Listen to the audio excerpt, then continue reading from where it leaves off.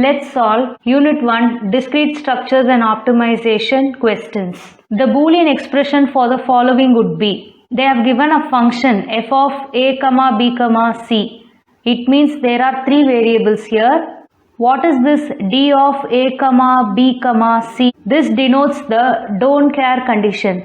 So far we have solved nearly 9 previous year question papers, but this is the first time I am seeing don't care condition.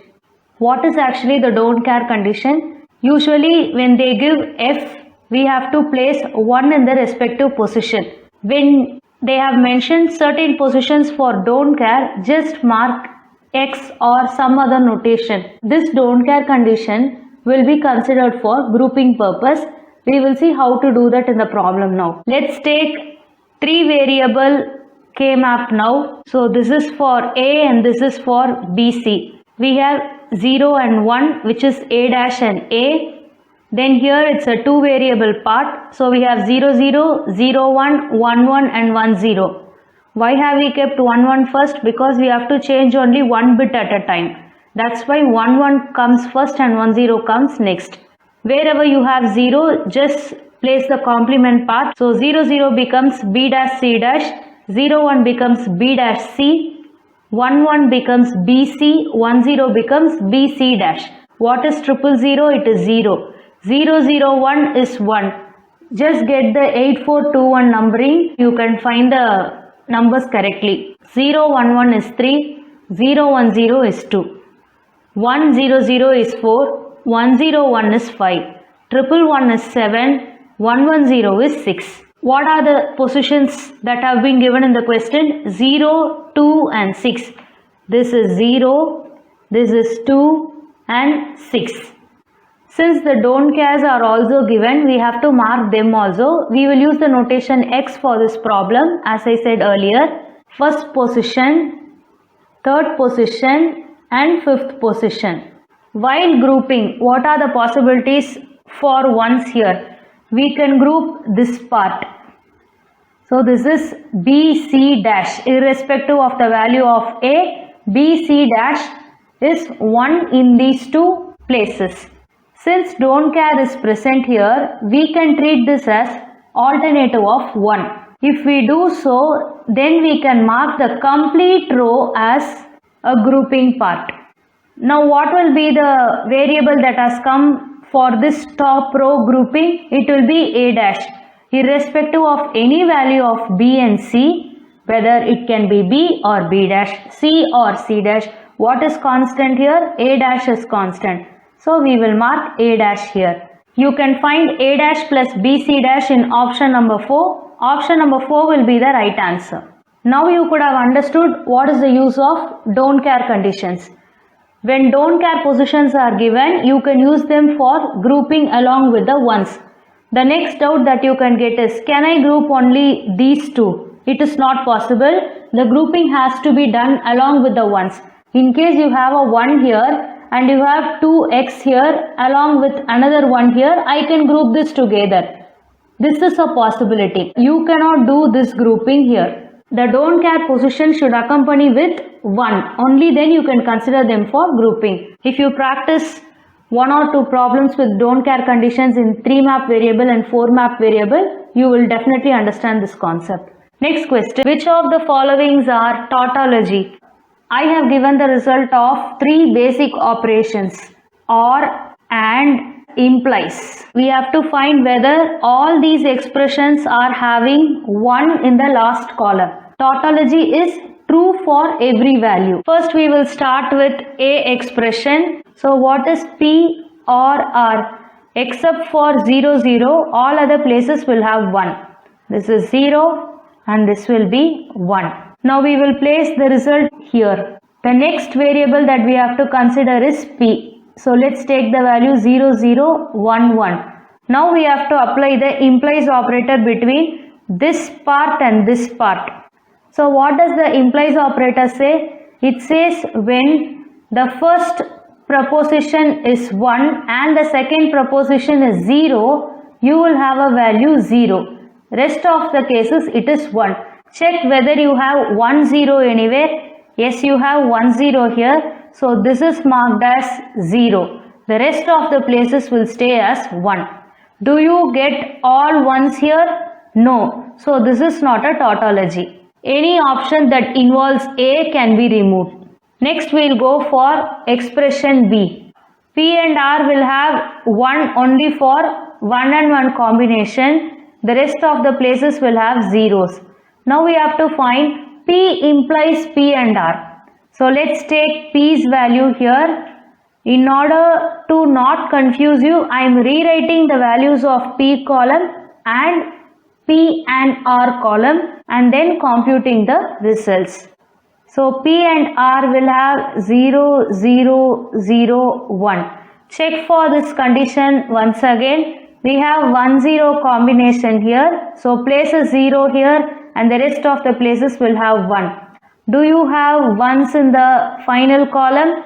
No. So this is also not a tautology. When you remove third option because it has B, we know the answer is C, D and E. Last time I could not solve all the expressions because it had 3 variables. This time since every expression is having only 2 variables, I would like to solve C, D and E also. For examination point of view, once you decide it is not option 1, 2 and 3, you need not check C, D and E. You can clearly mark option 4 as the right answer. This is just to tell you how to do truth tables with different operators. Make sure you solve minimum number of expressions in the exam so that you can save some time. We will start with the C expression. We have not P first. We have to just reverse zeros and ones here. What is P implies R? When you have 1 and 0, that place will be 0.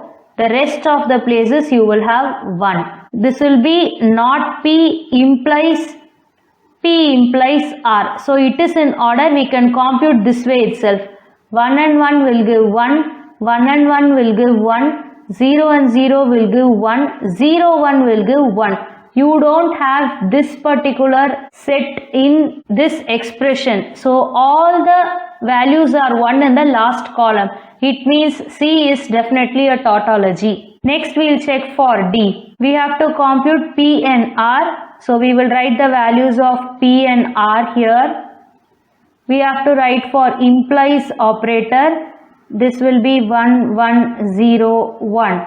Now we have to directly apply the implies operator between these two expressions. Do you have the combination of 1, 0 here? You don't have anywhere. So all the values in the final column will be 1. D is also a tautology. Let's check the final expression E. We have to find negation of implies operator. Let's first write the value of implies operator. 1, 1, 0, 1. The negation of the implies operator will be 0, 0, 1, 0. So let's write 0, 0, 1, 0 here. Then write the P column completely. 0, 0, 1, 1. Now find the implies operation. 0, 0 will give 1. 0, 0 will give 1. 1 and 1 will give 1. 0 and 1 will give 1. You don't have this 1 and 0 combination. All the values in the final column are 1. E is also a tautology. We have solved it using the truth table. In case if you are not comfortable with this truth table format, what you can do is you can go for an alternative strategy of reducing these expressions. If we have to reduce these expressions, then we have to know this particular rule. P implies Q is equal to not P or Q. Using this only we are going to solve all these expressions. Let's take the A expression. P or R implies P. Now we have to consider this expression to be P and this one to be Q. Not P or R or P. This is equal to, we have to apply the negation inside. Negation of P, negation of R will become and, then it is negation of R or P. Now when you group them, this will be not P or P and negation of R. This will be equal to 1. This can be taken as, if P is 0 and 1, negation of P is 1 and 0. 1 plus 0 or 0 plus 1. Both are going to give you only 1 here. So not P or P will always be 1. This AND will be retained and negation of R is taken. Now let's take R is equal to 0 and 1. Negation of R will be 1 and 0. When you perform AND operation with 1, it is 1. But when you perform AND operation with 0, it becomes a 0. So this is not a tautology. Tautology should give 1 in all the cases, not only for specific case. Since there is a possibility to get 0, A is not a tautology. Let's get into the B expression. P implies P and R. Now let's consider this to be P and this to be Q. This will be negation of P, or the complete expression of Q is written here. Negation of P or P, and this will be negation of P or R. This is equal to 1 and some kind of expression again. So whenever this expression is going to be 0, this whole expression will turn to 0. So this is negation of P and this is R.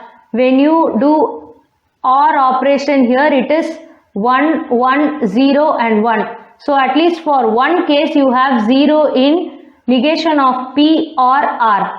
This case will bring a value of 0 when you perform AND operation. Since one case is giving 0, we cannot consider this to be a tautology. All the cases should give you 1. So this way we can say that A and B are not tautology. From these two evaluations also, you can conclude option number 4, C, D, E as the answer. Now let me tell you how to solve C, D and E. This is for your learning purpose. Negation of P implies R. Let's first solve P implies R. Negation of P implies not P or R. Now this should be taken as P and this should be taken as Q. This will be negation of P, or this complete term has to be taken as it is. Negation of negation P will be P, or negation of P or R. This term will be reduced to 1 or R. Now let's take R is equal to 0 and 1, and then you have to do OR operation with this one. For any case of R, you will get only 1. Since it is always 1, we are telling C is a tautology. Let's get into the D expression. P and R implies R. Let's evaluate this first. P and R implies, we'll go with negation of P or R. Now let's consider this to be P and this to be Q, which is equal to negation of P and R, or this complete Q term will be placed here.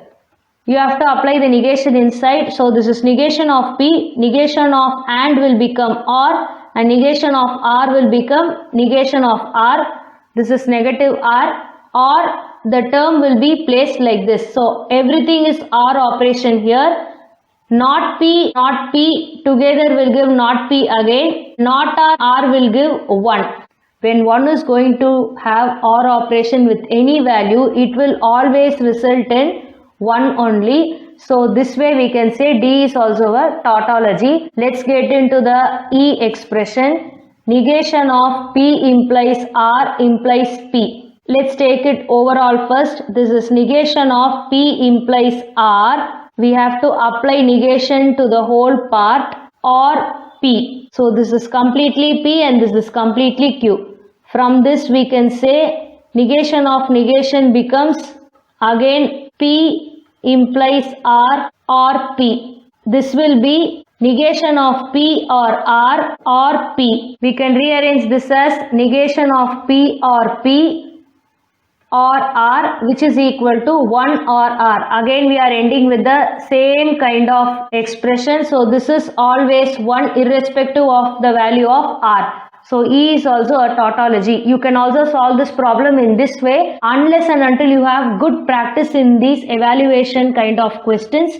I will personally suggest you not to go for this. When there are only 2 variables, you can go for truth table model. If you are completely not comfortable with truth table model, you can take this way. Next question. Which of the following have truth values if universe of discourse consists of all integers? If you have worked with December 2023 question paper, you would have got the same question. Out of the 4 expressions were given in December 2023. We have a different C expression this time. Let's start with A. For all symbol is actually missing. It is missing here as well as it is missing here. So we can take it as for every number. And this symbol is there exist or for some value, or you can take there is some value. What does A statement say? There is an integer m that is bigger than n square. When we say m is bigger than n square, it should be big by at least 1 because they are given here as integers. This is true when we take m is equal to n square plus 1. When the official answer marked this last time as false, I told the concerned book's solution is telling that it is true. So this is true. Let's go for B. There is a n for every value of m that is less than m square. N is smaller than square of every integer is the exact statement of the expression. This statement is true since squares are always greater than or equal to 0. If it is 1 square, it is 1. If it is 2 square, it is 4. Even if you take minus 1 the whole square, this is going to be 1. Even if you take minus 10 the whole square, it is going to be 100. All the squares will be greater than 0. In that case, we can say any number can be less than the square of every other number. B is also true. Next, we will go for C. There is a n value and there is a m value. And when we compute the sum of their squares, we get a value 5. Is there any possibility to do that? Yes, there is a possibility. Take n is equal to 1 and m is equal to 2. 1 square is 1. This is n square. 2 square is 4. This is m square. Add them together, you will get a value of 5. N square plus m square will be equal to 5 for some value of n and m.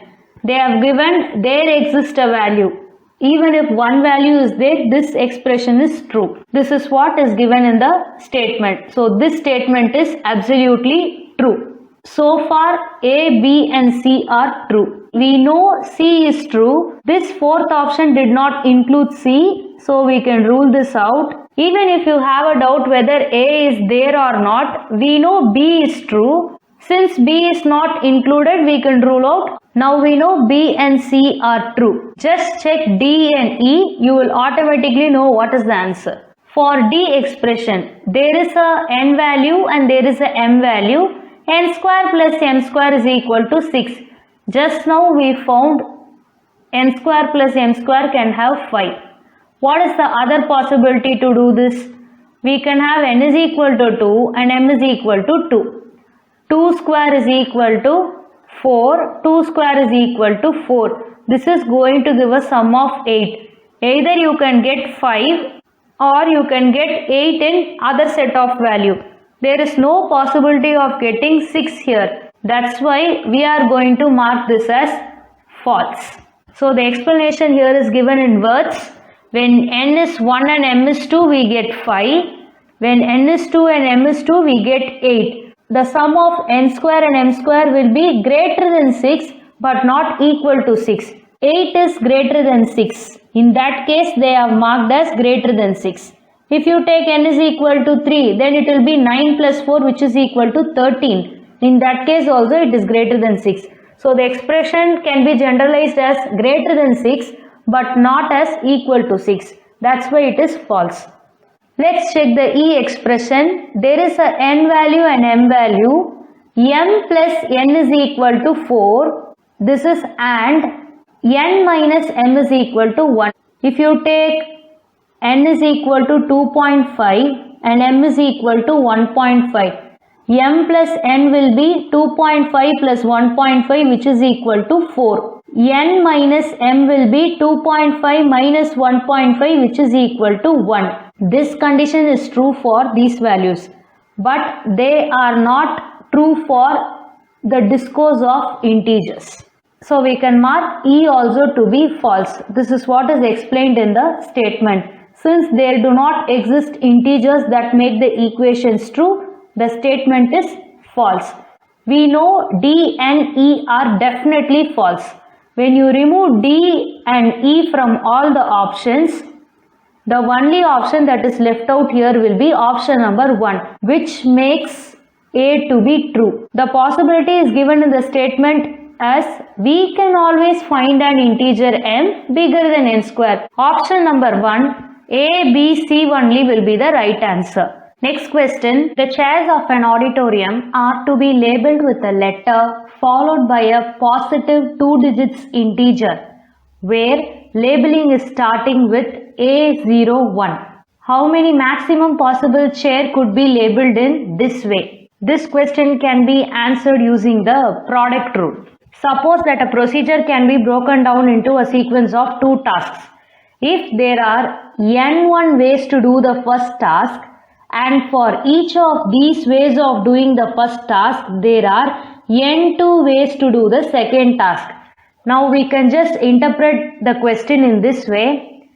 There are 2 kinds of labeling here. One is with a letter and the other will be followed by a positive 2 digits integer. If you take the starting, it is A01. First they have picked the letter, then they have mentioned the 2 digit integer. If there are n1 ways to do the first task, the first arrangement will be as per the alphabets A to Z. This will be the n1 ways, and for each of these ways of doing the first task, if you take the label A, you will have numbers from 01 to 99. This 01 to 99 will be for A row. Similarly for B, C and D till Z you will have 01 to 99. So the n2 ways are nothing but this 01 to 99. If there are n ways to do the task from A to Z, then for each of these ways, for each of A to Z, there are n2 ways to do the second task. For every row from A to Z, we will have 01 to 99 numbering. Then there are n1 into n2 ways to do the procedure. It means we have to just multiply both the numbers. That is what the product rule says. There are actually 26 letters given. So there are 26 ways to pick letters. Similarly, they say positive 2 digits number. And they have given the label is starting with 01. So what are the 2 digits number? You can take 0, 1, 2, 3 till 99 you will have 2 digits number. You cannot take 100 because it is a 3 digit number. So you have to count only till 99. In this way we can say there are 99 ways to pick integers because the count is starting from 1. Then the maximum chairs to be labeled will be equal to the number of letters into the number of positive integers. If we take the product rule, we can take this to be n1 and this to be n2. So the number of letters will be 26 and the number of positive integers will be 99. You will get the answer of 2574. Option number 2 will be the right answer. Next question. Arrange the following sets in increasing order on the basis of their cardinality. The number of elements inside the set is called cardinality. Just take the opening curly brace and close curly brace. See the commas here. Don't worry about what is present inside the comma. Just count how many elements are there with comma. Let's take A1 for example. We have outer curly brace. Then we have inner curly brace for 1, 2 with a comma here and then curly brace with 3 here. You have to count only the element that is present before the comma and after the comma. Inside the set you can have another set also. But regarding the cardinality of A1, you have to count only the elements present. So here it is 1 and it is 2. So 2 elements are present. One element is this one, comma the second element. How do you actually place elements in the set? Inside the curly braces, we will place the elements with commas. So count only the elements, don't worry about what are the elements inside. Regarding cardinality, this is how you have to work. A1 has 2 elements. Let's check A2. 1, 2, 3, 4. We are not worried whether it is a set with element 1 or only element 1. We are worried only about the count. B is going to have 4. A3. Do you have any comma separation here? No. The outer curly brace is having only one element and that inside element is only having multiple element. But for A3 there is only one element. So the cardinality is 1. Regarding A4, 1, 2, 3. The cardinality is 3. Regarding A5, 1, 2, 3, 4, 5. 5 elements are present. They are asking in the increasing order. Let's arrange A3, A1. So this is 1, this is 2. We have 3, 4, 5. 3 it is A4, 4 it is A2 and 5 it is A5. A3 set is option C, A1 set is option A, A4 set is option D, A2 set is option B, A5 set is option E. C, A, D, B, E. Option number 4 will be the right answer.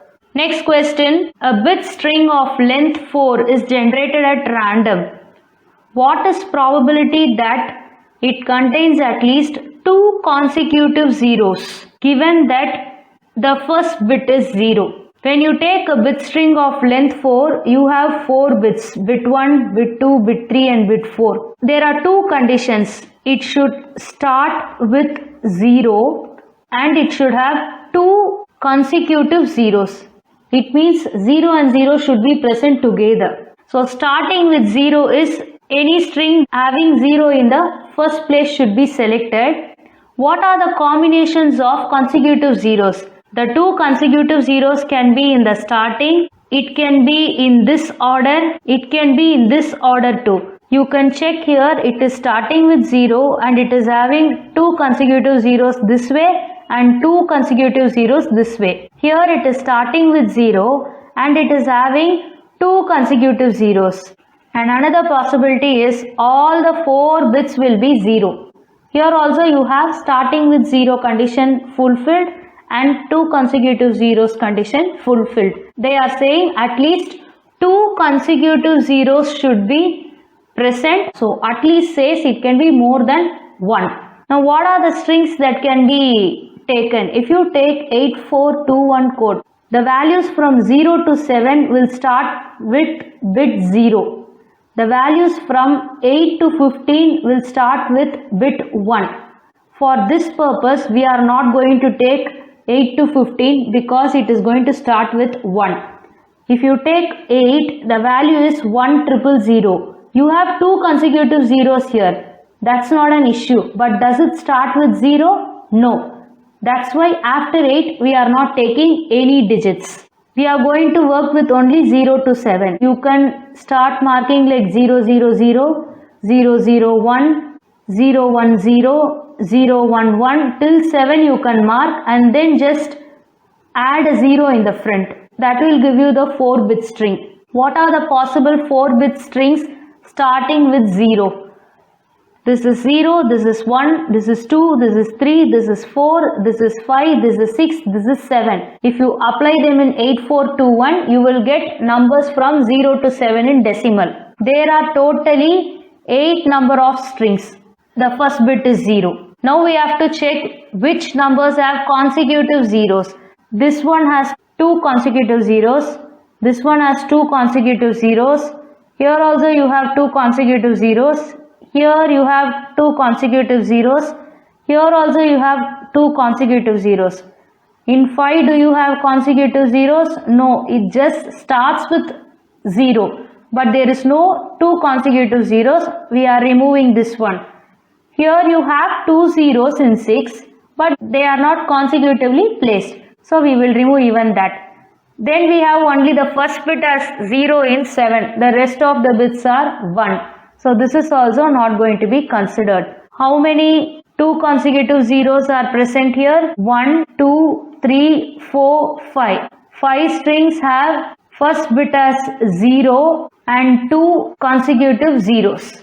There are totally 8 strings present. How many strings satisfy these two conditions? 5 strings. So the probability will be option number 3, 5 by 8. Next question, how much time does an algorithm using 2 power 50 bit operations need if each bit operation takes 2 power minus 38 seconds of time? Two values are given here, the number of bit operations and time for one bit operation. This is the time.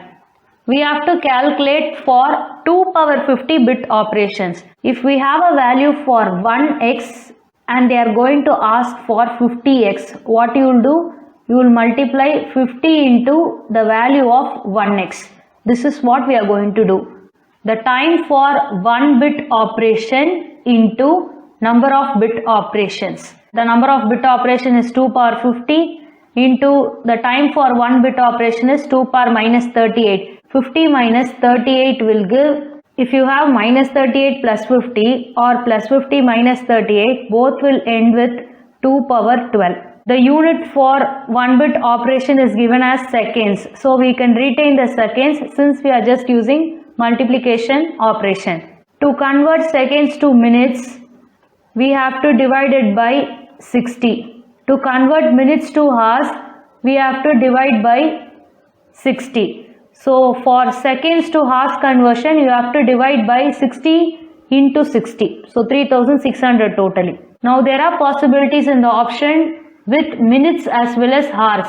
So we will first convert to minutes, check that and then go for hours calculation. 2 power 12 can be written as 2 power 6 into 2 power 6. What is 2 power 6?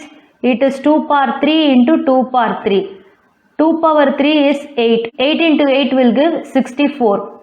2 power 6 will be equal to 64. So this is 64 into 64. Now we will express 2 power 12 as 64 into 64. Since the unit is in seconds, we are going to convert into minutes. So we are going to divide by 60 to convert this to minutes. We will try to cancel this. This will be 15 fours and this will be 16 fours. We will divide 16 by 15. 1 0. So this is going to be 1 point something. So this can be taken as 16 divided by 15 into 64. This part is going to be just a fraction of 1 point something. So this is 1 point something into 64, which is ultimately 64 minutes. When you want to convert 64 minutes to hours, you have to divide it by 60 again. So 64 divided by 60. This can be written as 60 plus 4 by 60, which is equal to 1 plus 4 by 60. This is 1 hour plus 4 by 60 minutes. 4 by 60 is actually 1 by 15. 1 by 15 is not going to be a so big number, and there is no possibility of having 10 minutes and 30 minutes hereafter. We can rule them out because we have got solid 1 hour. What we have to check is whether it is 1 hour or 1.5 hours. 1 by 15 is not worth for 30 minutes and all. So here we can conclude the answer to be option number 1, 1 hour. Option 1 will be the right answer. When you come to this part of computation, you can easily say this is 1 hour plus some fraction of minutes. If they have given specific minutes, then you have to work for this. But they have given a big gap between 1 hour and 1.5 hour. There are 30 minutes in between. So you need not go for the small calculation for 1 by 15 and all. So you can easily conclude this as 1 hour and rule out even option 4. Next question. Z is a set of integers. Z multiplication forms group if multiplication is. A group has to satisfy 4 properties. The first property is closure. The second property is associativity. The third property is identity.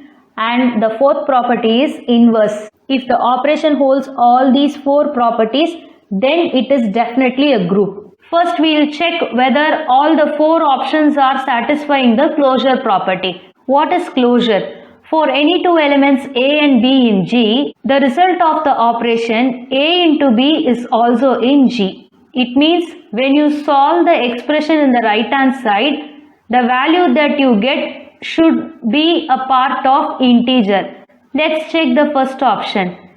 Integer addition will always be a part of integer. If you add two integers and a constant 2 to it, will it become decimal point or what? No, it will stay as integer. So closure property is okay for option 1. Let's check option 2. This is just a symbol of expression which says A and B are under multiplication operation. You need not confuse left hand side, just check right hand side. So if you multiply 2 into A and add it with B, it will still be a part of integer group.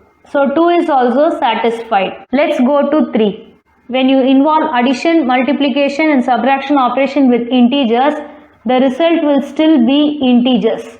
But when you involve division operator in integers, you cannot always be sure that it will end up with integer itself. Say for example, if A is equal to 1 and B is equal to 1, 1 plus 1 will give 2, 2 divided by 2 will be 1. This is an integer. Let's take A as 1 and B as 2. Now this will be 1 plus 2 which is equal to 3. 3 divided by 2 will be 1.5. Here this is not an integer. Once it gets into decimal number, we can term it as a real number. Here the question is about the set of integers. Since the evaluation of A plus B by 2 may result in decimal numbers or real numbers, we can say 3 does not hold closure property. When the first property itself is not true, definitely it is not going to be a group under multiplication operation. So we can rule out option 3 here itself. Let's check option 4. A square plus B. When you are going to square any integer, you will get integer only, and adding integer to the square of a number will also result in integer. So 1, 2 and 4 are holding the closure property. Now we have to check for associativity property. Let's take the first option. A comma B under multiplication is A plus B plus 2. Associativity property states that A into B into C will be equal to A into B into C. This is what we are going to check now. But we have only two elements, so we are going to work with that. Let's take the left hand side. A into B into C. What is A into B as per the question? It is A plus B plus 2 into C. Now just consider the whole expression as A and C as B. Expand the expression as A plus B plus 2. This is A plus B is actually C now. Plus 2 will be followed from the question expression. A plus B plus C plus 4. This is left hand side. Let's check the right hand side. A into B into C. B into C can be expressed as B plus C plus 2 from the question. The expression given here. Now consider this as A and consider this as B. A plus B plus 2. You have to expand it in this way. What will be the answer? A plus B plus C plus 4. Is LHS equal to RHS?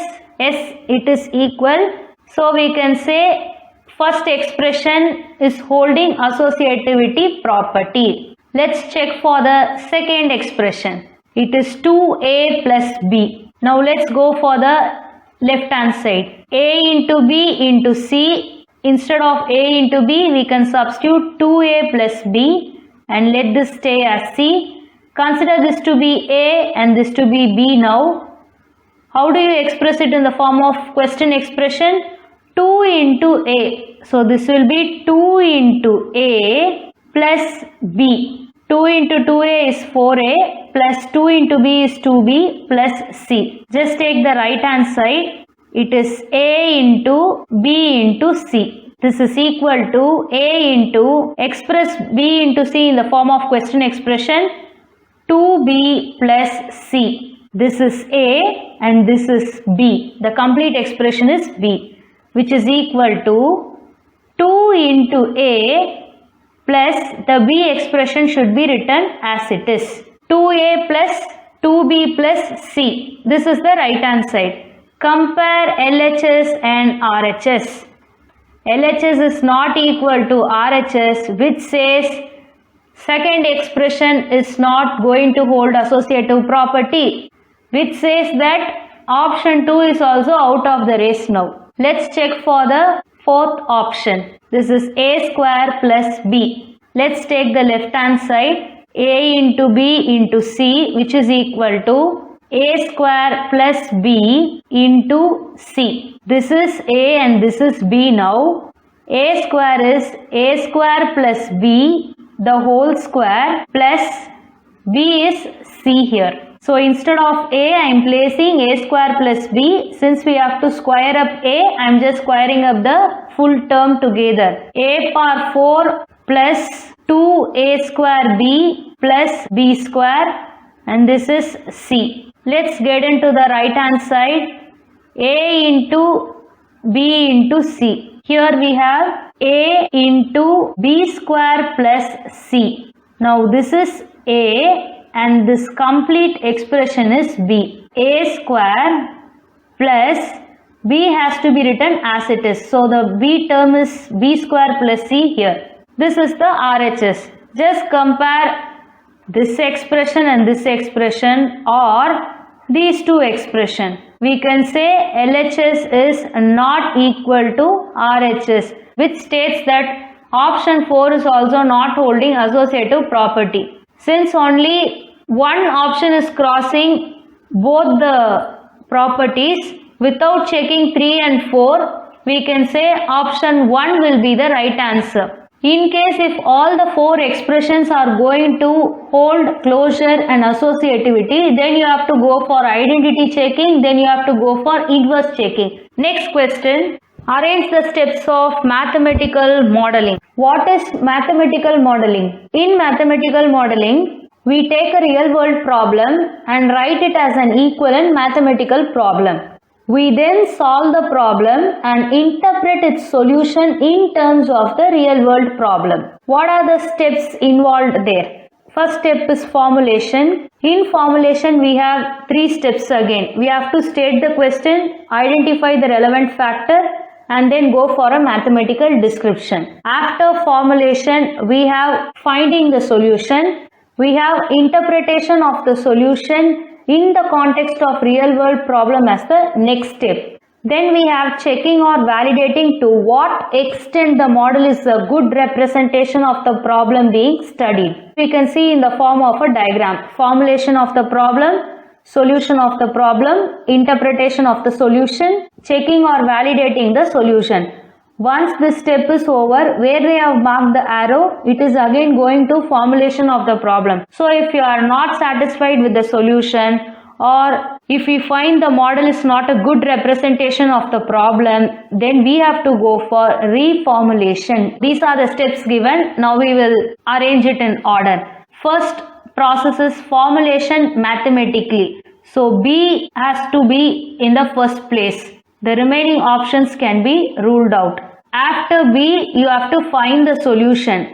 This is similar to solving it mathematically. So B will be followed by C. This one is over, this one is over. Since we know C is following B, it is not option 2 also. Option number 1 will be the right answer. So what will be the next step? We have to check whether the solution is perfectly working for the data. Solution fitting with data is the next step. A will be coming next. We have to repeat formulation if it fit worst with data. So once you are not okay with this step, you have to go for reformulation. You have to first check whether data fitting is right.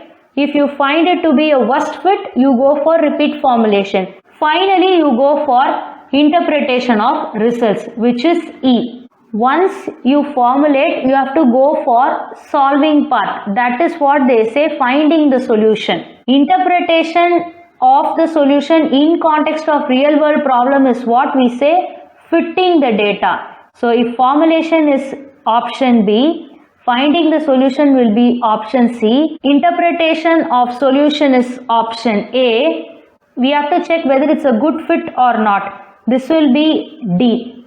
And the reformulation part follows this D. And finally, once you get some good value or optimal value, you go for interpretation of results.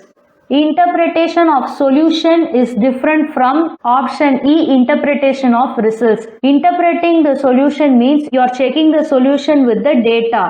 But interpreting the result is after you complete the problem and find some optimal value, you are interpreting the results. Next question. Now we will get into the LPP set of questions. A firm can produce, a firm in the sense a company, a firm can produce two type of cloths, say A and B. Three kind of wool are required for it, say red wool, green wool and blue wool. 1 unit length of type A cloth needs 2 yards of red and 3 yards of green wool. 1 unit length of type B cloth needs 3 yards of red wool, 2 yards of green wool and 2 yards of blue wool. The firm has only stock of 8 yards of red wool, 10 yards of green wool and 15 yards of blue wool. It is assumed that income obtained from 1 unit length of type A and type B cloths are rupees 30 and rupees 50 respectively. Now we will put a table and then fill all the necessary details. 1 unit length of type A cloth needs 2 yards of red wool. So we can fill 2 here, 3 yards of green wool, and there is no mention about blue wool. Coming to cloth B, it needs 3 yards of red wool, 2 yards of green wool and 2 yards of blue wool. The firm has only stock, so the maximum stock is given here. Red wool is 8 yards, green wool is 10 yards, blue wool is 15 yards. And income is given for every type of cloth here. Type A and type B cloths are rupees 30 and 50 respectively, means A will be having rupees 30 and B will be having rupees 50. Using this table only, we are going to work with the upcoming 5 questions. Certain books have made this table in vertical way. I'll just show you the table. In case they ask about objective function, you have to choose the income column here. Here it will be income row. When they ask about maximum stock, you have to pick this stock row. Here it is the maximum column. So you have to know which row or which column to pick based on the table that you put. I have seen many of the books follow this kind of table, but I thought this is better for our understanding. So I am going with this horizontal format only. Now let's see the first question. Which of the following will be appropriate objective function for the given problem? What is the objective of any company? To create some kind of income and see some profits. Here which is associated with profit? The money part. Here they have mentioned it as income obtained from type A and type B cloths. So in order to maximize the income, you have to work with the income column here. So let's take the cloth A's denotation as X and cloth B's denotation as Y.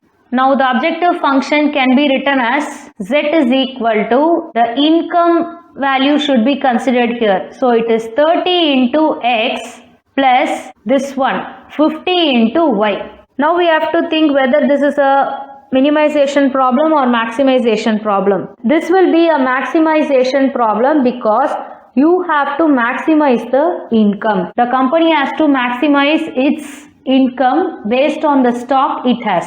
So here this will be maximization function. Option number 3. 30x plus 50y will be the right answer. I'll just give you the interpretation of the other options. 2x plus 3y is actually red wool column. 3x plus 2y plus 2z is actually B row. 3x plus 2y is green wool column. Next question. If X unit length of type A cloths and Y unit length of type B cloths, then constraints formulate for LPP is. In fact, this should have been the first question because they are explicitly mentioning it as X and Y. So they have mentioned Type A cloths unit length as X and type B cloths unit length as Y. Now we have to formulate the constraints. How do you take the constraints? Actually, you have to check whether the red wool is within the maximum stock, green wool is within the maximum stock, and the blue wool is within the maximum stock. Now we will frame the equations. 2x plus 3y and 8 is going to be placed here. Should I use less than or equal to or greater than or equal to? It has only stocks of. It means the maximum stock available is going to be 8 in terms of red wool, 10 in terms of green wool, and 15 in terms of blue wool. If 8, 10, 15 are going to be the maximum stock, the company has to use within that. If I say it is within that, it means 2x plus 3y should be less than or equal to 8. Let's take the next column. 3x plus 2y less than or equal to 10. What about the next column? It is 0x plus 2y less than or equal to 15. Since you have only one variable here, we can take this as y is less than or equal to 15 by 2. 15 by 2 will be 7.5. So this particular constraint can be written as y is less than or equal to 7.5. So this is for the red wool, this is for the green wool, and this is for the blue wool. Now check which of the options match these constraints. We have y is less than or equal to 7.5 in 2 of the options. So the rest of the options can be ruled out. Here y is less than 7.5, y is less than 7.5, both are right. We have 2x plus 3y is less than or equal to 8. This is actually blue's condition and this is red's condition. 2x plus 3y is less than or equal to 8, both are right. Coming to the green wool condition, 3y plus 2x. A is actually denoted by x unit and B is denoted by y unit. They have exchanged the unit here. It should be 3x plus 2y less than or equal to 10. So we can rule out even option 1. This is the green part. Option number 2. Y is less than or equal to 7.5. 2x plus 3y less than or equal to 8. 3x plus 2y less than or equal to 10 will be the right answer. Next question. When we formulate the LPP from the above given passage, which of the following is a objective function for the dual problem? So let's take the primal notation and dual notation. So let's see the primal actually for this problem. We found the objective function to be maximization problem. Z is equal to 30x plus 50y. Subject to the constraints are 2x plus 3y less than or equal to 8, 3x plus 2y less than or equal to 10, 2y less than or equal to 15. Do not reduce y's value, we have to convert into dual. Then we have x comma y greater than or equal to 0. Now regarding dual, convert maximization problem to minimization problem. They have used P as the minimization function notation. Minimize P is equal to, which value should I pick up? I have to pick up these three values and they have used the notation UVW. So this will be 8U plus 10V plus 15W. Subject to, we have earlier taken the column wise data to pick up the constraints. Now we have to pick up the row wise data. So from column we have to move to row in case of dual. So what is the row wise data here? 2, 3. So it will be 2U plus 3V and the value will be 30 here. Next we will have 3U plus 2V plus 2W and the value in the right hand side will be 50. What will be the sign that we have to use? All the less than constraints will be turning to greater than constraints. Less than or equal to will convert to greater than or equal to. So here it is greater than or equal to 30. Here also it is greater than or equal to 50. U comma V comma W greater than or equal to 0. They are asking only about the objective function. So minimize P is equal to 8u plus 10v plus 15w. This is perfectly matching in option number 2. Option number 2 will be the right answer. Let's check the other options. 5, 8 and 15. The values are actually 8, 10 and 15. There is no value called 5. 1 is ruled out. 15, 5 and 8. I don't know from where they have mentioned 5. So this is also ruled out. We have 10, 8 and 15. Actually the values are right, but they are interchanged. U is for red, V is for green and W is for blue. So this is U, V and W. But the order is changed here as 10, 8 and 15 and it is given as maximization problem, which is totally wrong. Next question. On the basis of available material, maximum total income is. I will solve this problem as usual in graphical method and simplex method. We will start with the graphical method. In graphical method, we have to take the constraints and make one of the variables as 0 at a time. Let's take the first constraint, 2x plus 3y less than or equal to 8, and we'll make x to be 0. What is y? Y is equal to 8 by 3. So here we should not use less than, we have to just keep it as equal to. Only then we'll be able to find this value. What is 8 by 3 actually? It is 2.6667 something. So it keeps on running. Then we have to make y as 0. Now x value will be x is equal to 8 divided by 2, which is equal to 4. The next constraint equation will be, again we have to remove the inequality first and then equate it to 0. First x is equated to 0. So we will have y is equal to 10 by 2, which is equal to 5. Then we are equating y is equal to 0, x is equal to 10 by 3, which is equal to 3.333. So as for now, we can have only one decimal point for plotting purpose.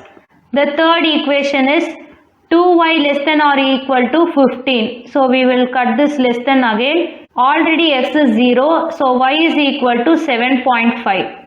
Now we have to plot the points. The first equation gives rise to 0, 2.66 and 4, 0. First we will plot them. We are plotting 0, 2.66 and 4, 0.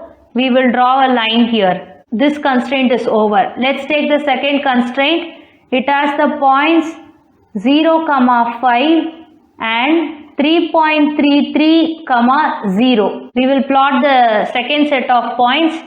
We have 0, 5 and 3.33, 0. We will draw another line here. Then we have the third constraint 0, 7.5. It will be parallel to the x-axis, but since it is not going to intersect with the lines in the bottom, we are not going to draw any line in the top now. We will check the intersection point in the graph now. We have the values 2.8, 0.8. Regarding the region that has to be shaded in maximization problem, from the intersecting part only you have to do that. So we have to shade this particular part completely. What are the points here?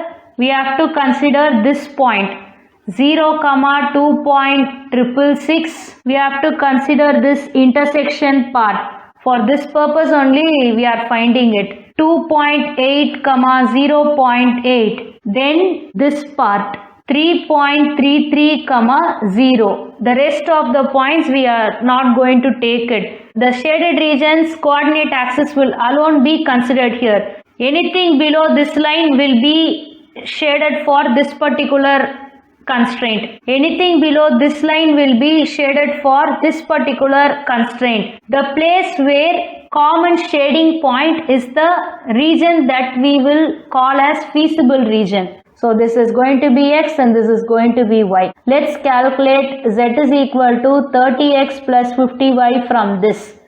What is z is equal to 50 into 2.666? We have 133.33. It goes on. Then z is equal to 2.8 into 30 plus 50 into 0.8. So this is x into 30 and 50 into y. This will give a value of 84 plus 40, which is equal to 124. Then we have 30 into 3.33 plus 50 into 0. This is equal to 99.9. Now here comes an issue. The maximized income is there in 133.33, but here you can find x value is 0. So let's stop with this now. We will discuss the answer after solving in the simplex method. Let's get into the simplex method. What is the objective function? Z is equal to 30x plus 50y. Now we are going to solve this using simplex method. Whenever we have the inequality symbol less than or equal to, we have to go with the use of slack variables. It means we have to add a slack variable to the equation in the left hand side and equate it to the value in the right hand side. Let's add slack variables now. 2x plus 3y plus s1 is equal to 8. 3x plus 2y plus s2 is equal to 10. 2y plus s3 is equal to 15. I am just converting the inequalities to equations by adding slack variables. The slack variables are s1, s2 and s3. The first step in simplex method is to find the basic feasible solution. In graphical method, we turn either the x value as 0 or y value as 0 and then find the other value to plot in the graph. Here you have to make both x and y to be 0 and find the s1, s2, s3 value. So s1 will be equal to 8 when x and y are going to be 0. S2 is going to be 10 and S3 is going to be 15. This is the basic feasible solution. Once you add the slack variables to the constraint equations, the objective function should also have all those slack variables. Let's have as 30x plus 50y. We know the slack variables are not going to be a part of objective function. So we'll just use it with the 0 coefficient. Now let's go to the simplex table. We have the basic feasible solution variables here. Slack variable S1, S2 and S3. What are the coefficient values in objective function? They are 0. So we have placed 0 here. CB is coefficients of basic variable in the objective function. We have x variable, y variable, s1, s2 and s3 in the objective function. The respective values of the coefficients are placed above the basic variable row, that is Cj. For x it is 30, for y it is 50, for s1, s2 and s3 it is 0.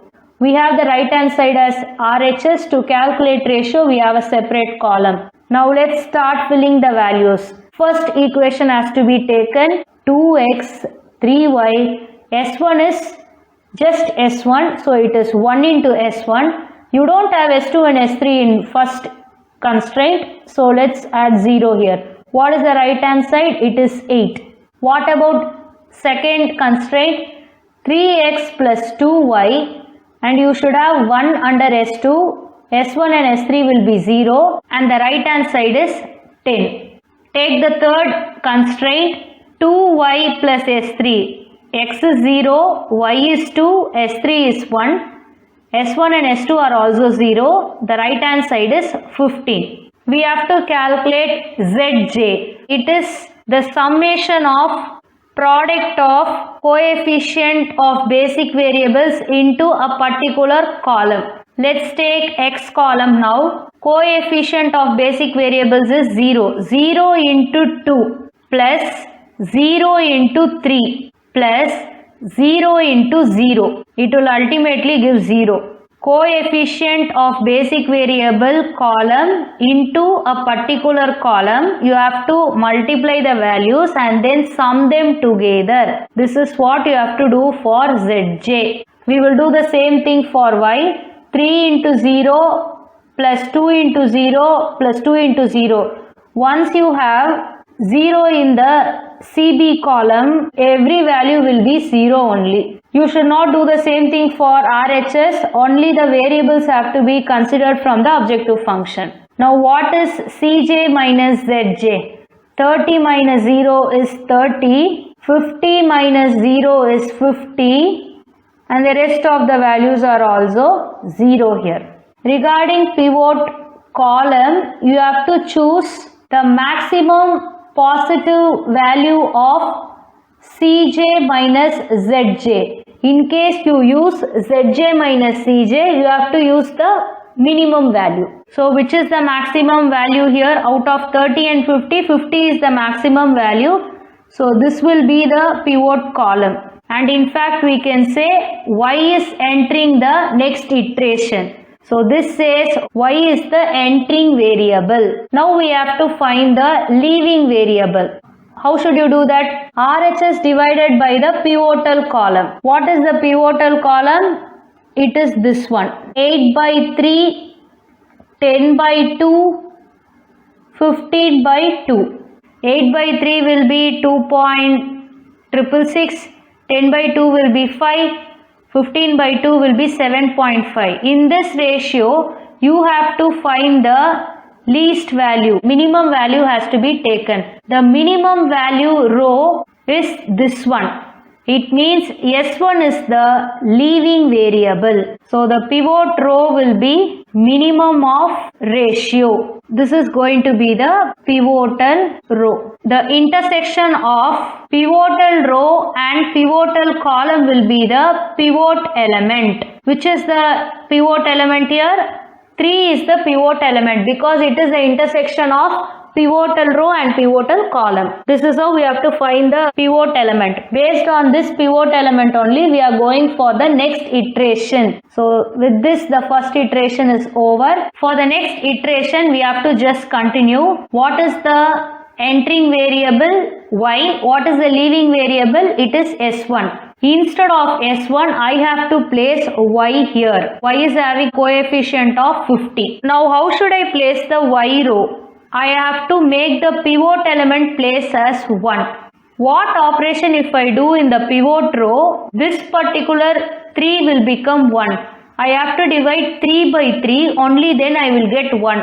In order to bring this to 1, I have to divide the whole row by 3. That is the first operation I have to do. So I am taking the old S1 value 2, 3, 1, 0, 0, 8 and I am dividing it by 3. This will give 2 by 3, 3 by 3 is 1, 1 by 3, 0 by 3 is 0, 0 by 3 is 0 and this is 8 by 3. Don't put decimal point now itself, have it as fraction, it will be useful for calculation. So this will be the new Y row. We have 2 by 3 in place of X column, then Y will have 1 as it is.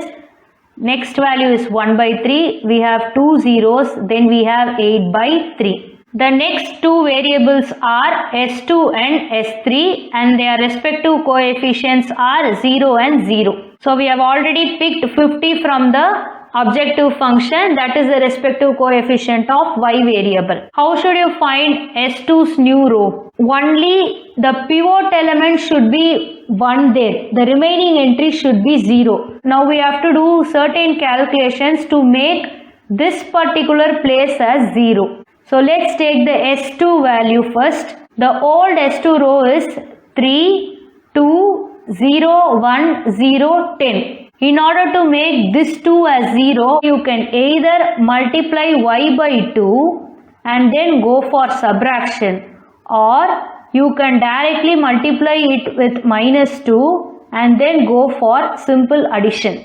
Whichever way you are choosing, it's fine. We are actually choosing this way. You have to multiply with the new Y row. What is Y into minus 2? 2 by 3 into minus 2 will give minus 4 by 3. 2 into minus 1 will give minus 2. Minus 2 into 1 by 3 will give minus 2 by 3. Minus 2 into 0 will give 0. Minus 2 into 0 will give 0. Minus 2 into 8 by 3 will give minus 16 by 3. Now I have to add them. 3 minus 4 by 3. 3 3s are 9. 9 minus 4 is 5 by 3. 2 minus 2 is 0. This is minus 2 by 3. 10 minus 16 by 3. 30 minus 16 is 14 by 3. This is the new S2 row. So let's fill 5 by 3, 0, minus 2 by 3, 1, 0, 14 by 3. Now we have to find the same thing for S3. I have to make the second column 0. I will take the old S3 value 0, 2, 0, 0, 1, 15. Since I have 2 again, I have to use the same values for S3 also. So I will just copy the same values, minus 4 by 3, minus 2, minus 2 by 3, 0, 0, minus 16 by 3. Why am I copying the same value is because I have to multiply y by minus 2. Since I have already multiplied in S2, I am using the same values here. Now I have to add this together to find the new S3 value. 0 minus 4 by 3 is minus 4 by 3. 2 minus 2 is 0. 0 minus 2 by 3 is minus 2 by 3. 0 minus 0 is 0. 1 minus 0 is 1. 15 minus 16 by 3. 15 3s are 45. 45 minus 16 will give 29 by 3. So let me copy the new S3. Minus 4 by 3. 0. Minus 2 by 3. 0. 1. 29 by 3. Now we have to calculate Zj again. What is 50 into 2 by 3? It is 100 by 3. 50 into 1 will give 50. Since there is 0, I am not considering the other rows. I am taking only 50. Next we have 50 by 3. Then we have 0 into 50, 0 into 50. So you should not calculate this for RHS. Let's stop here. Now we have to find Cj minus Zj. 30 minus 100 by 3 will be 90 minus 100 by 3, which is equal to minus 10 by 3. 50 minus 50 is 0. 0 minus 50 by 3 is minus 50 by 3. 0 minus 0 is 0. 0 minus 0 is 0. In Cj minus Zj, you have to pick the maximum positive value. But here you have only 0 entries and negative values. It means you have to stop the iteration. Now what is the only value you have? Y is equal to 8 by 3, which means x is equal to 0. Now what is y is equal to 8 by 3? It is 2.666. Now substitute x is equal to 0 and y is equal to 2.666 in z. You will have z is equal to 50 into 2.666. Since x is equal to 0, 30 into x will also be 0. Z is equal to 133.33. Based on the number of 0.6, this 0.3 will also go. This is what we have got in simplex method. Now we will just get into the comparison of results. Now they are asking on the basis of available material, maximum total income is. The subsequent question in this LPP set is, how many unit length used for cloth A when income is maximized? It means they are asking the value of x. Cloth A is x and cloth B is y. If they say x has any of those values, it means x cannot be 0. So you cannot choose this answer, whether it's graphically found or by simplex method. You cannot consider this answer. X cannot be 0 when the next question is depending on the x value. So the only option available here will be 2.8 as x value and 0.8 as y value. In that case, what is the maximum income here? 124. On the basis of available material, the maximum total income is 124. Option number 2 will be the right answer. Next question, we got 124 from x is equal to 2.8 and y is equal to 0.8. Now the question is, how many unit length used for cloth A when the income is maximized? The maximum income that we found is 124. In that, what is the unit length used for cloth A? They have mentioned it is x unit length. So they are asking the value of x here. Option number 3, 2.8 unit will be the right answer. So cloth A will be x is equal to 2.8 and cloth B will be y is equal to 0.8. With this we are completing Unit 1 solutions. Let's solve Unit 2 Computer System Architecture questions. The instructions evaluates the expression x is equal to a plus b into c plus d. In which of the following? Let's see about all these instructions now. This dot is actually star. X is equal to a plus b into c plus d can be evaluated as 3 address instructions will be in this format. The same set of 3 instructions are given here. What is this actually? Get the value of the operand A from the memory, operand B from the memory, sum them up and store in register R1. Similarly, get the content of C from the memory, content of D from the memory and sum them up, store it in R2 register. Multiply the values in R1 and R2 and store it in the memory under the name X. So this is the explanation of those instructions. There are 2 processor registers R1 and R2. These are the processor registers. M of A denotes the operand at memory address A. So from these 2 memory address, we are taking the operands and summing them up to store in R1. Similarly, we are taking up these 2 operands and then summing them up to store it in R2. The values in R1 and R2 will be multiplied and then stored in X. We can say that the instructions are 3 address instructions. Option number 1 will be the right answer. The same expression can be expressed in 2 address instruction format, 1 address instruction format, 0 address instruction format and RAC instruction format. I will now show you all the formats so that it will be a good learning for you. These are the 2 address instructions. Here you will have only a register and 1 memory address involved here. So we are moving the memory address A to R1 and then inside R1 you are adding it to the memory address B. These 2 operations will hold the value of A plus B. What is the MOV instruction? This transfers the operands to and from memory and processor register. Similarly for C and D, we have 2 instructions. MOV the contents of C to R2 and then add the content of D to the existing value in R2. This 2 will give A plus B.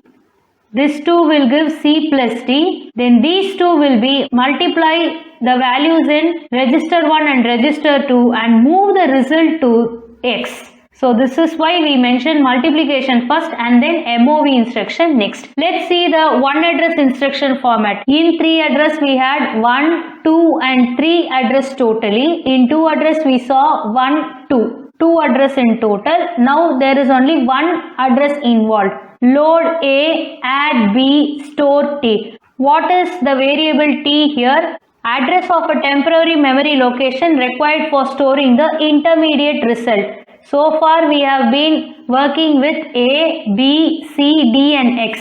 But in 1 address instruction we have a new term T. That's why I told what is the T. It is for intermediate result. Now we are loading A to the accumulator. We are adding the content of B to the already existing value in the accumulator. This is similar to the instruction given here. But there we are involving register and in 1 address instruction we are involving accumulator. We are moving the intermediate result to a temporary storage. That's why we mentioned store. Then we are loading C, adding D. Accumulator is having the result of C plus D now. The next operation will be multiplication. Already T has the value of A plus B here. So now we are multiplying T, that is A plus B, with the accumulator value, and from the accumulator we are storing it in the memory address X. The same expression is evaluated in 1 address instruction in this way. Now let's see 0 address instruction. Here this is done with the help of a stack. TOS is the top of stack. They are pushing A to the stack. Let's have A. Then they are pushing B to the stack. Then they are adding. It means we are giving an operator here and this becomes A plus B. Similarly, we are pushing C to the stack and then pushing D to the stack. Similarly, adding C plus D. So when you take the stack now, A plus B evaluation will be here, then C plus D evaluation will be here. Now we are multiplying both these values with the operator into. After multiplication, the result will be present here. That result will be transferred to X. So we are popping X in the final stage. If you use an accumulator, it becomes one address instruction. When you use a stack, it becomes zero address instruction. Two address instruction involves MOV instruction, and in three address instruction you have only the operation related instruction. Next we will see about RISC instruction. Reduced instruction set computer is RISC. We are loading the content of A to register, B to register, C to a register and D to a register. We are adding the contents of R1 and R2, that is A and B, and then storing it back to R1 itself. From this particular expression you can understand that this is actually R4. We are adding R3 and R4 and storing it in R3. So R1 has the value A plus B and R3 has the value C plus D. We are multiplying R1 and R3 and then storing the result back in R1. This is what is given here. This R1 result is now stored in X. When load and store instruction is using two parameters, one with the register and one with the memory address, then you can call it as RISC instruction. When load and store command uses only the memory address, it becomes one address instruction. What is actually load here? Load instructions transfer the operands from memory to CPU registers. Next question. Regarding the subroutines, see the following sequence of tasks to be performed. A set of common instructions that can be used in a program many times is called a subroutine. A function, we can say in programming aspect. The service routine must have instructions to perform the following task. This will be the sequence of tasks. We have to save the contents of process registers first. Check which flag is set. Service the device whose flag is set. Restore contents of processor registers. Turn the interrupt facility on. Return to the running program. Now we will rearrange this. Save the contents of processor register is C. Check which flag is set is D. Service the device whose flag is set is B. Restore contents of processor register is E. Turn the interrupt facility on is A. Now just see the sequence C, D, B, E, A. Option number 3 will be the right answer. Where is this topic available in the book? In Programming the Basic Computer, you have a major topic called Input-Output Programming. Under that, there is a subtopic called Program Interrupt. Under that content only, you can find these 6 tasks in the reference book. Next question. A computer system with cache access time of 100 nanoseconds, a main memory access time of 1100 nanoseconds, a hit ratio of 0.9, then average access time would be. In memory hierarchy, you will have secondary memory here, that is for storage. Then above that you will have main memory, and inside the main memory you have something called cache. So whatever you need to process will be taken from the cache memory. In case if that content is not present in the cache, it will be fetching it from the main memory and then storing it in cache and then go for processing. This is what will happen when we are going to fetch something that is not present in the cache. They have given the cache access time as 100 nanoseconds and they say the hit ratio as 0.9. It means 90% of the time the content is accessed from the cache memory and 10% of the time it is accessed from the main memory. What are the given values? Cache access time is equal to 100 nanoseconds and main memory access time is equal to 1100 nanoseconds. So this main memory access time can be also taken as the physical memory, the RAM part. When the process is going to take the data directly from the cache, you have a value called 100 nanoseconds.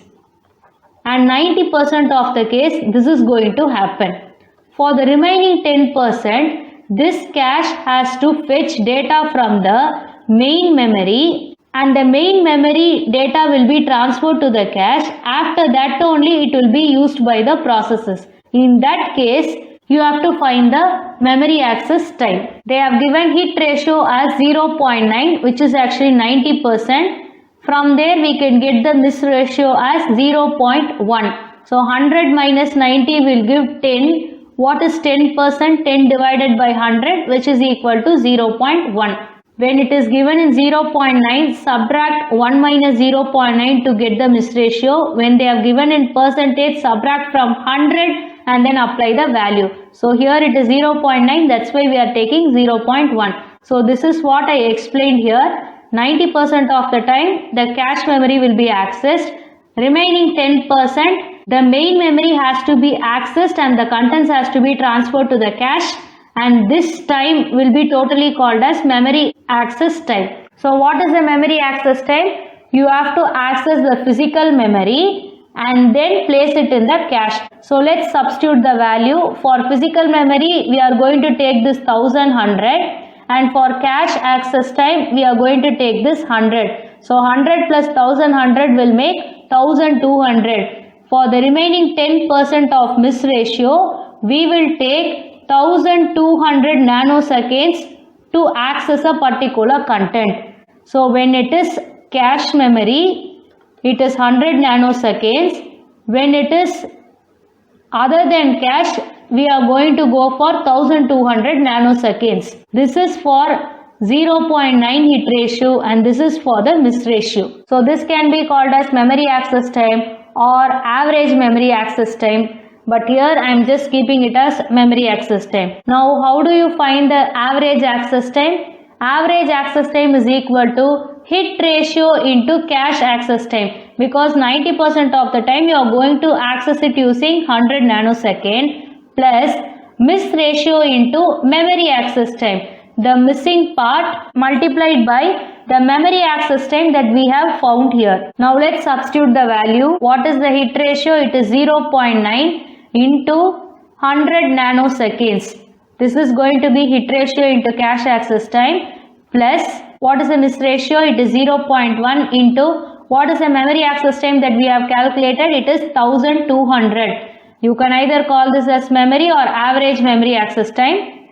Now let's calculate 0.9 into 100 will give you 90. That is, you have to get 900 and then keep a point here, remove the 0 and then place 90.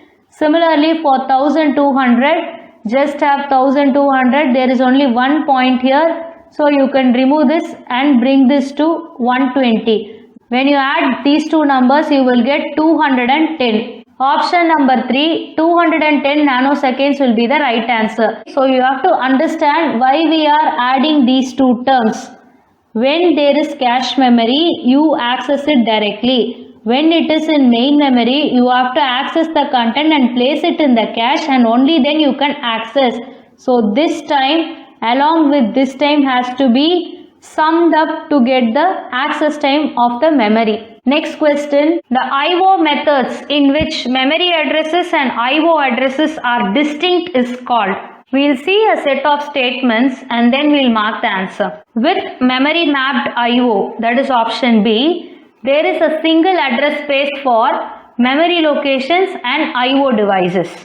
When the address space for input-output operation is isolated from that for memory, this is referred to as isolated I/O. This statement is actually matching the question. The address space for I/O is isolated from that for memory. Actually, it is isolated I/O. The option that accompanies A is B. So, in this case, most of the people are marking option 1 as the right answer. But here, there is a difference between memory mapped I/O and isolated I/O. Here, there is only one address space present for memory location as well as for I/O devices.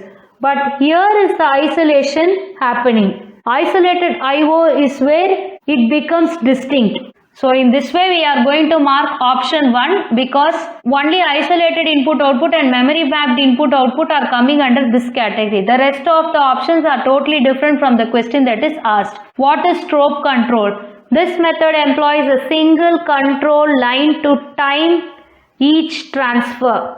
The strobe may be activated by either the source or the destination unit. Here there is a disadvantage. Source does not know if the destination has received it, and the destination has no way to know that the source has sent some data. Here we apply the handshaking method to solve this problem. How does this solve? It's by introducing a second control signal that provides a reply to the unit that initiates the transfer. Handshaking method becomes a solution to the problem created by the strobe control method. Regarding interrupt, we have 3 ways: programmed input output, where there is no direct access to memory; interrupt initiated IO, which uses the interrupt facility; and we have direct memory access, DMA. Now let's see under which category these statements come.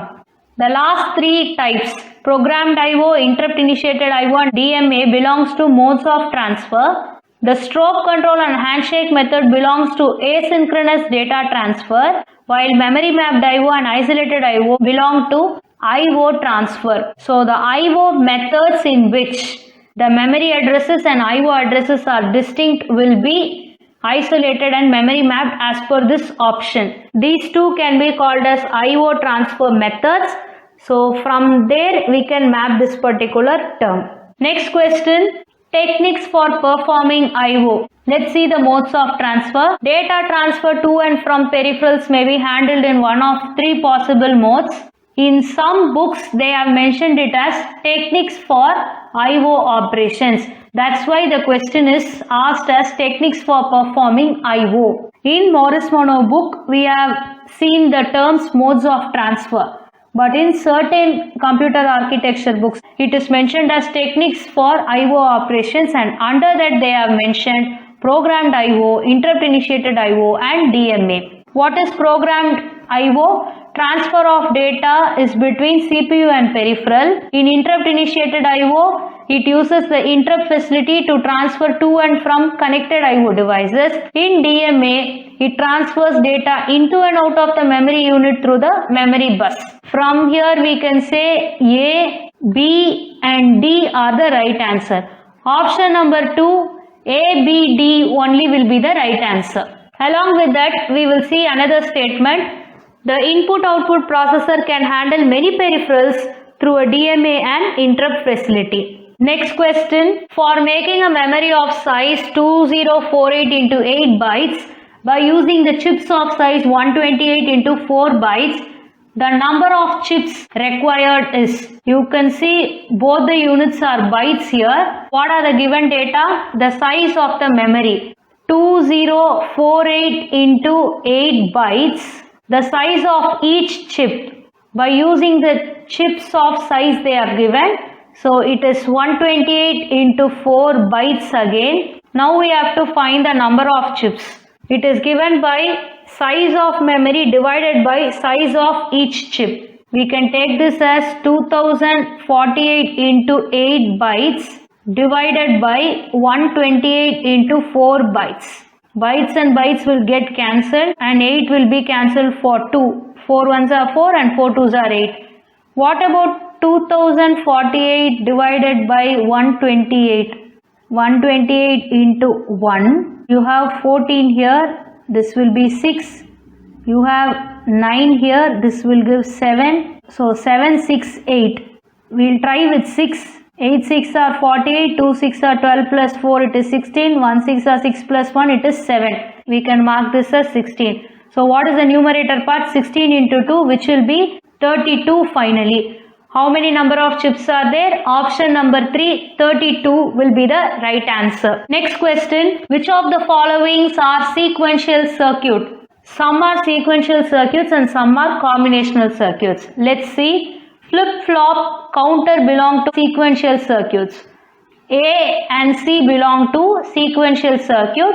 Option number 2 will be the right answer. What about multiplexer, decoder and adder? These three belong to combinational circuits. Combinational circuit will describe about adders, half adder, full adder, and then under digital components topic as per UGC NET Computer Science syllabus, you will have the topics of decoder and multiplexer, while adders will be discussed under digital circuits.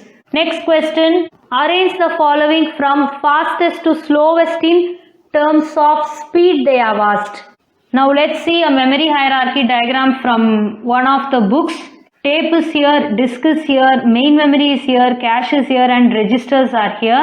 Along with that, they have given with respect to storage capacity and with respect to access time. So access time is where we have fast and slow access. That will actually define the speed. CPU registers are present in the top. So they will be the fastest in speed. Even when you take the access time, they have the term faster. So in this case, C comes first. We have to arrange from fast to slow. So this will be fastest and this will be the slowest. After CPU registers, you have something called main memory. Under this you have SRAM and DRAM, static RAM and dynamic RAM. SRAM is faster and more expensive, while DRAM is slower and less expensive. Since they have mentioned faster here, we have to place SRAM first with the option B, followed by DRAM option A next. Why are we placing both the RAMs together is both belong to the part main memory. Magnetic tapes and hard disk belong to secondary storage devices. Now regarding D and E, if you take as per this diagram order, E should come first and then followed by D. This should be the actual order, but in no option you can find that.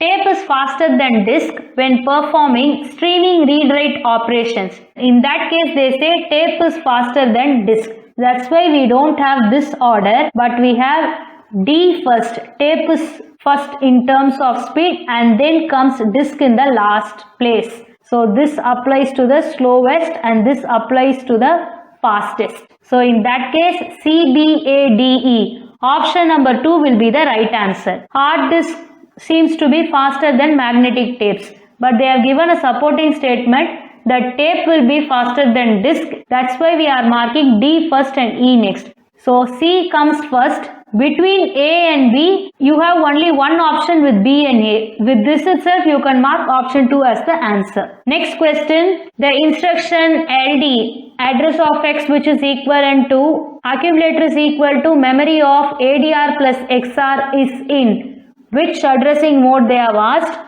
You can find the exact instruction here. This is actually index addressing. So we can mark option number 3 as the right answer. Now let's see about the options.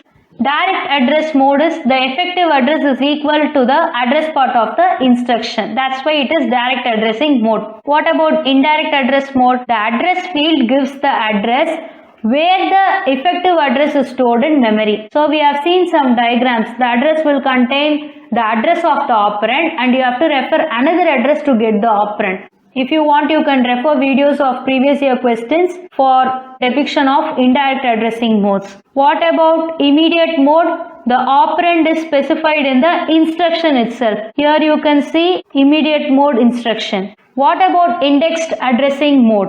The content of an index register is added to the address part of the instruction to obtain the effective address. So index register is what is mentioned as XR and the address part is ADR. It is added to obtain the effective address. Next question, the least values of a signed and unsigned data type variables requiring 8 bits would be. In signed numbers, you have both positive as well as negative along with 0. In unsigned, you have only from 0 to the positive side. Negative numbers will not be counted there. So let's see about the signed data first. The range of numbers that can be represented by n bits in 2's complement form is -2 power n minus 1 to 2 power n minus 1 minus 1. This is -2 the whole power. What is here n? N is equal to 8. So 8 minus 1, 2, 2 power 8 minus 1 minus 1. Minus 2 the whole power 7 to 2 power 7 minus 1. 2 power 7 is equal to 128. What is minus 2 power 7? This should be minus 128 because till power 6 minus into minus, minus into minus, minus into minus will be plus. And for the 7th power, it will again turn to minus. 2, what is 2 power 7 minus 1? This is 128 minus 1 which is equal to 127. So the range will be between minus 128 to 127. Regarding the question, they are asking for the least values of signed and unsigned data type. Least means what is the smallest value? Minus 128 will be the least value in signed type. So which options are having minus 128 in the first place? Option 2 and 4. So we can rule out option 1 and 3. Now let's see about the unsigned data. I think this will give you a better clarity for 2 power 7. If we say 8 bits, it has to start from 0, 1, 2, 3, 4, 5, 6 and 7. Altogether you will have 8 bits here. So we are going to take the range of numbers of these n bits from 0 to 2 power n minus 1. That is 0 to 2 power n value is actually 8 and minus 1. What is 2 power 8? It is 256. 2 power 8 minus 1 will be 256 minus 1 which is equal to 255. So this will be 255. This is the range out of which we have to pick the least value. 0 will be the least value. Which option is having 0? We will rule out 2. We will go with option number 4. Option 4 minus 28, 0 will be the right answer. This stands for signed type and this stands for unsigned type. Totally there are 256 values. But in signed part it ranges from minus 128 to 127. In unsigned part it goes from 0 to 255. When you add these two, you will get 255. Along with that you have to add one 0 value also. So totally you will have 256 values somehow. Next question, match list 1 with list 2. Let's start with complement first. In the previous question we saw the signed numbers or unsigned numbers are represented in 2's complement representation. So why are we actually using complement? We are using to represent negative numbers. A will be mapping to 3. A3 is available in 2 options. Rest of the options can be ruled out. What about XOR? XOR gates or exclusive OR gates are used mainly to build circuits that perform arithmetic operations and calculations, especially adders and half adders. You can map B to 1. B is 1 here, so we can also rule out option number 2. What about accumulator? Accumulator is a type of register for intermediate storage of arithmetic and logic data. Arithmetic and logical operations will be mapping to accumulator. C is mapping to 4. What about the control unit? The CPU's control unit decodes the program instruction once it is loaded into the instruction register. So decoding work is done by the control unit. D is mapping to 2. Option number 3 will be the right answer. With this, we are completing Unit 2 solutions. Let's solve Unit 3 Programming Languages and Computer Graphics questions. Arrange the following in correct order so that they can follow a proper runtime environment. What is called a runtime environment? It's the environment in which a program is executed. In this environment, we have two kinds of time. One is the compile time and other one is runtime. Compile time is the period when the programming code is converted to the machine code. Runtime is the period of time when a program is running, and this generally occurs after compile time. Here the question is about in which order, if we arrange all these options, we can follow a proper runtime environment. There are two interpretations to this question. Let me start with the first one. Generally in a runtime environment, the first process that takes place will be compilation. When you want to run a particular program, say let's take C language. When you want to run a C program, the first task that will take place will be compilation. When compilation occurs, what it will do, it will go and take every statement in the source code, and from the statement it will start taking the tokens. It has to segment the program statement into different tokens. These tokens can here be equated to, from the statement we are picking up the variables. Based on the type of variable, we are going to allocate memory, and once the program is over, the memory will be deallocated. This will be the overall flow when we consider a programming language which uses compilation process and then the program runs. There is also another interpretation where they say there is a programming statement. With the statement we are going to compile it. When we compile, we pick the variable. From the variable we take the type. Based on the type, we go for memory allocation, and then after the program is over, it goes for memory deallocation.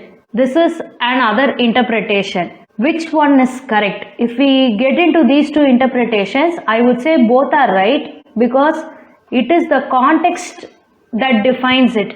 When they are going to ask what is going to happen when you press F5, the process starts from, it will first compile, then it will pick up all those variables, then it will allocate memory. It will come in this way. But before compilation, you have to type some source code.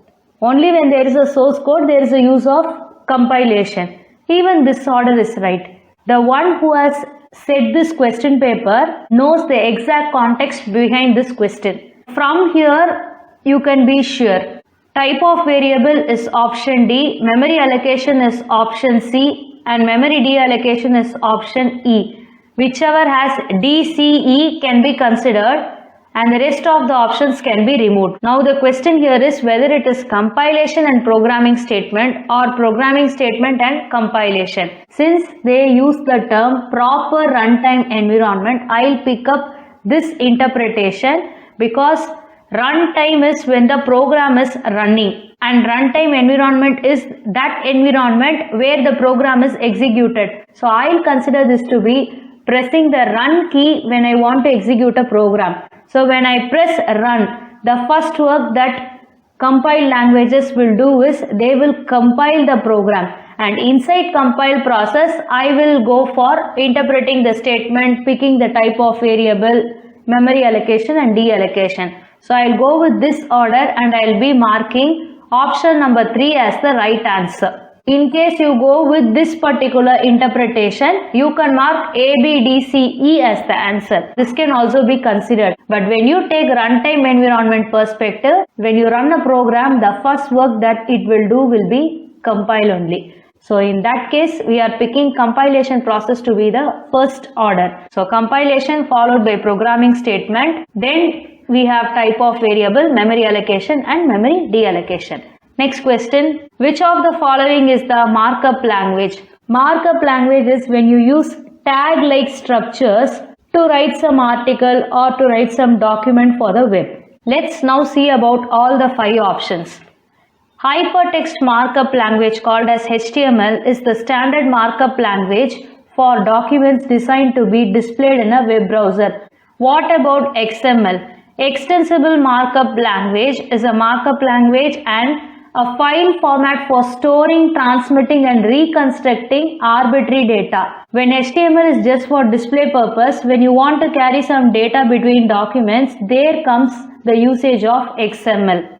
What about DHTML? When you expand it, it is actually dynamic HTML, dynamic hypertext markup language. But this is not an independent markup language.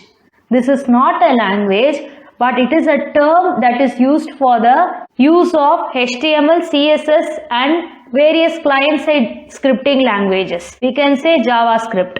HTML is used actually for static display. In order to induce dynamic behavior to the HTML, we are using CSS and client-side scripting languages like JavaScript.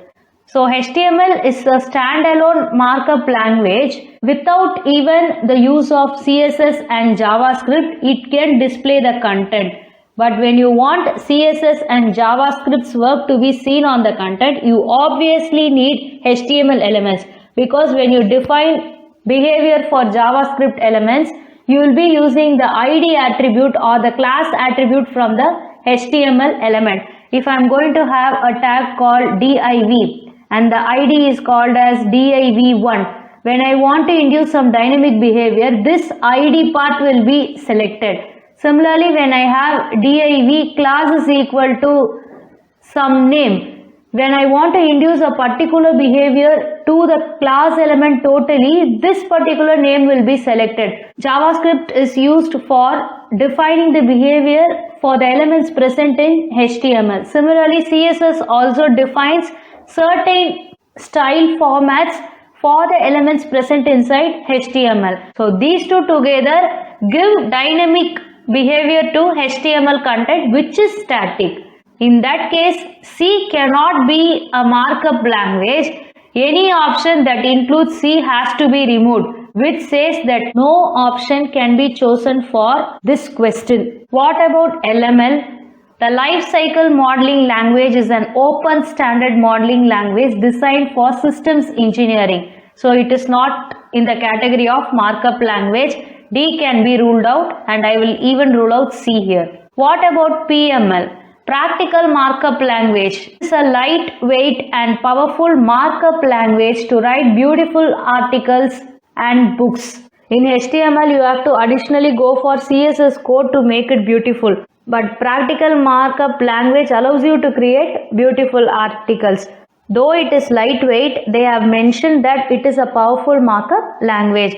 Now, if you take the options, HTML, XML and PML will be the right answer. You cannot go for A, B and C because C is not a markup language, it is a term. Next question, multiple inheritance is permitted directly in. All of the languages may allow multiple inheritance, but some languages do not allow you to directly implement it. There are other ways to implement it. We have to find which languages directly permit the use of multiple inheritance. What is multiple inheritance?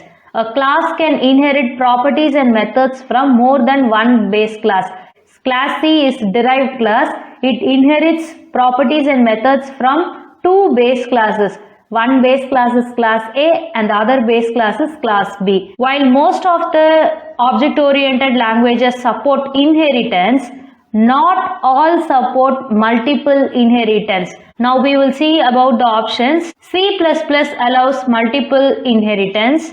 Python supports all types of inheritance including multiple inheritance. These two languages have no issues. What about the other three options? Java does not support multiple inheritance directly through classes due to the complexity and ambiguity it can cause. So this term does not support states. Java will not be included in the option. Any option that includes B should be taken out. We will remove these two. What about VB.NET? Visual Basic allows only single inheritance in classes. But here the option is about .NET. When Visual Basic is implemented in the .NET framework, it is VB.NET. In .NET, you can create two kinds of applications. One is C# and another one is VB.NET. So here the question is about VB.NET. This .NET is actually the framework. VB is the actual language here. Now let's see about basic. Beginners all-purpose symbolic instruction code. This is a general purpose and high-level programming language. This does not support object-oriented programming. But languages like Visual Basic, VB.NET, what they have given, they have actually been influenced by Basic. Since inheritance belongs to object-oriented programming aspect, we can say that Basic is not object-oriented programming language. Now we will see how multiple inheritance can be implemented in Java and VB.NET.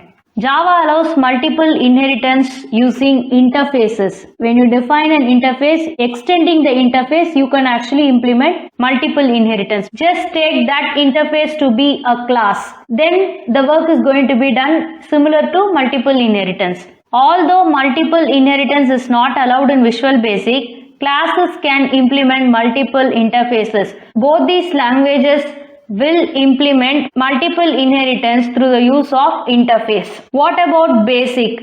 This will be the coding format of basic language. This is how they will write 10, 20, 30, 40, 50, 60. It goes on. So anything that is marked in yellow here are the keywords. There is a keyword called rem, R-E-M. This rem is used for denoting the comments. So it has provision for comments, for normal statements, for loops, for branching statements. Everything is available. That's why they have put it in the class of general purpose and high level programming language.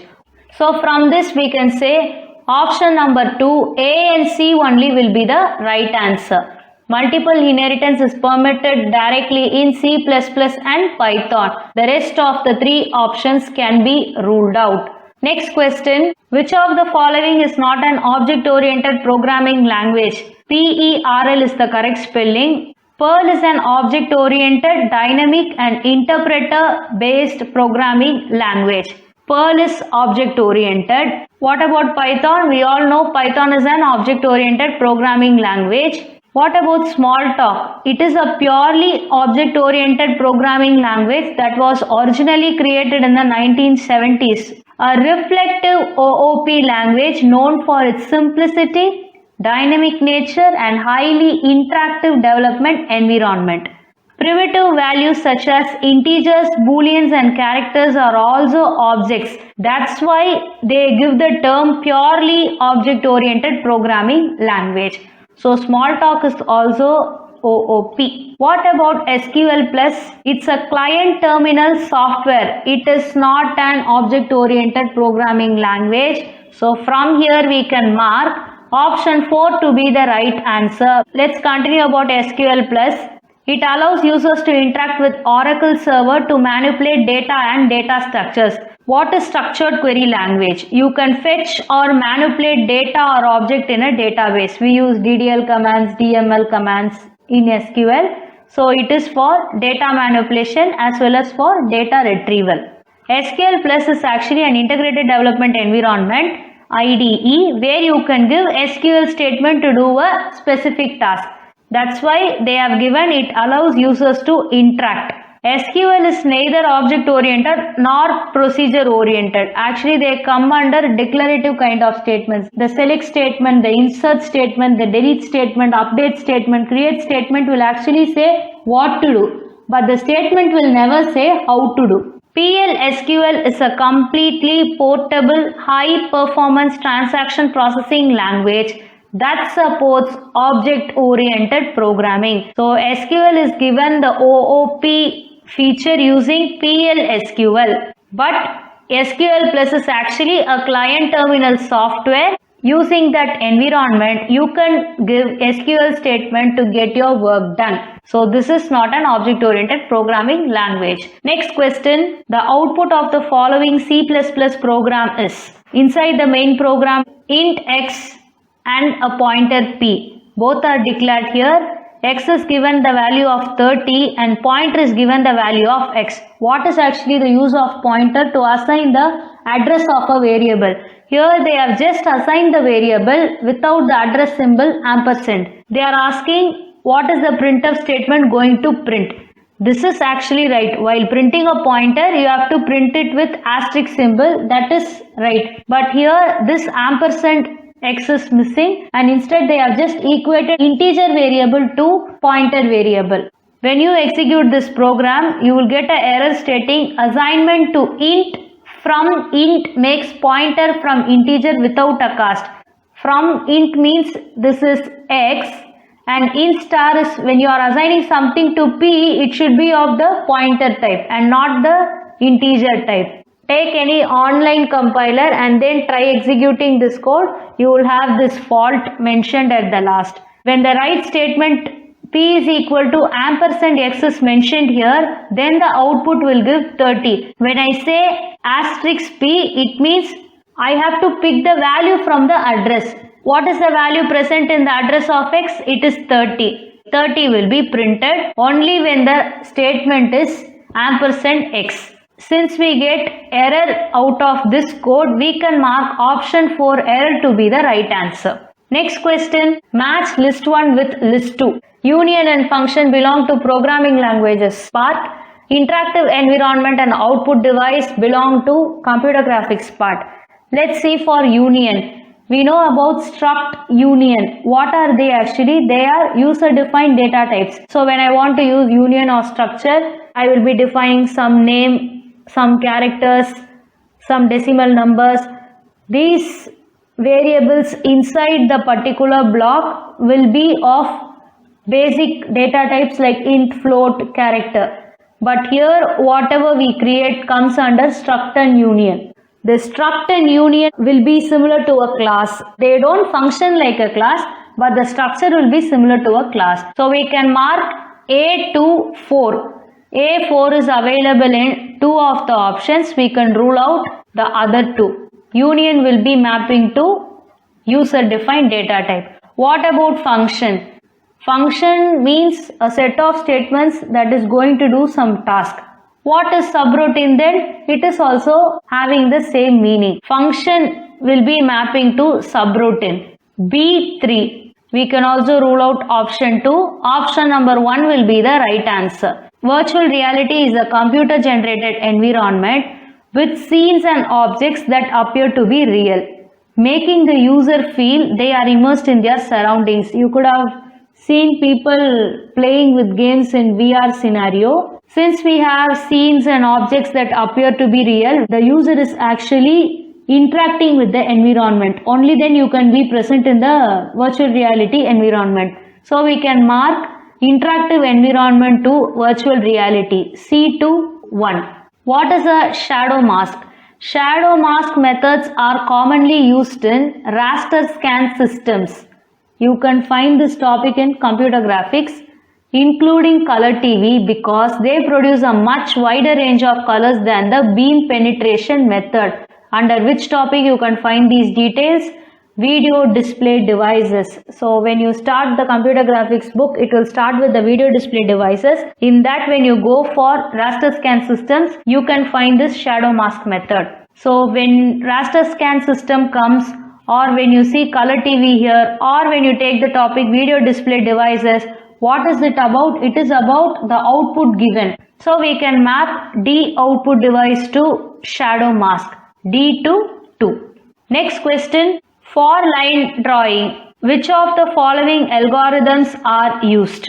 When we learn about line drawing algorithms, we come across 2 algorithms in the book. Digital differential analyzer called the DDA algorithm and the Bresenham's line algorithm. A and B are line algorithms. So we'll go with option 3 as the right answer. Option 3, A and B will be the right answer. The midpoint algorithm is not a line algorithm. It is actually useful for drawing circles as well as for ellipse. So if this is going to be a circle, this is going to be an ellipse. This is the purpose of the midpoint. So when they say midpoint algorithm, it either applies to circle algorithm or ellipse algorithm and not line algorithm. Curve algorithm, it is not for drawing lines, but it is for drawing curves. With this, we are completing Unit 3 solutions. Let's solve Unit 4 Database Management System questions. The techniques used to handle the phantom problem are: a situation known as the phantom problem can occur when a new record that is being inserted by some transaction satisfies a condition that a set of records accessed by another transaction must satisfy. It means a set of records is accessed by some other transaction. When this new record is inserted, this record is also satisfying that condition. Since it is satisfying the condition, it has to be inside that set of records.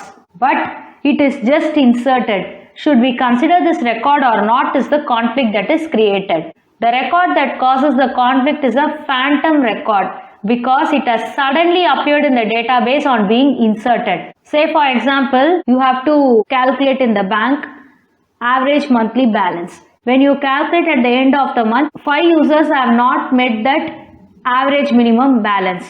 When another user is going to do a withdrawal transaction suddenly on that date, that name will also be joining this list. But in fact, they have maintained the balance all through the month. Only on that day they have not maintained. Now the question is whether you should include that new person to this list of people who have not met the balance, or you have to treat them separately is the question from the bank side. So such a scenario is what they have explained here. They are asking what are the techniques that is used to handle this kind of problem.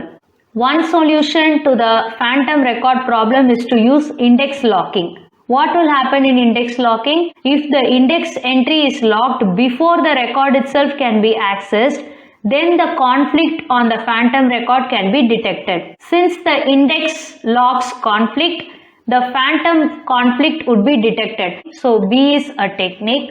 A more general technique called predicate locking would lock access to all the records that satisfy an arbitrary predicate or a condition. However, predicate locks have proved to be difficult to implement efficiently. Predicate locking is also a technique.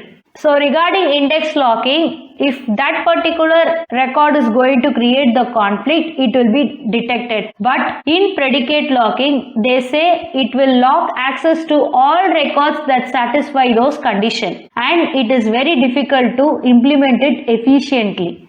Two solutions are provided for this problem and we go with option number 2, B and C only as the right answer. Next question. Which of the following are true in case of tree locking? Tree-based protocol is a simple kind of graph-based protocol. Only exclusive locks are allowed here. The first lock by a transaction may be on any data item. Subsequently, a data can be locked by transaction only if the parent of the data is currently locked by the transaction. Data items may be unlocked at any time. A data item that has been locked and unlocked by a particular transaction cannot subsequently be relocked by T. Just now it has used and it has released. Again, if it is going to ask some access again, it will not allow. Unlocking may occur earlier in the tree locking protocol than in the two-phase locking protocol, which will give two kinds of advantages here. One is shorter waiting times and increase in concurrency, and the other one is protocol is going to be deadlock free, so no rollbacks are required. What are the drawbacks of this tree-based protocol? Protocol does not guarantee recoverability or cascade freedom. Transactions may have to lock data items that they do not access. This point and this point can be understood using a diagram. A transaction that needs to access data item A and J must lock A and J along with B, D and H. The reason is the parent of J is H, the parent of H is D, the parent of D is B and the parent of B is A. A is already locked, no issues. But if you want to lock J, you have to lock the in-between parents also. Now you can see the first lock by T may be on any data item, namely J. A data J can be locked by T only if the parent of J is currently locked by T. This results in increased locking overhead because lots of locks are obtained and the possibility of additional waiting time and thus potential decrease in concurrency. Now you can see this point in the drawbacks. Transaction may have to lock data items that they do not access. They do not want B, D and H, but they have to lock it just because of J. Now let's see the statements. It ensures shorter waiting times. Here we have this point, shorter waiting times. So they are asking which is true. We can mark A. It ensures freedom from deadlock. Yes, it is deadlock free. So we can mark B also. Transaction can lock data items earlier. Here's a point stating that unlocking may occur earlier. They are not talking about locking items, but they are talking about unlocking items. They have compared it with the two-phase locking protocol and they say unlocking may occur earlier in the tree locking protocol. So this is not true here. It does not ensure greater amount of concurrency. When they say there are shorter waiting times, it means there is increase in concurrency. So this statement is contradicting it. We will remove. Option number 1. A and B only will be the right answer. Next question. Which of the following is not the most common property in social network? The question is about not. 3 of the options are properties and only one option is not a property. Social network analysis under data mining will be the topic of this question. What is a social network generally? It's a social structure of individuals who are related based on a common relation of interest. What about social network in the point of data mining aspect? It is a heterogeneous and multi-relational data set represented by a graph. Heterogeneous means different kinds of. Now let's see about some concepts that are related to social network. Only when you understand those concepts, you can answer this question. Concept of small worlds focuses on networks among individuals. So when they say 3 or 4 individuals are connected in a particular network, we say that's a small world.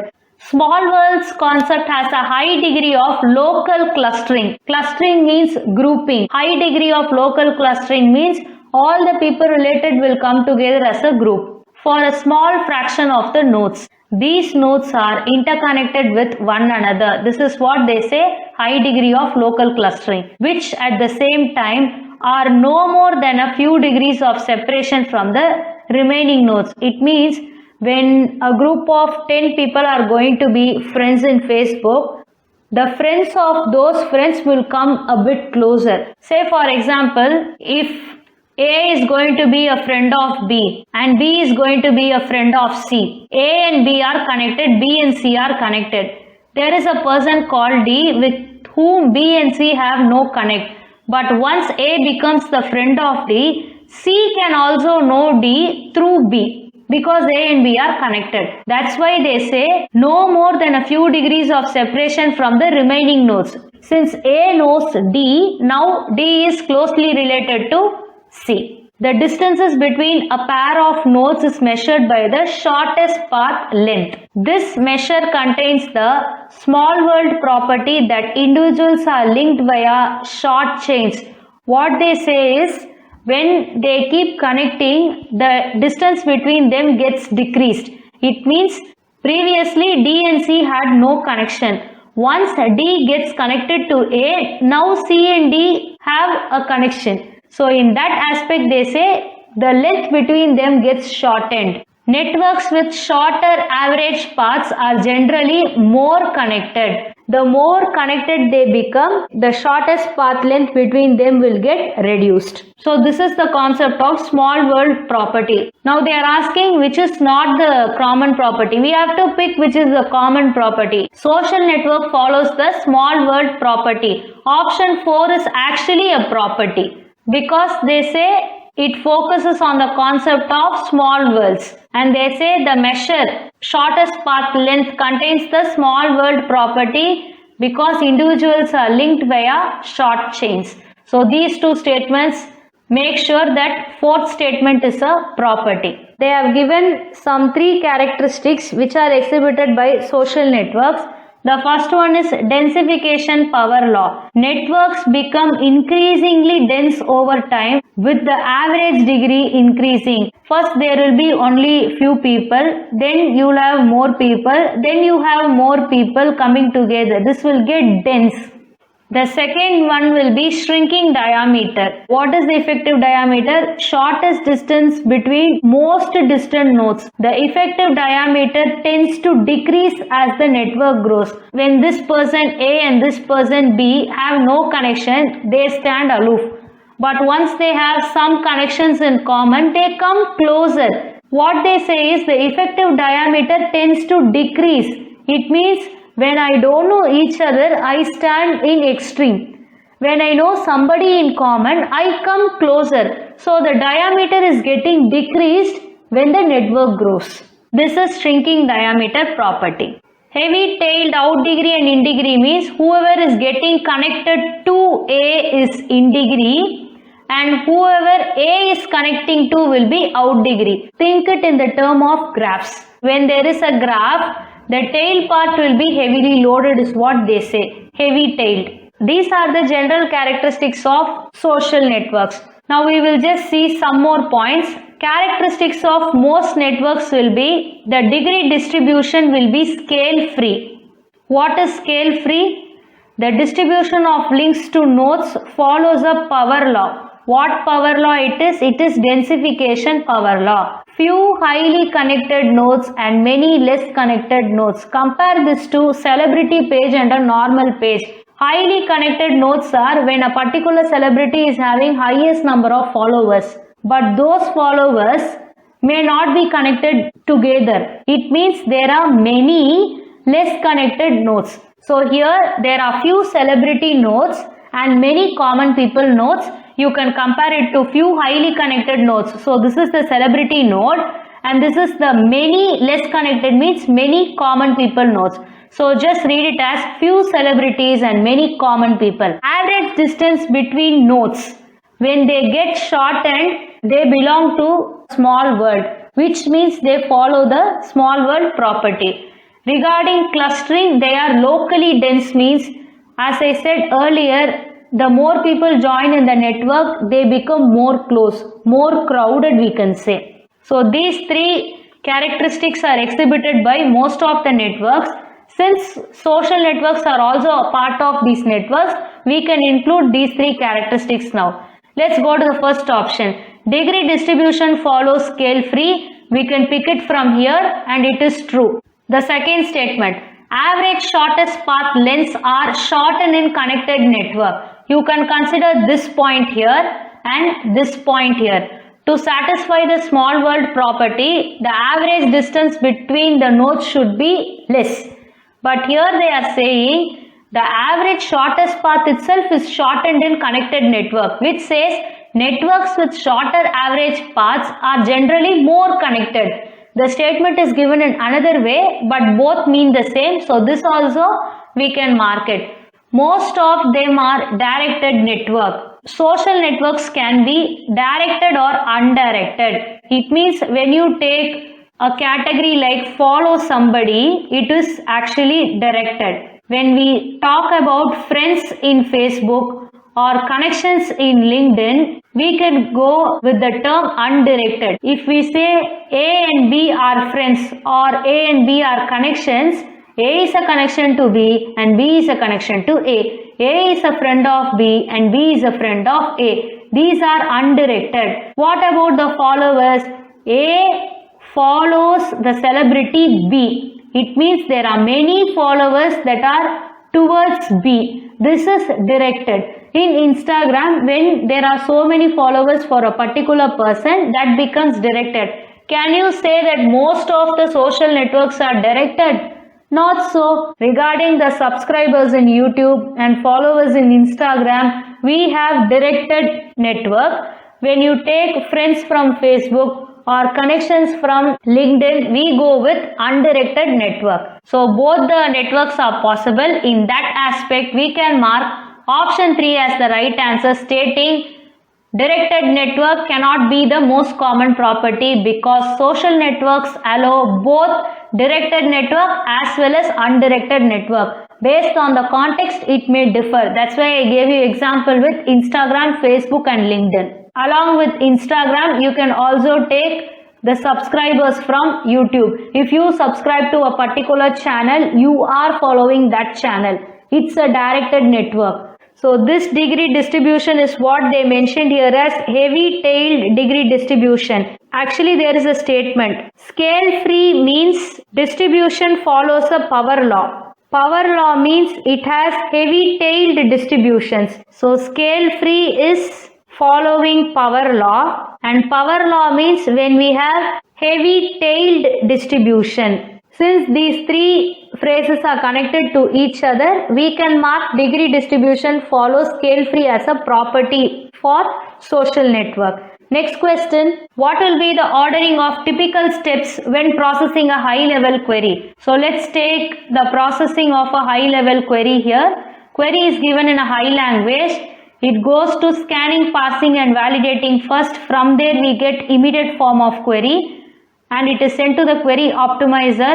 The optimizer is giving an execution plan. Based on the execution plan, the query code generator gives the code to execute the query and the runtime database processor will give the result of the query. We have the terms query optimizer in A runtime database processor in B, scanning, parsing, and it is not passing, it is actually parsing and validating in C, query code generator in D. Now what is the ordering of the typical steps? It is C, A, D, B.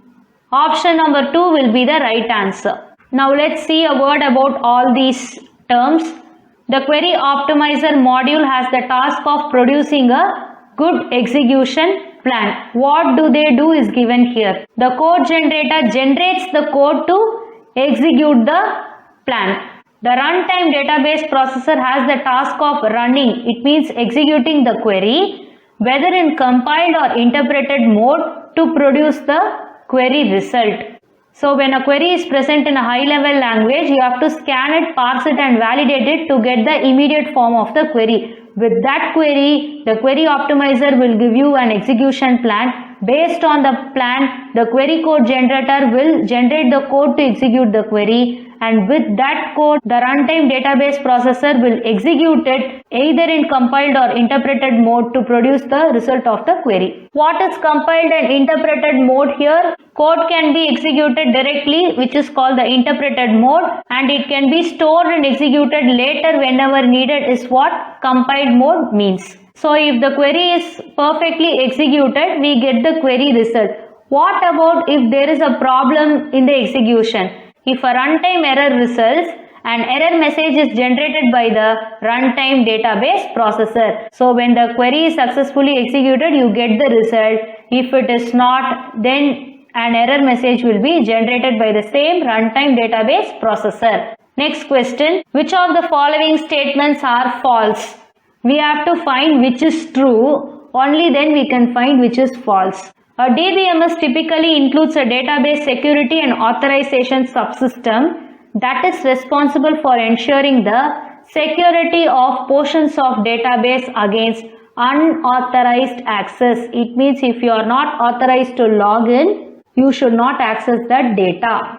The DBS, database administrator's responsibilities include granting privileges to users who need to use the system. So the database administrator will be granting the privileges for users.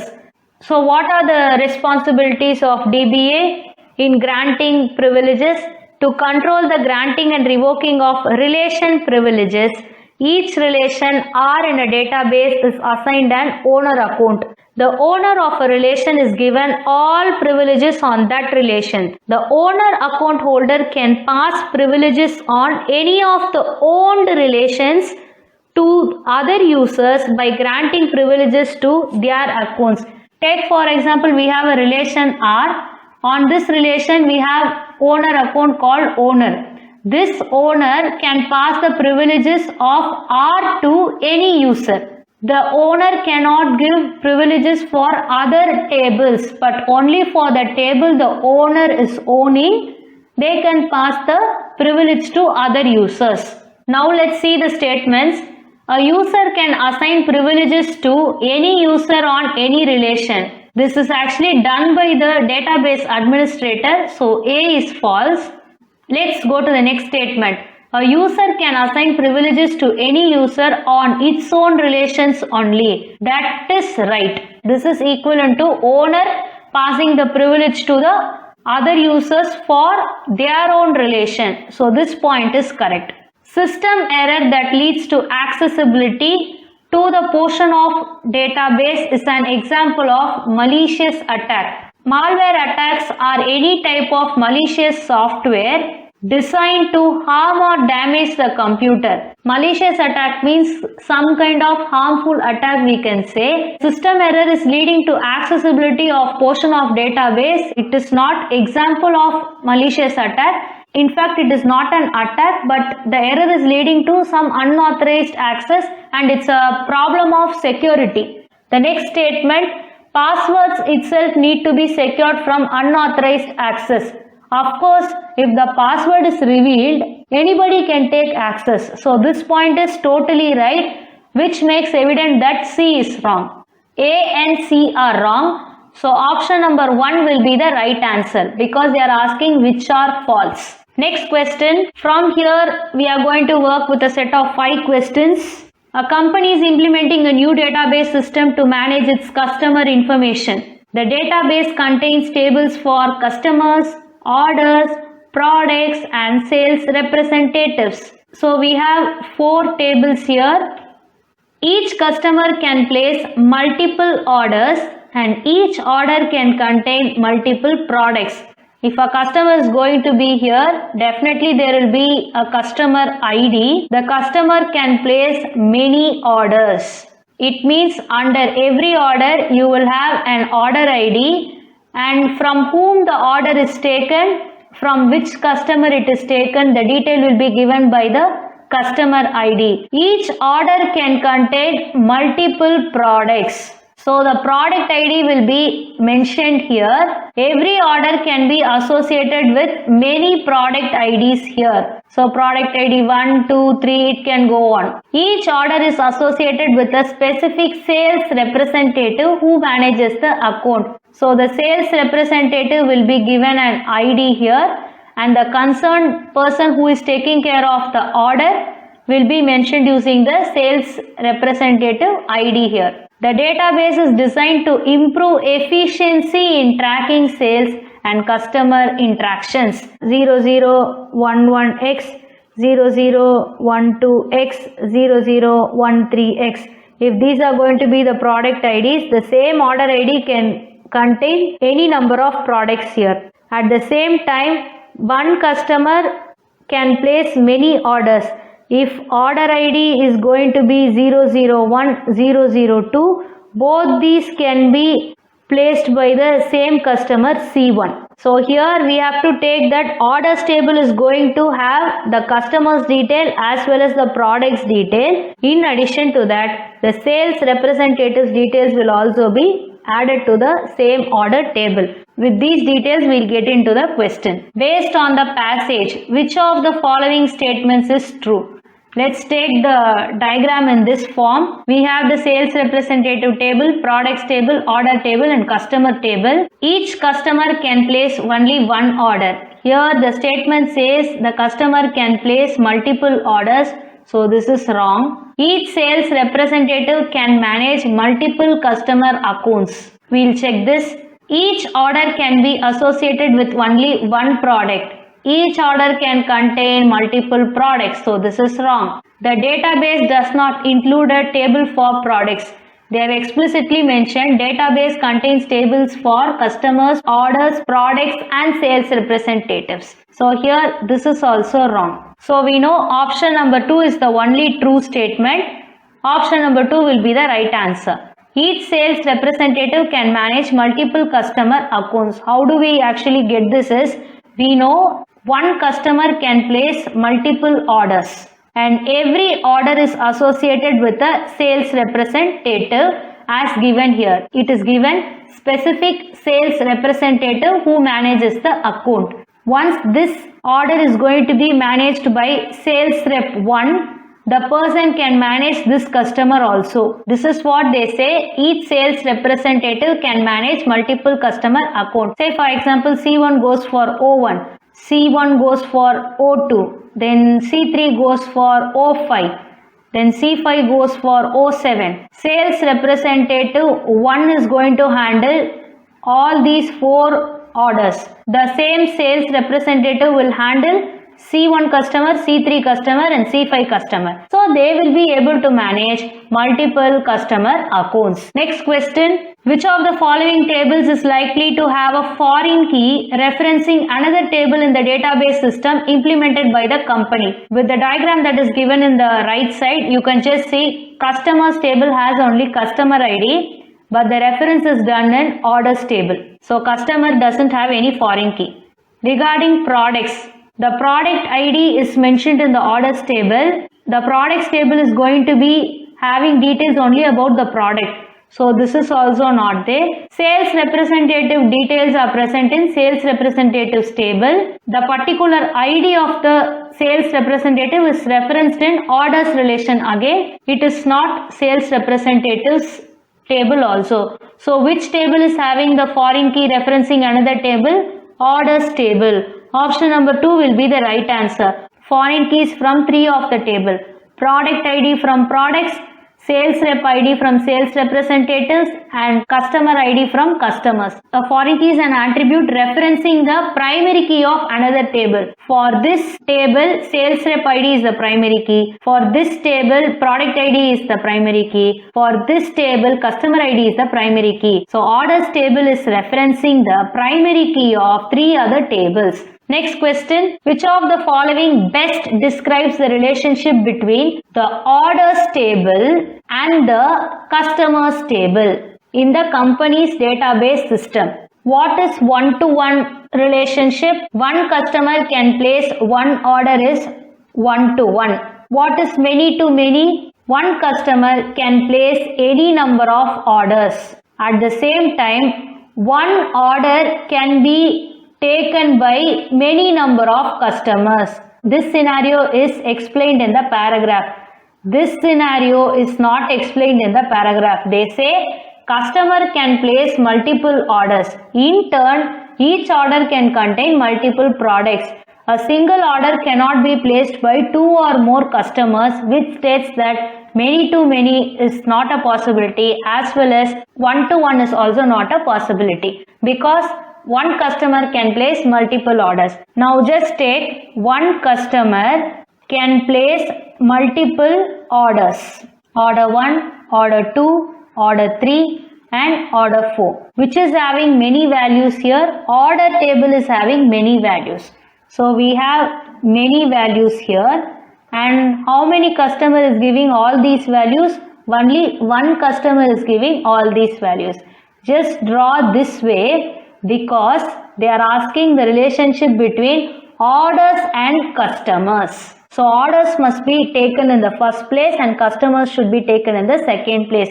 This can be interpreted as many orders can be placed by single customer. This is the meaning of the relationship. So we can mark option number 3, many-to-one relationship, as the right answer. Actually, when you take from the perspective of one customer placing many orders, you can have one-to-many relationship here, because they say each customer can place multiple orders. This statement is actually one-to-many only. But in the question they have asked us between orders and customers. In that aspect, based on the question statement, we are telling it is many-to-one. But if you take the reverse, one customer can place many orders is also correct. But the order of the question is between orders table and customers table. That's why we are choosing option 3 and ruling out option 2. Next question. Which SQL query retrieves the total number of distinct customers who have placed orders? We have to retrieve the details from which table? Customers who have placed orders is given in the question. Which table has all the order details? Orders table has the details. Here we have orders and here we have orders. 2 and 4 are from customers table, so we can rule them out. Which particular field we are going to concentrate? Distinct customers. So we have to choose the customer ID here from the orders table, because customer ID is the only attribute referring to the customer detail. Distinct customer ID has to be selected here. So out of 1 and 3, we have distinct customer ID here and distinct order ID here. Let's take an example. We have order 1 from customer 1, order 2 from customer 2, order 3 from customer 3, order 4 from customer 1 again. Now just count the order ID here, 1, 2, 3, 4. But how many customers are there in total? Only 1, 2 and 3. C1 is actually repeated. When I use distinct customer ID, only C1, C2 and C3 will be taken out. C1 is repeated, so it will leave it off. But when you take order ID, O1, O2, O3, O4 will be taken outside. Order ID is the primary key, so it will count the number of rows. But we need only the number of distinct customers. In that case, 3 is also ruled out. What kind of computation we have to do? We have to count the total number of distinct customers. The total number is given by the function count. So count of distinct customer ID will do the job perfectly. We have count of distinct customer ID from orders table. Option number 1 will be the right answer. When you retrieve the result, they are saying as total customers. It means when you get the result, it will have the phrase total customers here. When you actually work with this query and see the result, whatever is given after select will be coming in the row header and then the result will be displayed. But when we say as total customers, instead of this row header, we will have this row header. Now we know query 1 is the correct answer. Let's see why are 2, 3 and 4 wrong. Regarding 2, it is going to give the total number of customers because it is referring the customers table. It is not going to take the distinct customers who have placed orders. So when you refer customers table, only customer count will be taken. So 2 is wrong. What about 3? The total number of orders will be taken. Order ID is already unique because it is the primary key of the orders table. What about 4th one? The total number of customers, again it is taken from the customers table, which is wrong. Customer ID is already unique since it's the primary key of customers table. Whether you are going to place only customer ID, whether you are going to place distinct customer ID, it is going to give the same count. When you find one of the SQL query to be right, please try to know why the other queries are wrong. If you are not comfortable with this kind of learning, create a database in MySQL, feed some values, try running these queries to understand it better. Next question, which SQL query retrieves the total number of orders placed by a specific customer? Since they are asking about total number of orders, we have to refer the orders table. So orders placed by customer is given from orders table. Let's check orders table, orders table, orders table and orders table. What about the condition that has to be satisfied? The order has to be given by a specific customer. So specific customers can be equated by the condition, namely customer ID is equal to customer ID. This is the attribute name and this is the value that we have to supply. So just check customer ID is equal to customer ID, customer ID is equal to customer ID. Here also it is same, here also it is same. What we have to compute? We have to compute the total number of orders, which means we have to give count of star. But let's check whether we are using count function everywhere. It is count function everywhere, but here it is sum. Sum will not do the work, so we can strike off 4th one. If I am going to have O1 by C1, O2 by C2, O3 by C1, if I say customer ID is equal to C1, then O1 and O3 should be retrieved. So here customer ID is equal to C1 is fine. Taking from orders table is also fine. They have given select count of as total orders everywhere. This is also fine. Let's take the 3 count functions. What does count of star do? This will return the number of rows in the table.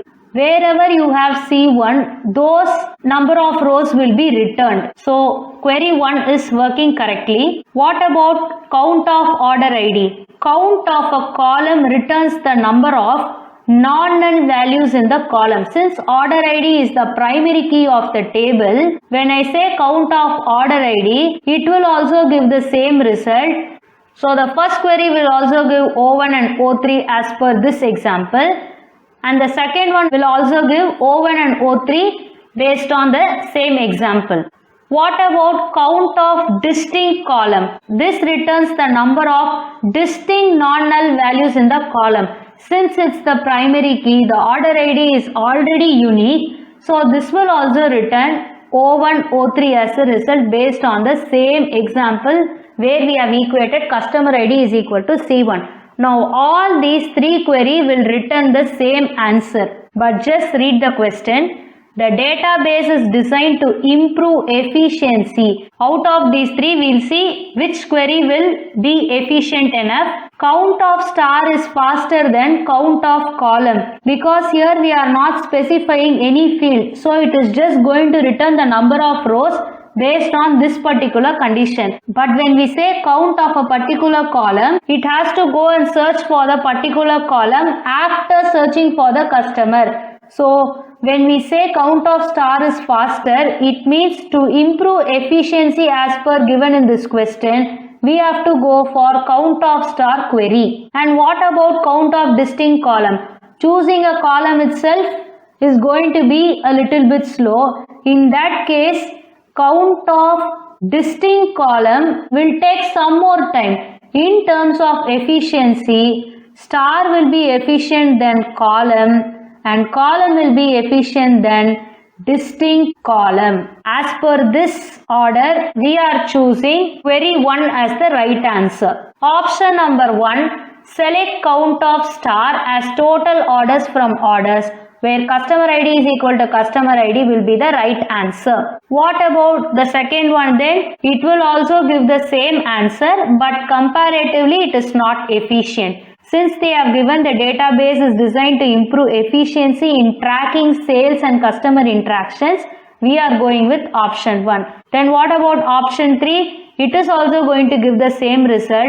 Since order ID is primary key, it has unique values. There is no use of mentioning this distinct here. When you give star, it means it will take every row. When you give a specific column, it has to narrow the plan to a specific column. When you give distinct specific column, again it has to do a check to pick the distinct values. So when it is row, it goes for one scan. When it is column, it goes for the second scan. When it is distinct, it goes for a third scan. So efficiency is only in star. What about the fourth query? I have already told this sum is not the appropriate function. This will retrieve the total sum of numeric values of order ID by specific customers. Say for example, instead of O1, O2 and O3, we have 1, 2, 3 as order ID. And let's take the customer IDs are 1 everywhere. When I say select sum of order ID as total orders from orders where customer ID is equal to 1,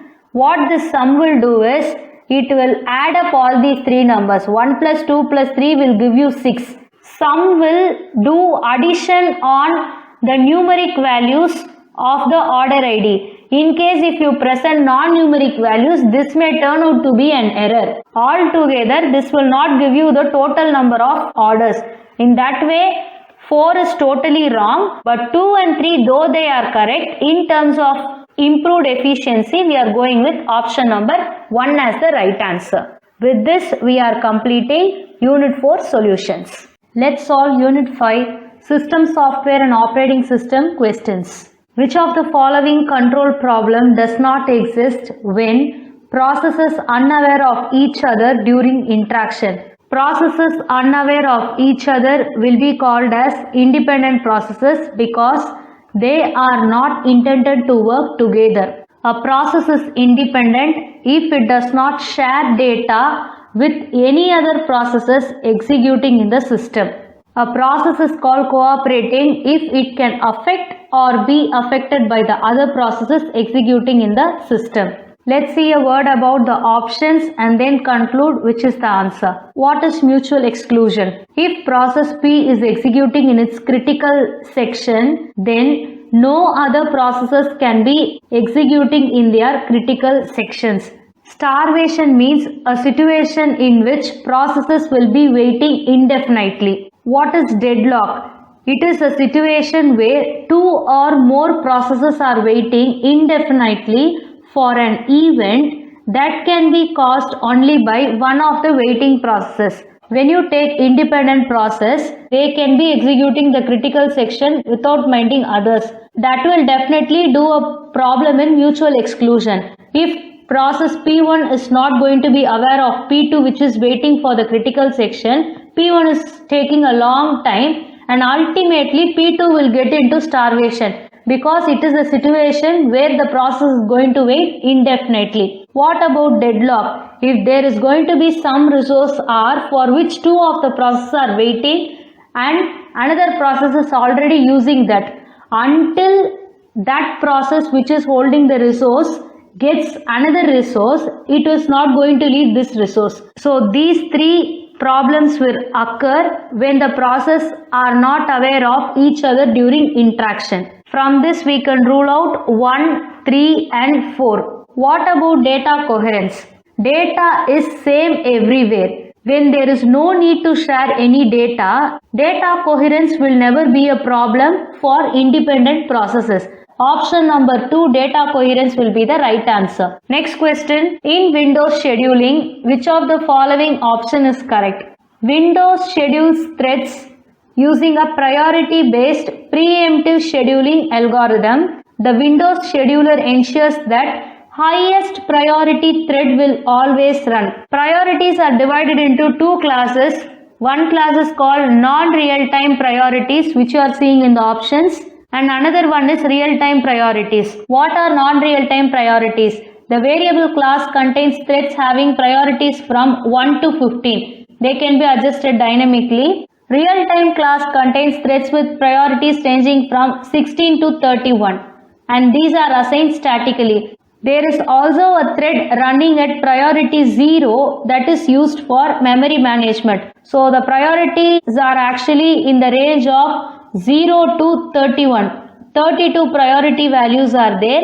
In that, 0 is for memory management, 1 to 15 is for non-real time, and 16 to 31 is for real time. The base priorities for each priority class are real-time priority class, high priority class, above normal priority class, normal priority class, below normal priority class, and idle priority class. Here they have tabulated some values.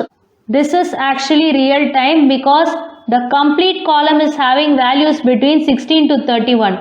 The rest of the table is having values in between 1 to 15. You cannot find 0 or anything above 15 here. The range is completely between 1 to 15. Here they are asking which of the following option is correct. Since all the options have non-real time priorities here, any value between 1 and 15 can be right. If the question was which of the option is not correct, I would have marked option 4 as the right answer because 16 belongs to real time. If you total up the total non-priorities, count is also 15 here. But in real time you have exactly 16. So you cannot mark option 4 anywhere. So in this case, if they have asked about the highest priority thread, we could have given 15 as the answer.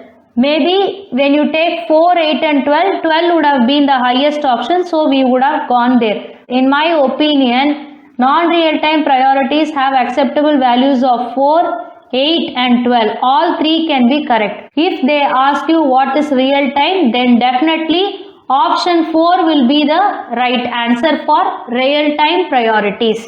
Next question. The sequence of steps for a page replacement algorithm will be. In the reference book of operating system, you could have seen a paragraph. Page replacement takes the following approach. If no frame is free, we find one that is not currently being used and we free it. We can free a frame by writing its contents to swap space and changing the page table and all other tables to indicate that the page is no longer in memory. We can now use the freed frame to hold the page for which the process faulted. Now just check the options. Find a frame that is not currently being used. This is actually option A. Change the page table. This is option B. Use the freed frame. This is option C. No frame is free. D is here. Free a frame. Free it is actually free a frame. So here we will have E. Now get the order from here. No frame is free will come first. Then we have to find one that is not being correctly used and then free the respective frame. From there we are going to change table and then use the freed frame. D, A, E, B, C. Option number 1 will be the right answer. Next question. Which of the following is not correct about the virtual memory segmentation? Virtual memory comes into place with a large address space where we feel the physical memory is not enough for the tasks. What is internal fragmentation? It is the unused memory that is internal to a partition. Say for example, if you have a space called 100 and you are going to use the partition only for 90, the remaining 10 is going to be unused memory within this partition. This is internal fragmentation. Segmentation can prevent internal fragmentation because segments can be of different sizes. Only when you have some fixed size, you will get into that problem.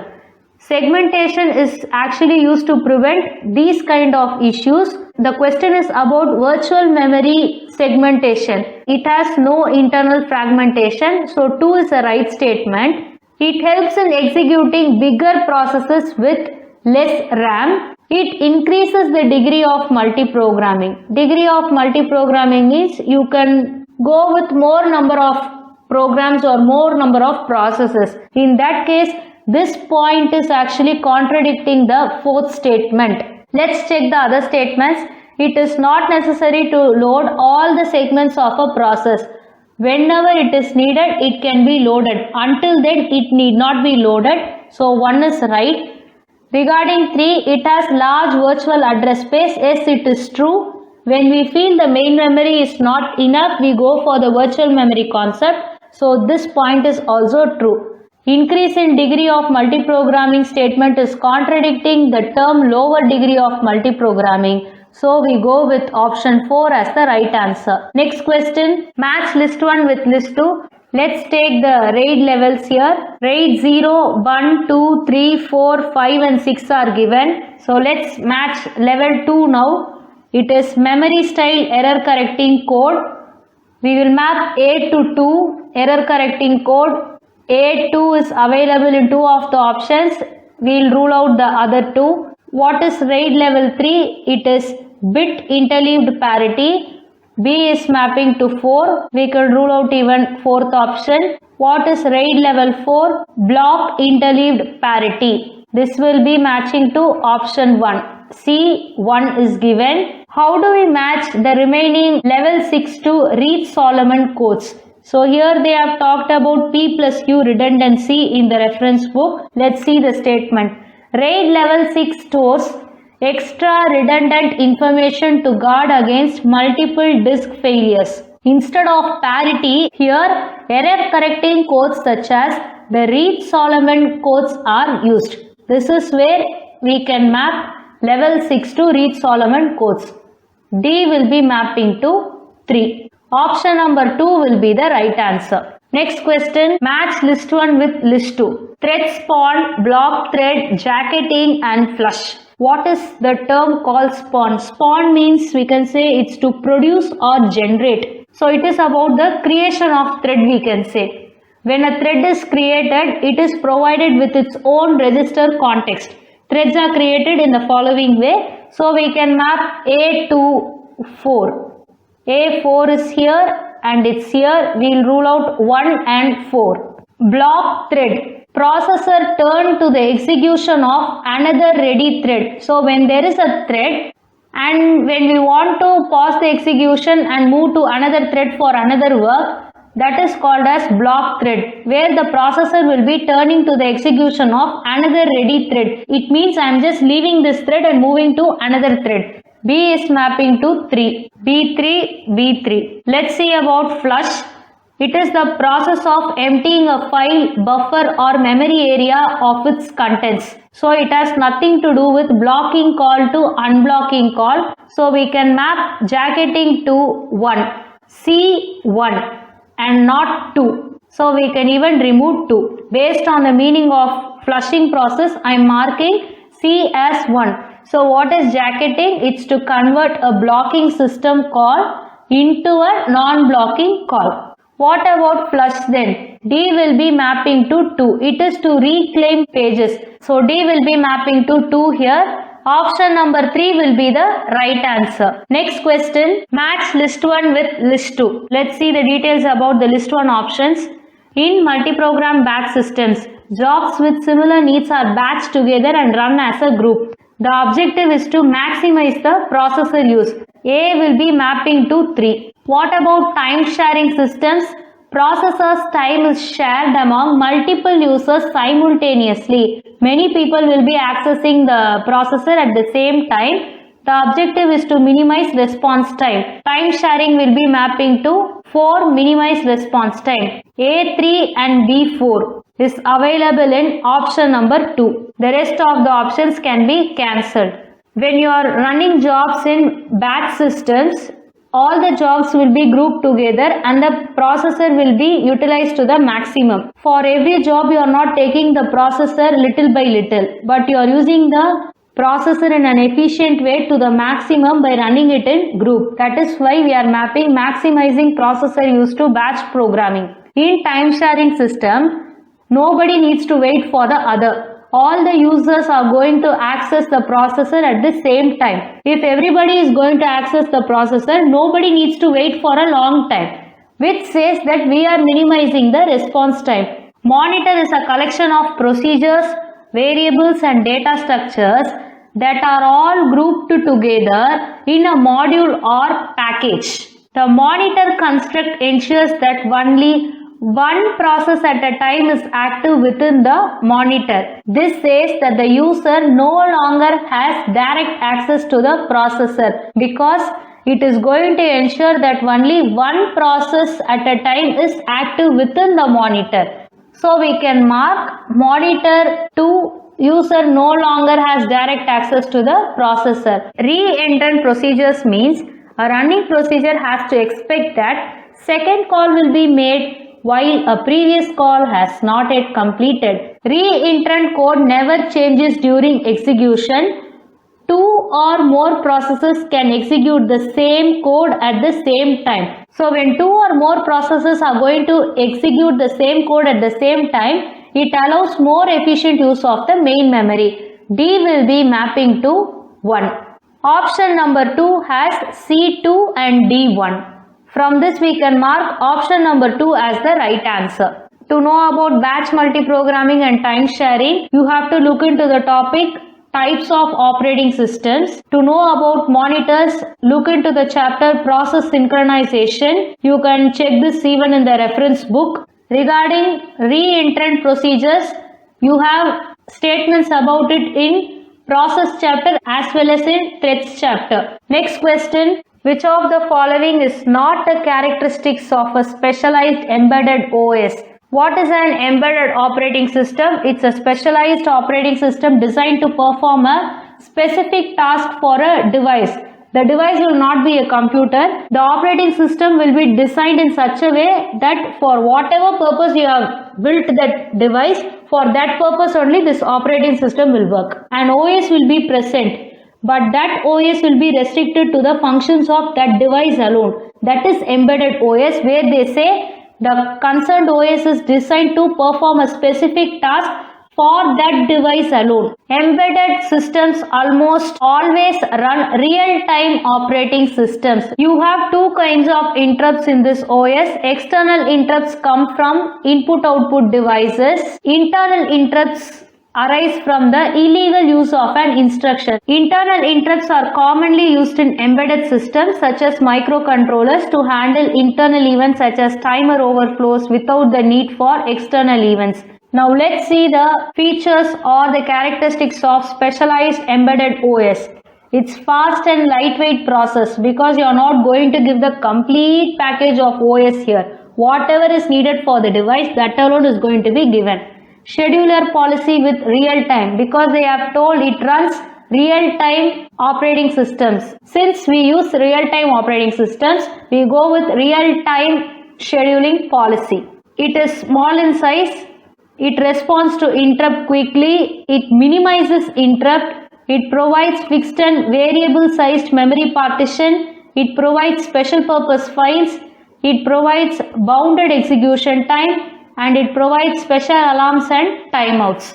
Now let's check the options. Real-time scheduling policy is here. So we have this characteristic. Response to external interrupts. So they say it responds to interrupt quickly. We can take this to be statement 2. It provides special non-sequential files. It is actually special purpose files. You cannot say they are non-sequential and all. This term is not there. So we can mark the second one also. What about the fourth one? It provides fixed or variable sized partitions. Yes, it is available here. So third statement is alone missing in this list. We can mark option number 3 as the right answer. This option is not a characteristic of specialized embedded OS. Next question. The order of steps of address translation in Linux virtual memory scheme will be. So let's see the address translation process. A virtual address needs to be translated to the physical address. This is what we call as address translation. Here this is the diagram that is taken from the OS reference book. This is not with respect to Linux, but it is the general operating system they have given. So here is a register, here is the page directory pointer table, and from here we have a page directory, then we have a page table, then we have the concerned page and the offset. The address will include page directory, page table, the concerned page and the offset together. This is how the format will be. Now let's see the same diagram with respect to Linux virtual memory. This CR3 is a notation of this particular register.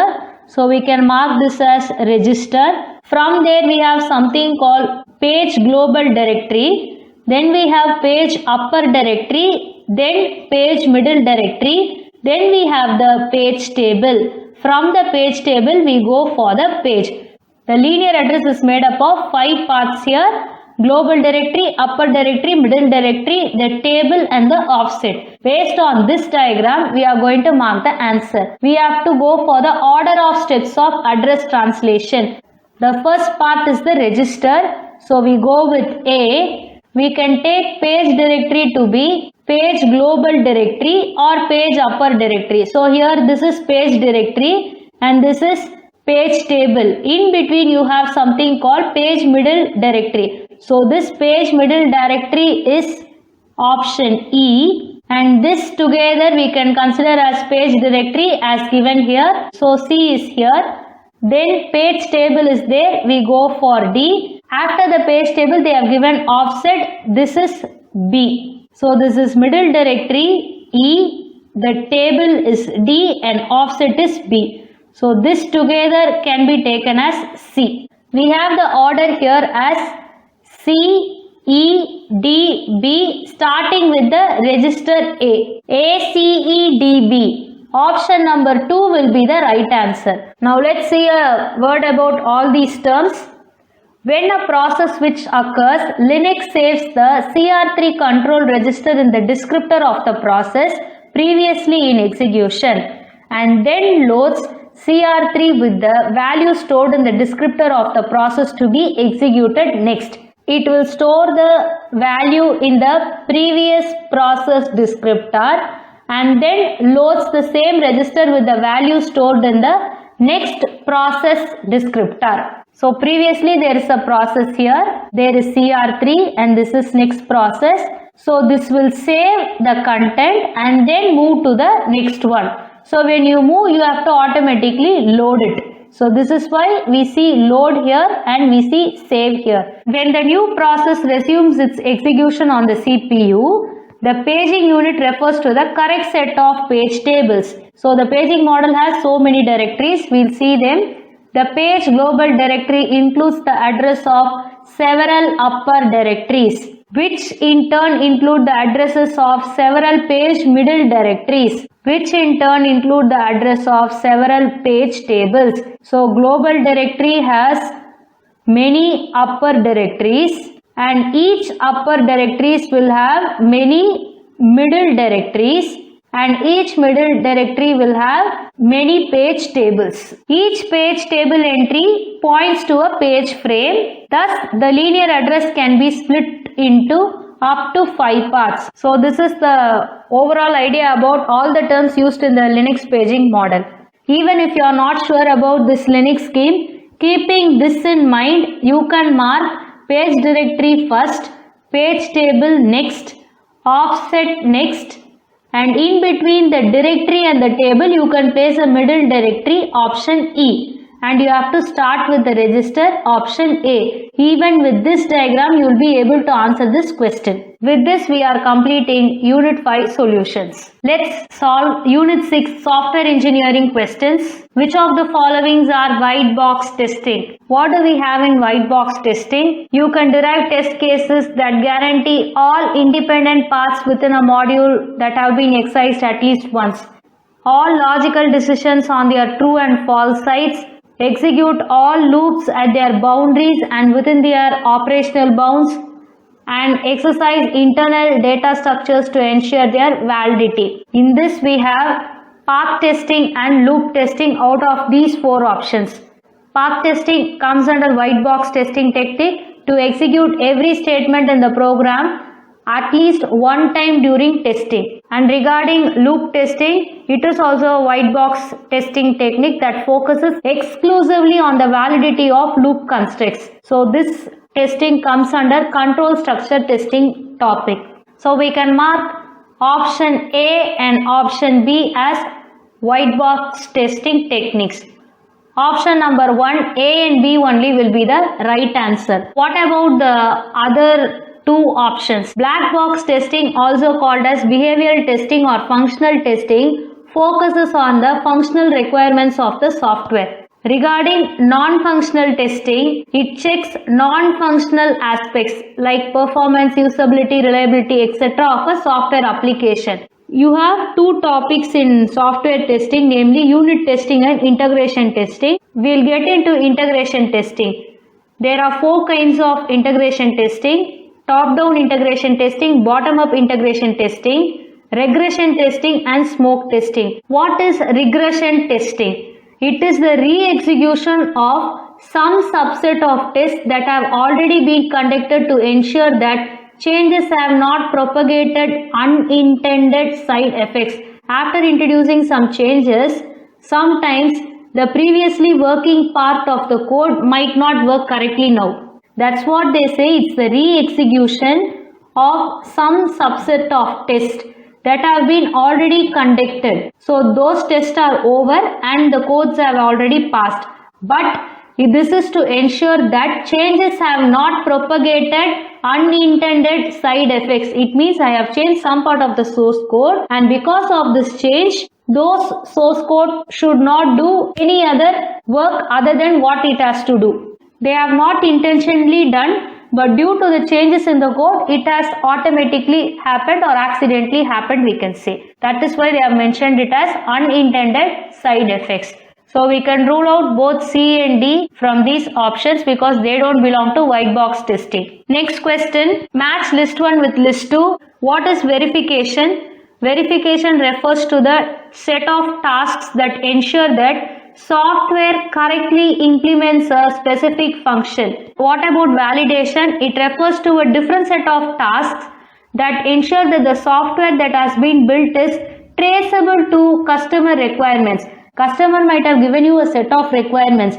We have to validate whether these requirements are fulfilled by the software, whether the software is working as per the specific function or whether it is implementing the function. It is verification. Whether it is working as per the customer needs, it is validation. In software engineering reference book, you could have seen these statements. Verification means, are we building the product right? It means whether the product is built right according to the requirements. Validation is, are we building the right product? So whether the right product is built to meet user needs. So validation is with respect to the requirements of the customer. Verification is with respect to the requirements of that particular product. What are quality control and quality assurance?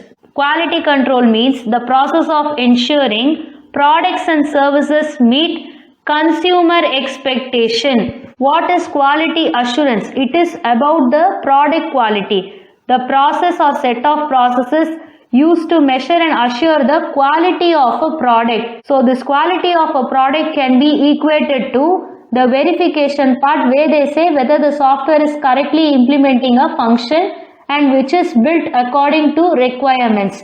So this part is verification. Regarding quality control, it is about meeting the consumer expectation, which can be equated to validation, where it talks about user needs or customer requirements. A will be mapping to quality assurance, B will be mapping to 3 quality control. A4, B3 is available in 2 places. We can rule out the other 2 options. What about internal logic exercise and software requirement exercise? Let's take black box testing. It is called behavioral testing or functional testing, and it focuses on the functional requirements of the software. So the software requirement exercise is being done in black box testing. What about white box testing? It focuses on the software's internal logic, structure and coding. So internal logic exercise is belonging to white box testing. C maps to 1 and D maps to 2. C1, D2. So we can even rule out 3. Option number 1 will be the right answer. Next question. The cyclomatic complexity of the following flow graph is. Already we have solved in one of the previous year question paper, where 5 questions were asked from this flow graph and one of the question asked to compute the cyclomatic complexity. That time we actually calculated the cyclomatic complexity using only one method. In general, cyclomatic complexity can be calculated in 3 ways. In this video, we will be seeing all the 3 ways. Let's see what is cyclomatic complexity. This is a software metric that provides a quantitative measure of the logical complexity of a program. So it can be computed in one of the 3 ways. The first way is to find the number of regions. The number of regions of the flow graph corresponds to the cyclomatic complexity. The second way is the cyclomatic complexity is defined as E minus n plus 2. Where E is the number of flow graph edges and N is the number of flow graph nodes, otherwise called as vertices. The third way is to use predicate node method. The cyclomatic complexity is defined as P plus 1, where P is the number of predicate nodes obtained in the flow graph. The first method is about finding the number of regions. Areas bounded by edges and nodes are called regions. When counting regions, we include the area outside the graph as a region. 1, 2, 3, 9 and 1. This area is R1. Then we have 2, 4, 6, 7, 9, 3 and 2 again. This area is R2. Then this area is R3. And they say we have to include the area outside the graph as one region. So the outside area is taken as R4. So R1, R2, R3 and R4. It means there are 4 regions, which states that the cyclomatic complexity is 4. Option number 2 will be the right answer. Now we will get into the second method. We have to count the number of edges, number of vertices and then use in this formula. So let's go to the number of edges. This is 1, this is 2, this is 3, this is 4, this is 5, this is 6, this is 7, this is 8, this is 9, this is 10 and this is 11. There are 11 edges in total. E is equal to 11. How many number of nodes or vertices are there? 1, 2, 3, 4, 5, 6, 7, 8 and 9. So instead of the number 8, here it is 10. So there are 9 nodes. Now substitute in the formula. Cyclomatic complexity is equal to 11 minus 9 plus 2. 11 minus 9 is 2. 2 plus 2 is equal to 4. Here also we get the value 4. Now let's go to the third method. We have to find the number of predicate nodes and add 1 to it as per this formula. What are predicate nodes?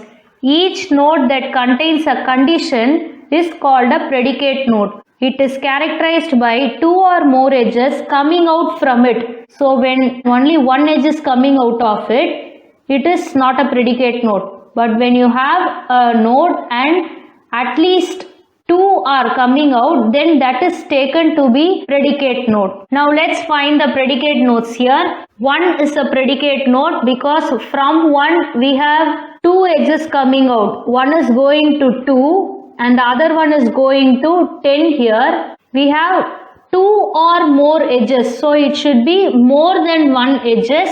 So in that case, one of the predicate node is 1. Then 2 is also a predicate node. From 2 we are going to 4 and then to 3. 4 is also a predicate node. From 4 we are moving to 5 and we are moving to 6. So there are 3 predicate nodes, which means P is equal to 3. From this, cyclomatic complexity can be taken as 3 plus 1, which is equal to 4. Here also you get the value 4. Let's check whether other nodes are predicate or not. Regarding 5, it has only one edge coming out of it. Even for 6 it is the same case. For 7 also it is the same case. For 9 you have 2 edges coming towards 9. But here you have to take whichever is going out of it. 9 is having only one edge to 1. But it has 2 edges coming towards 9. This is not counted. Whichever is going out should be counted. So 9 is also having only one edge. 3 is having 1. 10 does not have any outgoing edge. It has only incoming edge. So there are only 3 predicate nodes as mentioned in the diagram. This is how you have to compute cyclomatic complexity. Whichever way you feel it is comfortable for you or whichever is time efficient for you, go with that way.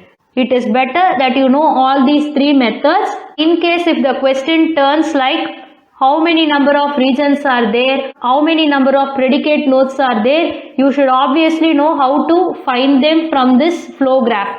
Next question, which of the following is not the goal of reverse engineering? What is reverse engineering? It is the process of recovering the design, requirement specification and functions of a product from an analysis of its code. So the source code will be present and by analyzing the source code, we have to recover all these details.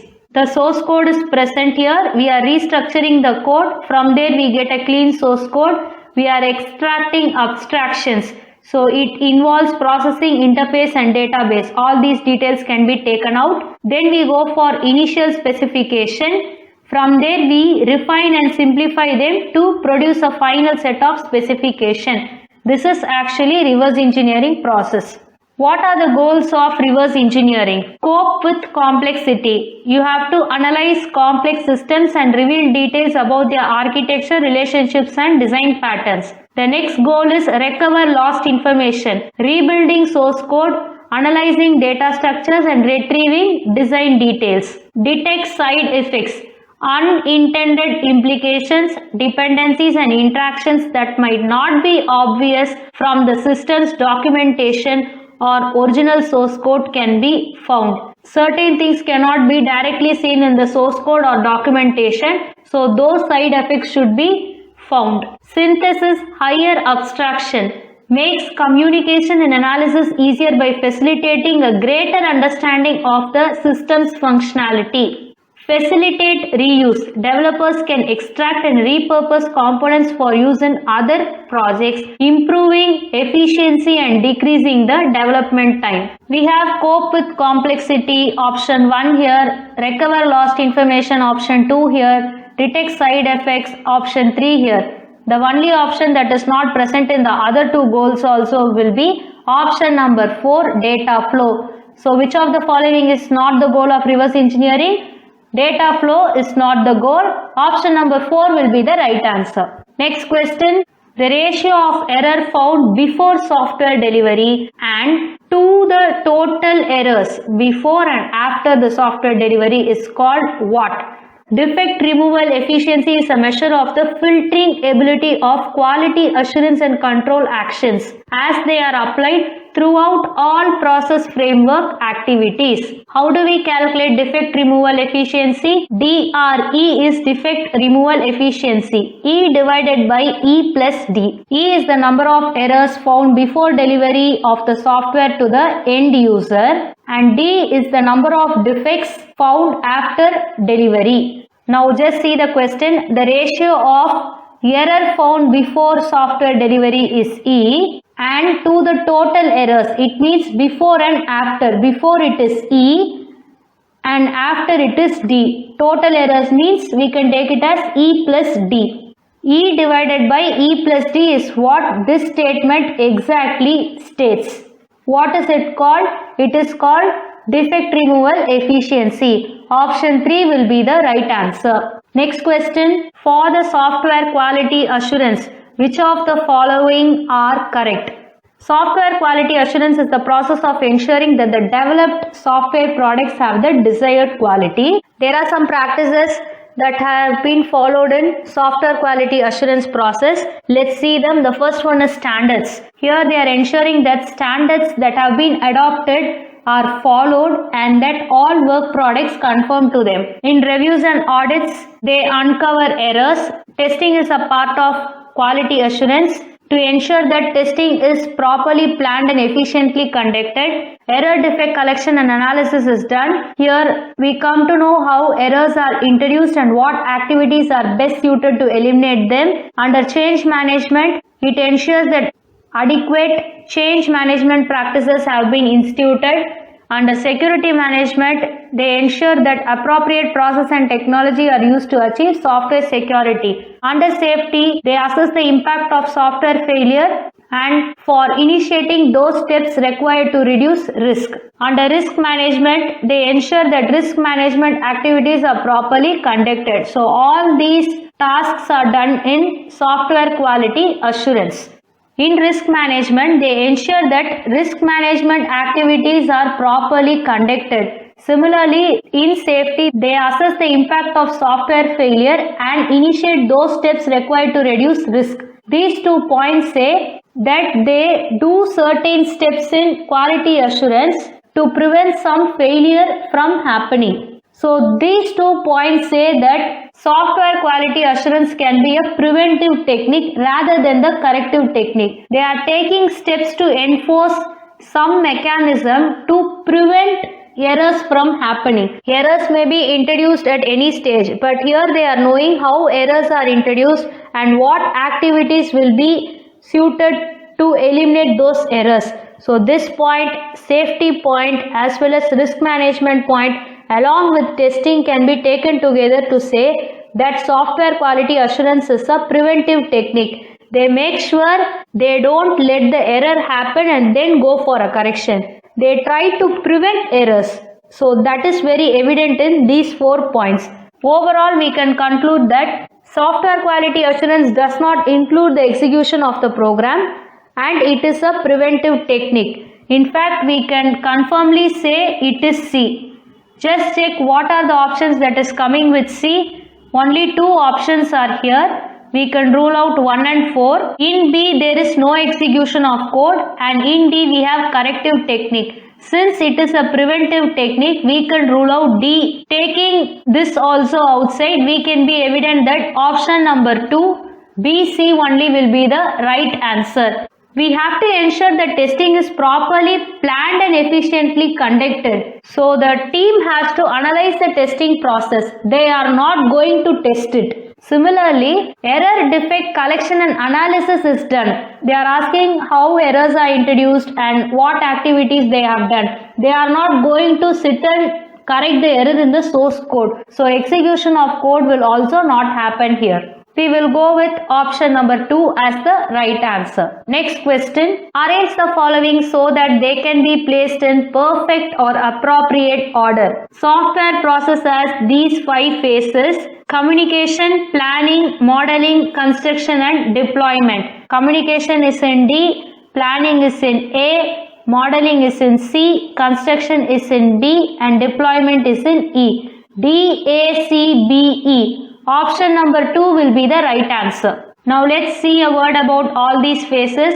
Communication is to understand the stakeholders' objectives for the project and to gather requirements that help define software features and function. What is planning? The software project plan defines the software engineering work by describing the technical tasks to be conducted, the risks that are likely, the resources that will be required, the work products to be produced and a work schedule. All the related plans are coming under this phase. Modeling is to create models to better understand software requirements and the design that will achieve those requirements. Construction is to combine code generation that can be either manual or automated code generation and the testing process that is required to uncover errors in the code. So code generation as well as the testing is combined under construction. In deployment, the software is delivered to the customer who evaluates the delivered product and provides feedback based on the evaluation. Under software process model, they will actually explain all these phases together, and based on the type of software process model, they will draw different diagrams. Say for example, in spiral model, all these phases will be arranged in a spiral way. In waterfall model, it will be arranged in a linear way. So based on the type of software process model, these phases will be diagrammatically arranged in a different way. But this is the order of the phases overall. With this, we are completing Unit 6 solutions. Let's solve Unit 7 data structures and algorithms questions. Lower triangular sparse matrix is one. First, we need to understand about sparse matrix. What is a sparse matrix? Matrix having most of their elements as 0 will be called as sparse matrices. I'll give you a matrix representation now. This is a diagonal sparse matrix. If the diagonal part is alone having elements other than 0 and the rest of the elements are filled with zeros, this is diagonal sparse matrix. So you can see only the diagonal elements as 1. The rest of the places the elements are 0. When more number of 0 entries are present, those matrices are sparse matrices. If there are non-zero entries below the diagonal, then that is called lower triangular sparse matrix because the lower part is alone. This part is actually similar to this structure. So whenever non-zero elements, that is elements other than zeros, are present in the lower triangular part, it is called as lower triangular sparse matrix. We are not worried about the zeros that are present in the upper side. We are always concerned about the non-zero elements that are in the lower triangular part. What about the case where lower triangular part becomes the space for more 0 entries while the upper part is having elements greater than 0? That case will be called as upper triangular sparse matrix. Now the question is about lower triangular sparse matrix. We shall see which option is actually matching this matrix structure. Lower triangular sparse matrix is one in which all the non-zero elements lie only on the leading diagonal. Option 1 is actually talking about diagonal sparse matrix where non-zero elements are lying only on the leading diagonal. The second option, all the non-zero elements lie above leading diagonal. It is talking about upper triangular sparse matrix where all the elements are lying above leading diagonal. Elements in the sense non-zero elements. The third option, all the non-zero elements lie below the leading diagonal. If this is going to be the diagonal, all the non-zero elements lie below them. This is actually perfectly matching to lower triangular sparse matrix. Option number 3 will be the right answer. What is the fourth option? This is not defined for sparse matrix. It is not the case. Lower triangular sparse matrix and upper triangular sparse matrix along with diagonal sparse matrix are defined. So there is nothing called no definition. This is also ruled out now. So these two are present in the diagram. For this question, I am just ruling out the options. Next question. Match list 1 with list 2. F of n is equal to a into f of n by b plus g of n. This is a divide and conquer recurrence relation for the algorithms in list 1. Match their recurrence in list 2. Before starting with these algorithms, we will just see what are all the algorithms that will apply the divide and conquer strategy. DNC applications are listed as binary search, merge sort, quick sort, median finding, minimum and maximum finding, matrix multiplication and closest pair problem. Now let's see the algorithms listed in list 1. Let's start with binary search. In binary search, we are actually dividing the elements into 2 and we are only searching in one half of the element list. Here we can equate it to, we divide the problem into 2 sub-problems. with each of size n by 2. If you take the problem as n, that is n number of elements, the binary search is concerned about searching only n by 2. So in that case we can take this as size n by 2 and solve one t of n by 2 subproblem. The complexity is t of n by 2 with respect to one subproblem. What will the t of an equation be? It will be t of n divided by 2 plus big O of 1. This will be the complexity case. And here this is equated to option number 4. This n by 2 is what they have mentioned in f of n by 2, and big O of 1 is just a constant, so here constant 2 is placed. Binary search is mapping to list to fourth option. A4 is found in option number 4. So let's check the other options too. Finding maximum and minimum of a sequence. While finding maximum of a sequence, you have to travel the similar way, t of n by 2. While finding the minimum of a sequence, you have to go the same way. We can take it as 2 into t of n by 2. In that case, we can equate it to two of the options here. 2 into f of n by 2 and 2 into f of n by 2. So even while searching for a particular maximum or a minimum number, you will end up with big O of one complexity only. This is going to again equate to a constant, namely 2. This makes clear that B is mapping to option 3 in list 2. Just substitute this value here. You can find the value of A to be 2.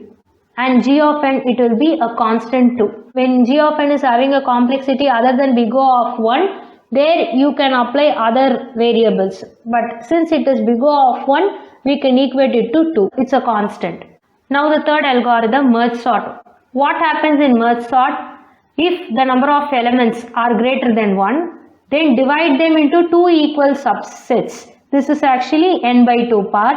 The algorithm is recursively invoked on the subsets. So if I take a list of elements here, I am just dividing it by 2. This subset is also divided by 2. Again this subset is divided by 2. It keeps on recursively dividing it, and the returned sorted subsets. So at the last place you will have a minimal subset that will be sorted. So these two will be sorted and we will get this part. Then these two will be sorted and we will get this part. Again this way if we go, we will get a sorted part here, and this will be merged together to give the complete sorted list. This is what they have said. Returned sorted subsets are merged to provide a sorted list of the original set. So here also you are making 2 into n by 2. Because one way you are recursively dividing, the other way you are merging it with the sorted list. So 2 into n by 2 is here. Now let's see the t of n equation. 2 into t of n by 2, it is mapping correctly, plus big O of n, because you are working with n number of elements for the sorted list. In that case, this big O of n is what is mentioned as n here, if n greater than 1. In that case, merge sort will be mapping to option number 2, C2. Fast matrix multiplication. We will just see about matrix multiplication. In order to compute the original n cross n matrix multiplication, we have to compute 8 matrix products. So we are dividing the n cross n as 8 into n by 2 matrix, and when you compute 8 into n by 2 matrix, you will have 4 into n, right? So 8 matrix products along with 4 matrix sums will be there. The matrix product part is divide strategy, and followed by 4 matrix sum, which is the conquer strategy. This is what the representation will be when we take n by 2 cross n by 2 matrix. That is what is mentioned here. Out of these 8 matrix multiplication, since they have mentioned it as product, one product, that is one multiplication, is redundant. It means it is repeated, and this is found by the person called Strassen. That's why when explaining this algorithm, they will mention as Strassen's matrix multiplication. But here it is about fast matrix multiplication. But this is just to tell you that this was 8 into n by 2. Since one of the matrix multiplication is redundant, we are just converting this as 7 into n by 2. This is a justification to say why 8 into n by 2 is 7 into n by 2. And this part, is just for the multiplication. For addition, it will be n cross n matrix, means you will have n square as the value. Let's see the t of n part. 7 into t of n by 2, which is equating here correctly, and big O of n square is for addition because multiplication followed by 4 matrix sums they have told. So this is addition and this is equated to n square here. This is not exactly the equation. Actually, these are the recurrence relation, and this complexity is taken from Master's theorem. So I am trying to map the Master's theorem complexity along with this recurrence relation so that you can compare it and understand it. By the way, where is this recurrence relation explained? It is actually explained in discrete mathematics books. That's why I wanted to map it with Master's theorem. We can map fast matrix multiplication to option 1 in list 2, D1. Option number 4 will be the right answer. Next question. Arrange the following prefix expressions based on their values in increasing order. There are two ways to evaluate this prefix expression. One way is using stack and the other way is using normal evaluation. This is non-stack evaluation, I can say. Whether it is stack or non-stack, you have to start from right side and move towards left. All the expressions will be evaluated this way. In stack method, what we will do is, whenever there is an operand, you have to push it into the stack. And whenever you find operator, you have to pop 2 operands out of that stack and then do the operation using the operator present here. Say for example, if the stack is going to have 3 and 2 and the operator is going to be plus, you have to take out 2, 3 and place the plus operator like this and then compute the value as 5. This is how you have to keep doing until you find a value for the expression. Now the work here is actually 4 times because you have to evaluate all the 4 expressions, find the value, and then the answers must be arranged in increasing order. I will solve A and B using stack, C and D without stack. I will present you both the methods, whichever is comfortable for you and whichever is time efficient for you, you can use that. Let's take the space for A, B, C and D. So whatever answer we get, we will fill it here and then we can arrange it in increasing order. Let's take the A expression. Now we have to take a stack. In stack, I said we have to go in this order. So there are 4 operands in the starting, 2, 3, 4, 8. So we will push all the 4 operands together. Since we have pushed everything into the stack, we will just cancel them for our clarity. Now what is the operation available? Division. When I have an operator, I have to pick 2 operands from the stack. So what are the top 2 elements? 8 and 4. So I am taking 8, I am taking 4 and placing the operator in between. So the top element is 8. So I am picking it now. I am placing the operator. Then the next element is 4. Once I pop out 8, the next top will be 4. So that 4 is also taken. What is 8 divided by 4? It is 2. Now instead of 8 and 4, I have to place 2 here. This will be the next stack. So what is the top element here? It is 2. Division is over.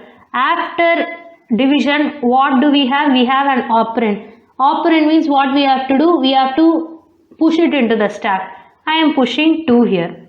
So I will cancel 2. Now we have to do multiplication operation. This 2 is taken out. I am going to multiply along with this 2.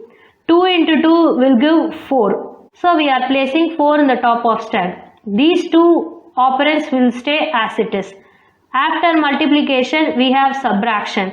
What is 4 minus 3? These 2 operands. This is equal to 1. So the stack will have 1 as the top element now. What is the next operation? Plus. What is 1 plus 2? This is equal to 3. So the final answer will be 3. A has the value 3. Let's go to the expression B. We have 3 operands together. So we are placing it in the stack. This will be like 5, then 5, 2, then 5, 2, 4. This is the way you have to bring it to this part. We have an operator here. It is multiplication. What is 4 into 2? It is equal to 8. So we are placing 8 here. Next to the multiplication operator, we have 3. So we are inserting 3 here. Next we have another 3. We are pushing it here. So both the 3s are pushed into the stack. After 3 we have multiplication. So this should be 3 into 3. What is 3 into 3? It is 9. 9 will be placed here. 8 and 5 will stay as it is. This is also done. Next is minus operation. 9 minus 8 is equal to 1.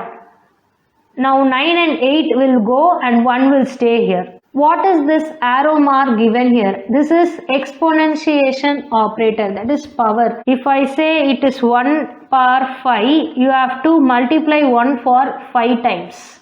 This symbol is actually used in discrete mathematics book. What is 1 power 5? 1 power 5 is 1. We will have the answer 1. Now let's take the C expression. So hereafter we will not use stat. I will just try to evaluate using this expression itself. So whenever you go for non-stat, you have to search for the first operator, that is from right to left order.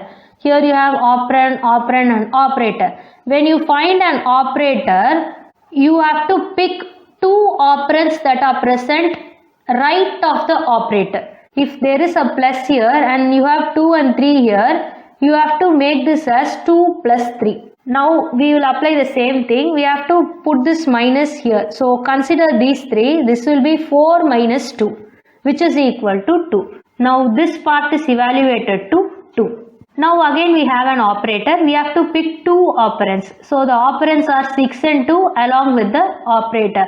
This will be 6 divided by 2. Always place this operator in between the operands. Addition and multiplication are fine. For subtraction and division, 2 by 6 and 6 by 2 will totally change the story. So go with 6 divided by 2, which is equal to 3. This will be 3. Next we have to go for the power operator. This exponent operator is having 2 operands next to it. This 3 need not be disturbed as of now. We will just consider only these 3. Because the operator and the 2 operands are alone taken for the operation. Even though there are 3 operands, we are not worried. We have to consider only these 2 operands. What is 2 power 3? 2 power 3 is multiplying 2 for 3 times, which is equal to 8. Now we will place 8 here. This 3 is untouched. That's why I am writing the 3 as it is. We have another exponent operation here, the power operation. This time it is 3 power 2. It means we have to multiply 3 for 2 times, which gives 9. And this will be 9 here. Now we have the operator minus. For subtraction, we have to pick these 2 operands, 9 minus 8, which is equal to 1. So we will place 1 here. Now it is 1 plus 3, which is equal to 4. This will have the value 4. C is having the value 4 as the answer. Now the final expression D. We will evaluate it in the similar way as C. We have to go for the first operator. It is plus.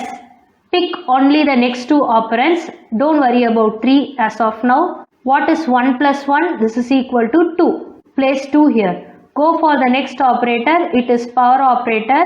This will be 3 power 2, which is equal to 3 into 3, which is equal to 9. So I have to place 9 here.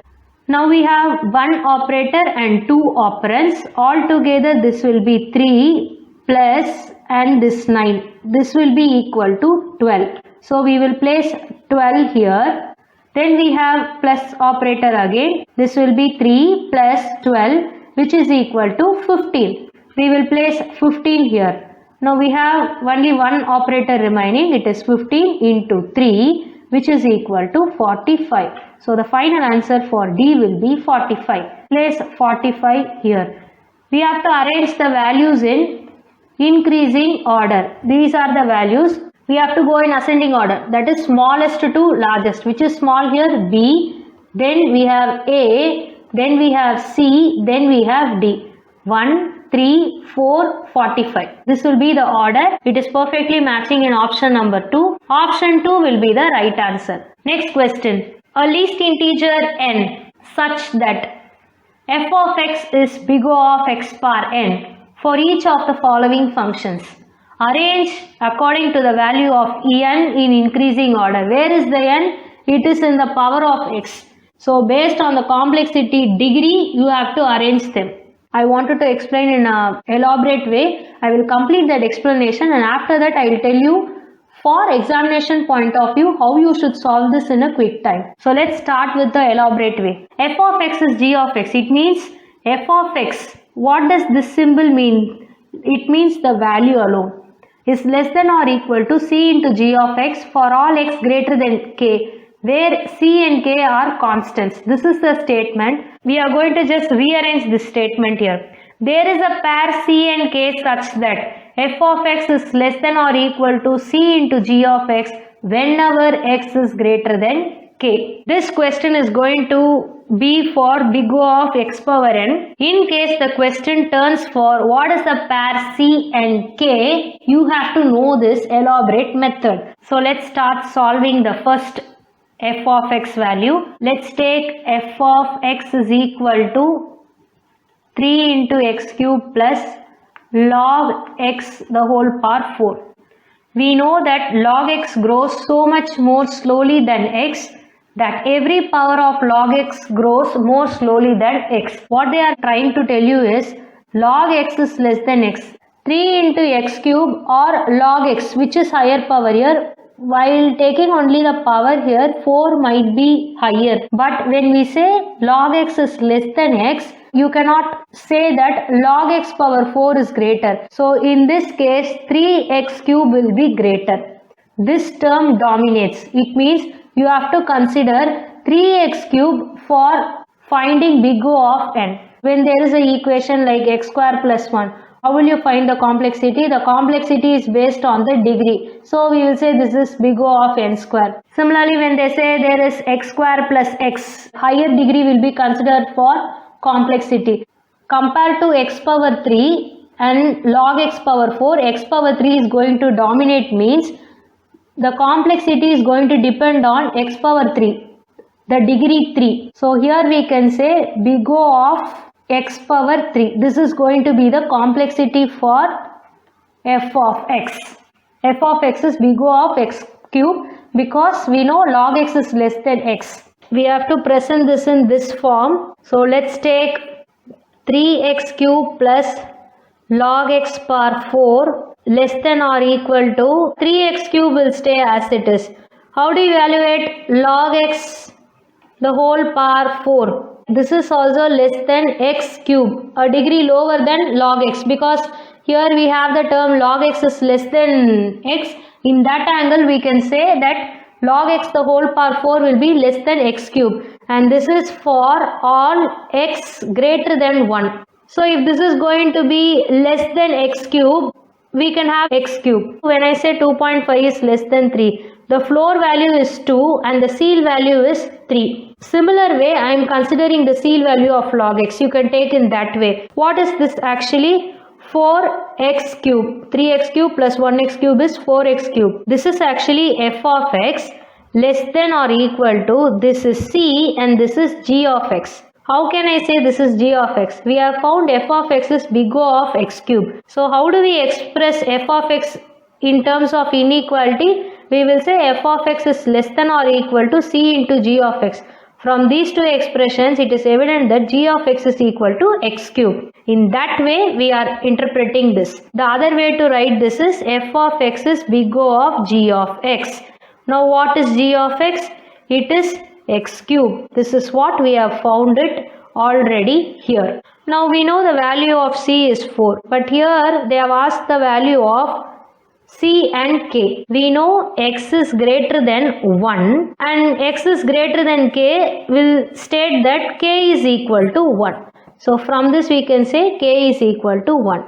And what is the value that we have to find? It is n. So they have mentioned f of x is big O of x power n. Here for this problem, A is stating that f of x is big O of x power 3. What is n from here? N is equal to 3. So just knowing the complexity is more than enough for this problem, but just try to know how to take c and k. It might be useful for you. Now we will solve B. F of x is equal to x power 5 plus x power 2 plus 1 divided by x cube plus 1. Let me take x power 5 plus x power 2 plus 1, and this is x power 3 plus 1.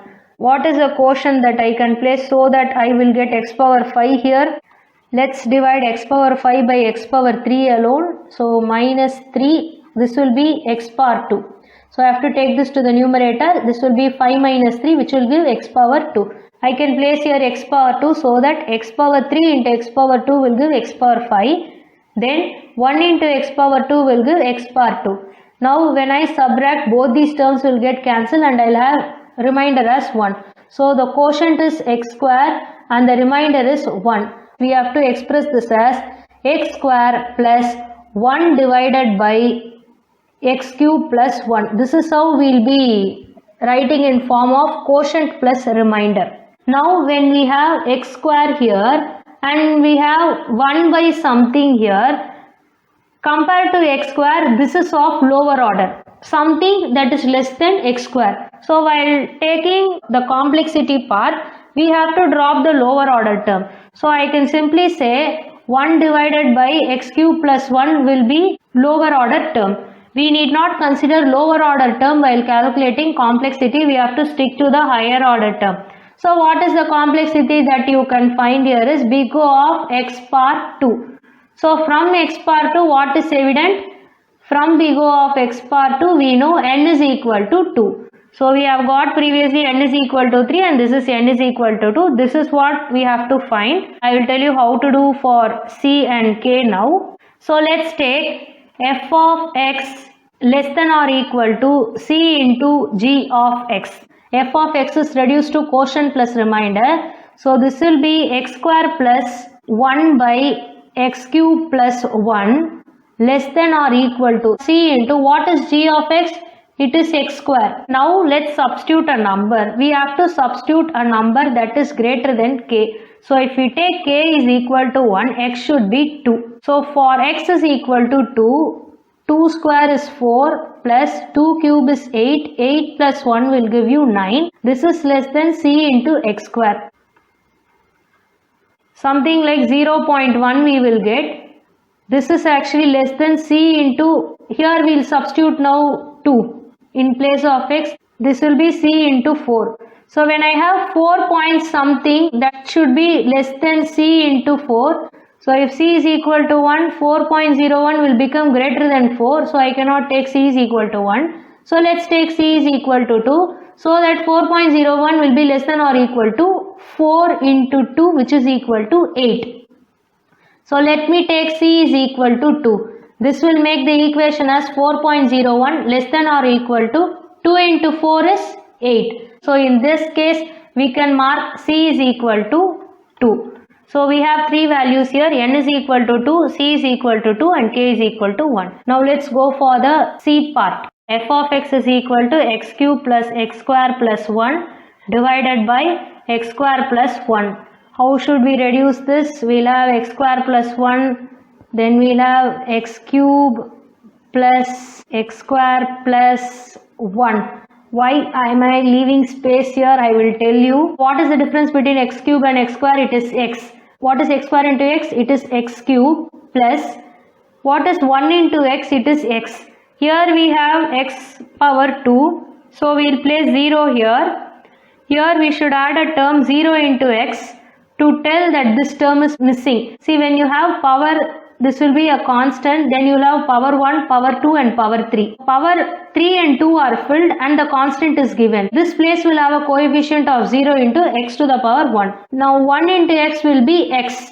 Just minus this, this will go, we will have x square. This should be minus, so 0 minus 1 will give minus x plus 1.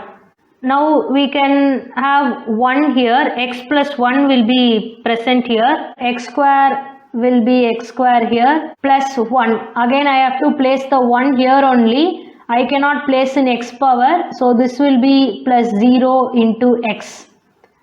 Now again subtract, x square and x square will get cancelled, 1 and 1 will get cancelled, this minus x will alone stay. So the quotient will be x plus 1 and the remainder will be minus x in this polynomial division. How will we express this? X plus 1 will be represented here plus minus x divided by the x square plus 1. This term will be represented this way. So the quotient part and the remainder part. While writing the remainder, we have to write along with the divisor, only then it will be correct. What is the higher power here? This is a lower order term. So we can leave this off. Take only x plus 1. So this is big O of x. Big O of x is equal to big O of x power 1, which states that n is equal to 1. So previously we had 3, then we had 2, now we are having 1 as n's value. We have to go for f of x is less than or equal to c into g of x. So what is f of x here? It is x plus 1 plus minus x divided by x square plus 1 less than or equal to c into what is g of x? It is x power 1. So let's take it as x. We will substitute x is equal to 2 as usual because it should be greater than k, where k will be 1. 2 plus 1 will give 3 plus minus 2 divided by 2 power 2 is 4, 4 plus 1 is 5. Less than or equal to c into x is actually 2. What is minus 2 divided by 5? So 2 divided by 5 will be 4s are 20. It's 0.4. 3 minus 0.4 less than 2 into c. 3 minus 0.4 is 2.6 is less than 2 into what value if I put in c? This will be correct. If I say c is equal to 1, this equation will be wrong. 2.6 will be greater than 2. So if I put c is equal to 2, this will be 4. So 2.6 less than or equal to 4. So this way I can say the value of c will be 2. Now we will go to the D polynomial. F of x is equal to x square plus 5 log x divided by x square plus 1. Log x is going to be less than x. So 5 into log x will be definitely less than x square. So if I go for division with x square alone, so x square divided by x square plus 1, I have to place only 1 here. This will be x square plus 1 and this will give minus 1 here. F of x will be having 1 as the quotient plus some lower order terms. So I don't want to go with minus 1 and all because we already have 5 log x here. So let's take only this part. Now since it's a constant, what we can say? This is big O of 1. So if I say f of x is equal to big O of 1, how can I express 1 in the form of x bar? I can say x power 0 is equal to 1. So I can say this is big O of x power 0. So from big O of x power 0, what we can say? N is equal to 0. So since 5 log x is less than x square, we have to take this is for x greater than 1 value, which means that k is equal to 1. You remember how we did for A option when we used log. So similarly we will use this also. We will take x square plus 5 log x can be taken as another x square. So this is f of x that is less than or equal to divided by the bottom part x power 2 plus 1 can be reduced to x square again. This will be 2x square divided by x square, where we can cancel this x square and this will be less than or equal to 2. We have something called big O of 1, which means g of x is equal to 1. So this is 2 into 1. From here we can conclude c is equal to 2, k is equal to 1, g of x is also equal to 1. What is the order as per the answer? It is D, then C, then B, then A. DCBA is in option number 2. Option 2 will be the right answer. In examination point of view, what should you do? They are asking you a simple question. What is big O of x power n, and then arrange n alone in increasing order, that is in ascending order. Now you take 3x cube plus log x power 4. You don't mind this log x. Consider this to be lower order term, that is less than x cube. So here you have to consider only 3x cube. From this you can find big O of x cube. So this will give you n's value to be 3. Now for B, Consider the first degree in the numerator and the denominator. It is x power 5 and this is x power 3. When you evaluate this, this will be x power 5 minus 3, which will give you x power 2. It is big O of x square, which says that n is equal to 2. Again consider the first degree here. X power 3 by x power 2 will give you x here. So this is big O of x. Then this is taken as x power 1, n is equal to 1. Here we have x square in both the places. So when we have x square in both the places, we can just cancel this and the value will be 1. So big O of 1 can be expressed in other way as big O of x power 0, where n is equal to 0. This is the only way you can do in exam in a short time, because x power 5 plus x power 2 plus 1 is there. In between you have x power 4 and x power 3. Here you have x. Suppose the denominator is going to have x term, but the numerator doesn't have, you will ultimately do a wrong division in the examination due to your tension. That's why it's better you go with this approach. Then the next question that comes to your mind, then why was I keeping on telling all those things? You have to know the process of finding C and K. That's why I included that explanation. Next question, arrange the following simple graphs based on number of spanning tree they have. So K3 is complete graph with 3 nodes, K4 is 4 nodes, K2, 2 is bipartite graph, where one particular part will have 2 nodes and the other particular partition will have 2 nodes. C5 is a cycle graph of 5 nodes. If a graph has m number of edges, the spanning tree will have n minus 1 edges. So how many edges we have to remove from the graph? We have to remove m minus n minus 1 edges. That is m minus n plus 1 edges will be removed in total. Let's take K3. This is K3. We have 3 nodes here. How do you find the spanning tree here? We should either remove this edge to get one spanning tree. We will remove this edge to get another spanning tree. This one, and we will remove this edge to get another spanning tree. Take it to be A, B and C. So there are 3 spanning trees that are possible in K3 graph. Every pair of edges form a spanning tree. So there are combination of 3, 2 they have given. It means 3 factorial divided by 2 factorial into 3 minus 2, 1 factorial. So this will be 3 into 2 factorial by 2 factorial. You will cancel and you will have 3. So they have said from 3 edges, I need only 2 edges here. So for that I am able to find it using combination. This is one way of explanation they have given. Let's see K4. There are actually 4 vertices here or 4 nodes here. Since it's a complete graph, we are having edge from every node to every other node. How many spanning trees are possible here? So let's see step by step. The trees can take 2 shapes, the spanning trees. One shape will be the star. It means I can have 1 here and 3 vertices can be connected this way. This is A, this is B, this is C and this is T. K1, 3 is one side you will have 1 vertex and the other side you will have 3 vertex. And the simple path of length 3 means vertex 1, vertex 2, vertex 3, vertex 4. That is A, B, C, D. It can be in this way or it can be A, C, B, D. It can be this way or any way you can take. Because it is A, it is B, it is C, it is D. You will either have graphs in this way. You can just vertically keep it, horizontally keep it, whatever it is. One vertex connected to 3 other vertices or a simple path of length 3 in this way. So this is the K4 graph. Now they are saying there are 4 different spanning trees possible. If A is here, we have B, C, D in the bottom line. This is one spanning tree.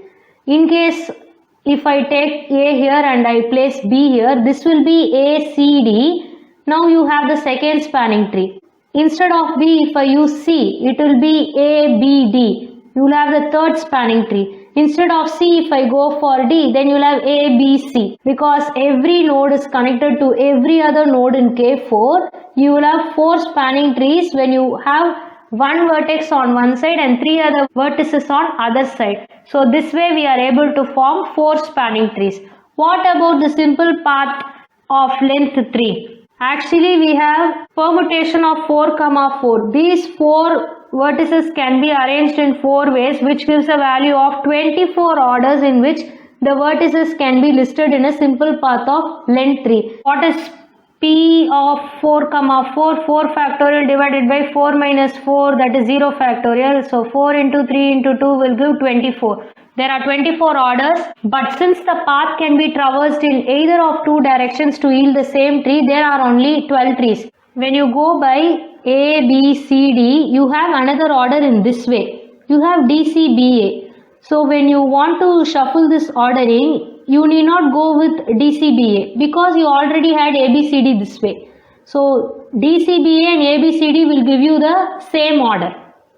Similarly, if you have A, C, B, D, then D, B, C, A will also give you the same order. So whatever you try with A in the first and D in the last, everything can be the same when D goes first and A comes last. Both the things will result in the same tree. Keeping in mind the 2 direction possibility, we are just taking only half of 24 orders, which will give you 12 spanning trees. So altogether, K1 tree is having 4 spanning tree and simple path of length is having 12 spanning tree, which is going to give you 16 spanning trees of K4 altogether. So there are 16 spanning trees. Next, K2, 2, complete bipartite graph of the 2 nodes in each partition. So let's take the bipartite graph. So this is going to be one partition and this is going to be the other partition. What is the rule of the partition? It can be connected to any other node in another partition, but it should not be connected in the same partition. So this is P1 and this is P2.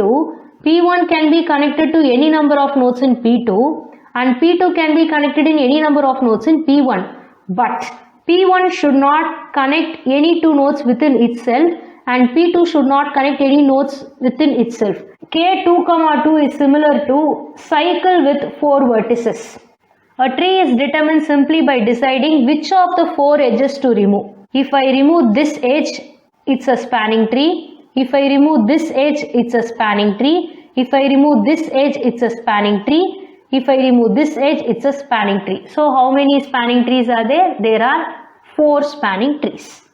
So this is with respect to K2, 2. So there are 4 kinds of spanning trees possible. Now let's take it for C5, cycle graph of 5 nodes. This is C5. In cycle you will not have intersecting edges and all. If you cut this one tree is possible. If you cut this one, the second tree is possible. When you cut this one, the third tree is possible. When you have all the 4 edges and cut this one, you will have the 4th one. When you cut this edge, with the remaining 4 edges, you will have the 5th one. So altogether there are 5 spanning trees. When it is C5, it is 5 spanning trees.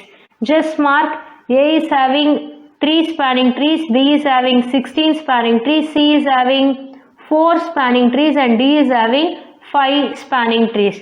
What is the arrangement based on the number of spanning trees? We'll start with A followed by C followed by D followed by B. A, C, D, B. Option number 3 will be the right answer. Next question. The height of a binary search tree for the words banana, peach, apple, pear, coconut, mango and papaya using alphabetical order is.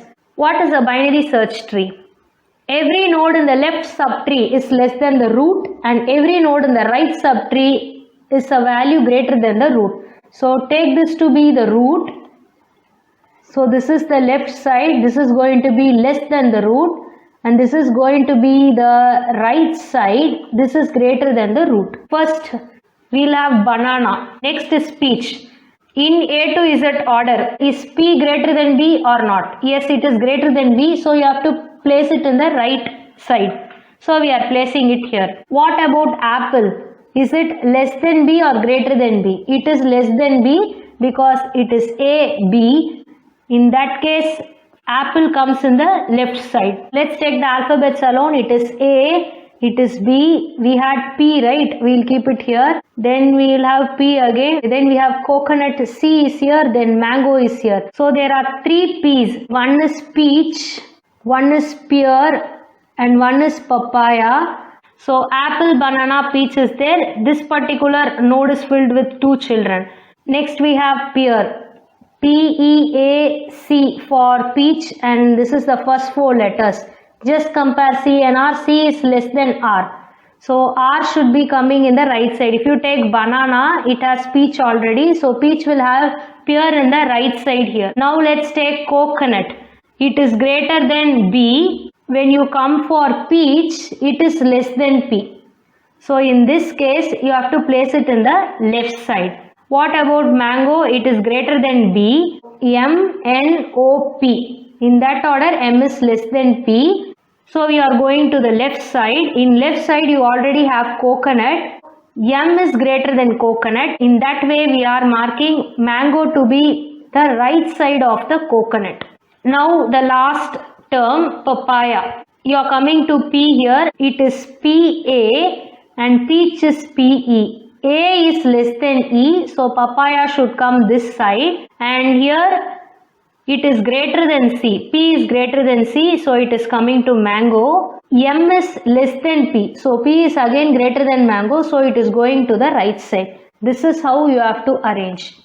So this is A less than B, this is P greater than B, here it is C greater than B, here it is PEAC, PEAR is greater than PEAC, and here we can say M is greater than C, M is greater than B, but M is less than P. And similarly for papaya, papaya is less than peach, that's why it is coming to the left side.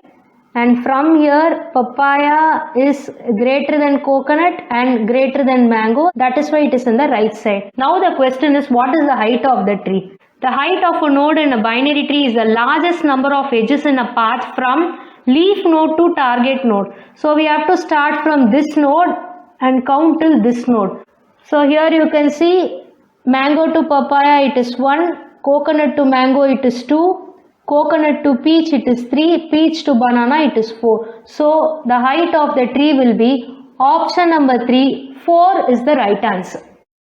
Next question, which of the following are true for a complete binary tree? First let me tell you what is a full binary tree and a complete binary tree. A full binary tree is a tree in which each node has either 0 children or 2 children. If present, both the children should be present. Else no children should be present. That is the case of full binary tree. What is a complete binary tree? A binary tree is said to be complete if at all levels except the last level they have maximum number of possible nodes. And there are 2 specific conditions here. Whenever you start constructing a complete binary tree, the leftmost side of the leaf node must always be filled first. In case if you have a diagram ending like this, a binary tree ending like this, it is wrong. It can end this way. It is not mandatory that the last leaf node must have the right sibling. At the same time, you can even stop with this. There is nothing wrong that you have to always have 2 children in the last one. Last leaf node right sibling means this is the leaf node and this is the right sibling. So this right part is not mandatory is what they say. It can even stand with left part. Now I will give you a tree that is both full binary tree and complete binary tree. For full binary tree, they have listed some 6 properties. If T has I internal nodes, nodes means vertices, the number of leaves L is equal to I plus 1. If T has I internal nodes, it has I plus 1 leaves. Is it matching? Yes. If T has I internal nodes, then the total number of nodes N is equal to 2I plus 1. That particular statement is not asked here. If T has a total of N number of nodes, the number of internal nodes is equal to N minus 1 by 2. This is also not asked here. If T has a total number of N nodes, the number of leaves equal to n plus 1 by 2. This is also not in the statement. If T has L leaves, the total number of nodes is 2L minus 1. If it has N leaves, it has 2N minus 1 nodes. This statement is perfectly here. If T has L leaves, the number of internal nodes I is equal to L minus 1. With L leaves, it has not vertices but internal vertices, and the L minus 1 value is also correct. This part is also fine. And in general, a full binary tree will have odd number of vertices.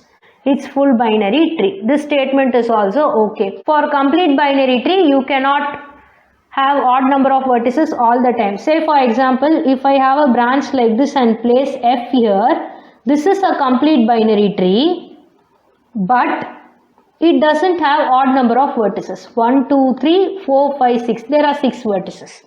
And many of the calculations will not work out for complete binary tree for the diagram which I extended with F node. So what I am trying to tell is, which of the following are true for, I will change the question as full binary tree, and I can say option number 4 A, B, C, D are correct. This is why I brought full binary tree inside. In full binary tree, there is no possibility that you will have only left child. You cannot leave the diagram with left child alone. You have to either leave both the children or put both the children. Only then it is full binary tree. So if I place a node here, it will not be a full binary tree. When I place another node here, this becomes a full binary tree again. When you place F and G here, now count the number of vertices, it will be odd. When you take a node and 2 children, the count of vertices is 3. When you take only a node, the count is 1. When you have a node and only 1 child here, the count is 2. This is not possible in full binary tree. That's why we say full binary tree always has odd number of vertices. All the 4 statements here, it must be a printing mistake because remaining 3 statements are there, and A, B, D you don't have any option. A is right, B is right and D is right. Except for the printing mistake, if they would have inserted internal here, A, B, C, D would have been the right answer. So taking this to be a printing mistake, we will mark option 4 as the right answer, but not for complete binary tree but for full binary tree. Next question, which of the following sequence are the solution of recurrence relation? A recursive definition of a sequence specifies one or more initial terms and a rule for determining subsequent terms from those that precede them. Let's take Fibonacci series. It is 0, 1, 1, then 2, then 3, then 5. We will usually say F0 is equal to 0 and F1 is equal to 1. F2 will be F0 plus F1. F3 will be F1 plus F2. Recursive definition is when you have one or more initial terms, these are the initial terms, and a rule for determining the subsequent terms from the previous terms. So these are the previous terms and this is the rule. So just like Fibonacci series, for many other problems you have recursive relation. So everything will have a sequence. Sequence means a set of numbers with some rule. So here this is a sequence. Let's take A0 is equal to 3 and A1 is equal to 5. AN is given as AN minus 1 minus AN minus 2. Substitute n is equal to 2. So in that case we will have A1 minus A0 which is equal to 5 minus 3 which is equal to 2. So from the previous term we are finding the subsequent term. A rule to determining subsequent terms from those that precede them is called recurrence relation. This recurrence relation will give the value of the subsequent terms from the preceding terms. The terms that precede the first term where the recurrence relation takes effect are called initial conditions. So if we start from A2, then A0, A1 will be called as initial conditions. The recurrence relation and initial conditions uniquely determine a sequence. So this is the definition that matches the question. A recurrence relation for a sequence AN is an equation that expresses AN in terms of one or more of the previous terms of the sequence, namely A0, A1, AN minus 1. For all integers n with n greater than or equal to n0, where n0 is a non-negative integer. It means It should be positive. What is a sequence then? A sequence is called a solution of the recurrence relation if its terms satisfy the recurrence relation. So they have given the recurrence relation. They are asking which sequence will satisfy this recurrence relation. Here we have to compute the sequence of all the 5 options A, B, C, D, E and then find whichever matches the recurrence relation. We will do it now. Now let's take the recurrence relation. An is equal to 8 into an minus 1 minus 16 into an minus 2. Now substitute n is equal to 2 here. This will become a2. N minus 1 will become 2 minus 1. N minus 2 will become 2 minus 2. From here we get a2 is equal to 8 into a1 minus 16 into a0. So what we will do is, first we will take the sequence. We will find a0, a1 and a2. We will substitute a0 and a1 in this recurrence relation and check whether we get the right a2 value. Let's first take the a sequence. An is equal to 1. What is a0? It is 1. What is a1? It is going to be 1. What is a2? It is going to be 1. So they have kept a constant here in the right hand side, that is not going to change. Now let's check recurrence relation. a2 is equal to, what is 8 into a1? Pick a1 from here. 8 into a1 is 8 into 1 minus 16 into a0 is 16 into 1. What is 8 minus 16? It is minus 8. Do we get minus 8 here? No. Then this is not a solution. Let's go for B. We have an is equal to 2 power n. What is a0? It is 2 power 0 which is equal to 1. Then we have a1 which is equal to 2 power 1 which is equal to 2. Then what is a2? 2 power 2 which is equal to 4. Now let's substitute in recurrence relation. a2 is equal to 8 into, what is a1? It is 2 minus 16 into, what is a0? It is 1. 8 into 2 is 16 minus 16 into 1 is 16 which is equal to 0. Here we are getting 4 and here we are getting 0. So this is also not a solution. Now let's go to C. An is equal to 4 power n. Let's take a0 which is equal to 4 power 0. This is equal to 1. So a0 is equal to 1. Then we'll have a1 is equal to 4 power 1 which is equal to 4. a1 is equal to 4. Then a2 will be 4 power 2 which is equal to 16. Now we'll go to a2 in recurrence relation. 8 into a1 minus 16 into a0. This will be 8 into a1 value is 4. 8 into 4 minus 16 into a0 value is 1. 8 into 4 is 32 minus 16 into 1 is 16. 32 minus 16 is 16 again. What is a2 here? a2 is 16. Here also a2 is 16. Is it matching? It means this sequence is a solution of the recurrence relation given here. Next we will compute for D. An is equal to n into 4 power n. a0 is equal to, what is n? 0 into 4 power 0 is 0. So a0 is 0.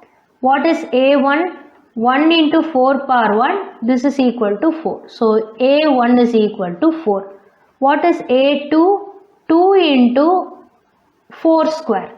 So 2 into 16 is 32. We have a2 is equal to 32. Now we will check a2 here. It is 8 a1 minus 16 a0 which is equal to 8 into a1 value is 4 minus 16 into a0 value is 0.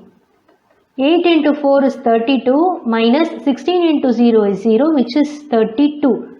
a2 is equal to 32. Did we get 32 here? Yes, we got. This is also a solution. Next we will check E. We have an is equal to minus 4 power n. a0 is equal to minus 4 power 0. This is 1. So a0 is 1. a1 is equal to minus 4 power 1 which is equal to minus 4. This is minus 4. What is a2? It is minus 4 power 2 which is equal to 16. minus 4 into minus 4 is equal to plus 16. So A2 is equal to 16. Now let's calculate A2 here. It is 8 into A1 value is minus 4 minus 16 into A0's value is 1 minus 4 into 8 is minus 32 and this is minus 16 into 1 which is equal to minus 16. This will give a value of minus 48. A2 is minus 48 here but it is 16 here. This is not a solution. So which of the following sequences are the solution? C and D are alone the solution for recurrence relation. Option number 3, C, D only will be the right answer.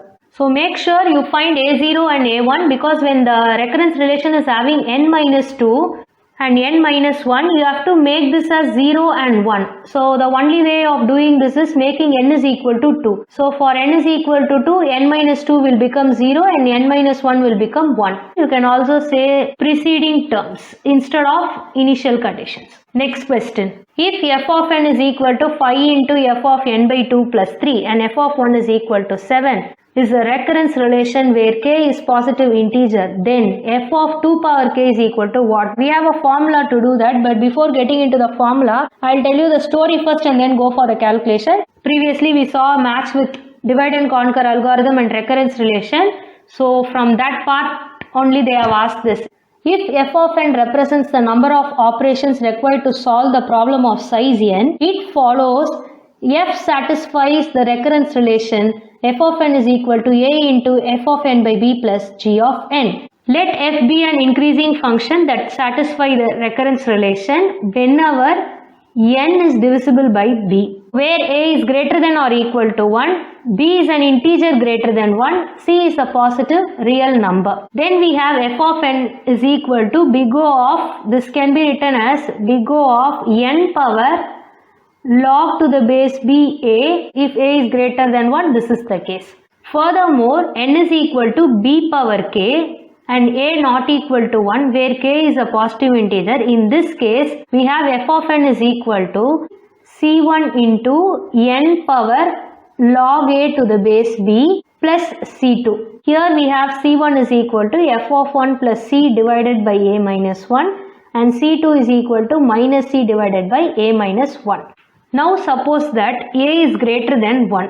First assume n is equal to b power k where k is a positive integer. From the formula for the sum of terms of geometric progression, they have given a formula. Finally, they have equated it to this part. But the formula is given in this form. A power k into f of 1 plus c into a power k minus 1 divided by a minus 1. So here what we are doing is we are applying this c inside and bringing this to this part. Now just take this as a power k f of 1 plus c into a power k, bring the denominator to this part, then you have minus here, then you have a c here, then a minus 1. You can take this as plus and this to be minus. So I am taking a power k here, this will be f of 1 plus c divided by a minus 1. Then this plus or minus together can be written like this.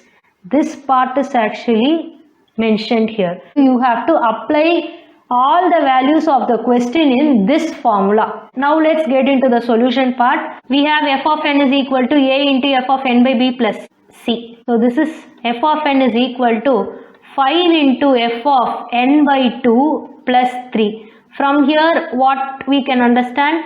A is equal to 5, n by b means n by 2, b is equal to 2 and c is equal to 3. And they have mentioned here about n is equal to b power k. Here n is equal to what is b? It is 2 power k. What they are asking us to find? F of 2 power k. So now we have to find f of 2 power k. What is a? It is 5. We will retain the k as it is. Now, what is f of 1? F of 1 is actually given as 7 in the question here. So, we will take 7 plus, what is c? It is 3 divided by, what is a minus 1? It is 5 minus 1.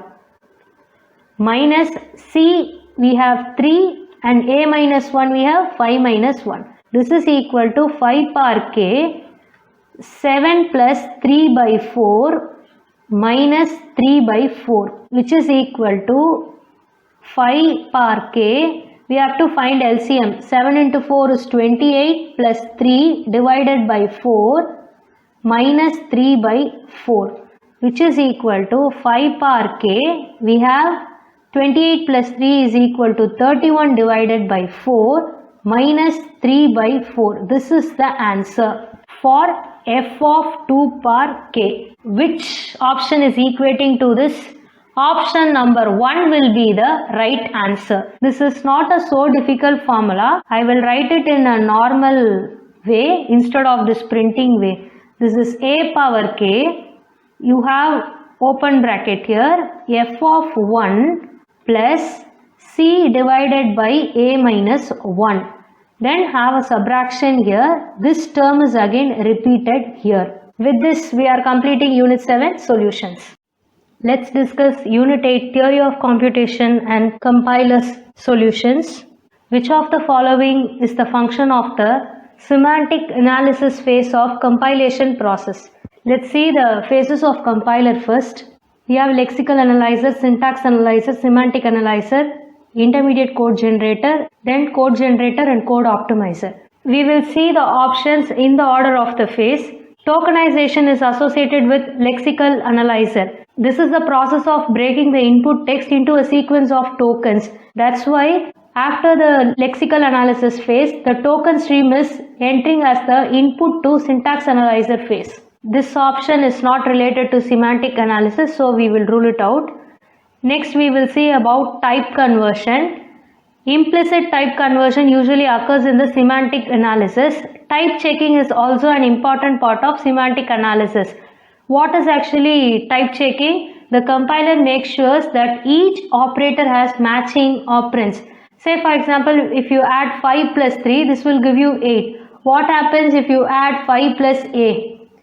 Here the compiler will give some kind of error stating that the operator plus doesn't have proper operands. So here it is 5, int is fine, but this is not fine. So this type conversion, type checking, everything is a part of semantic analysis phase. Option number 1 will be the right answer. What about the other two options?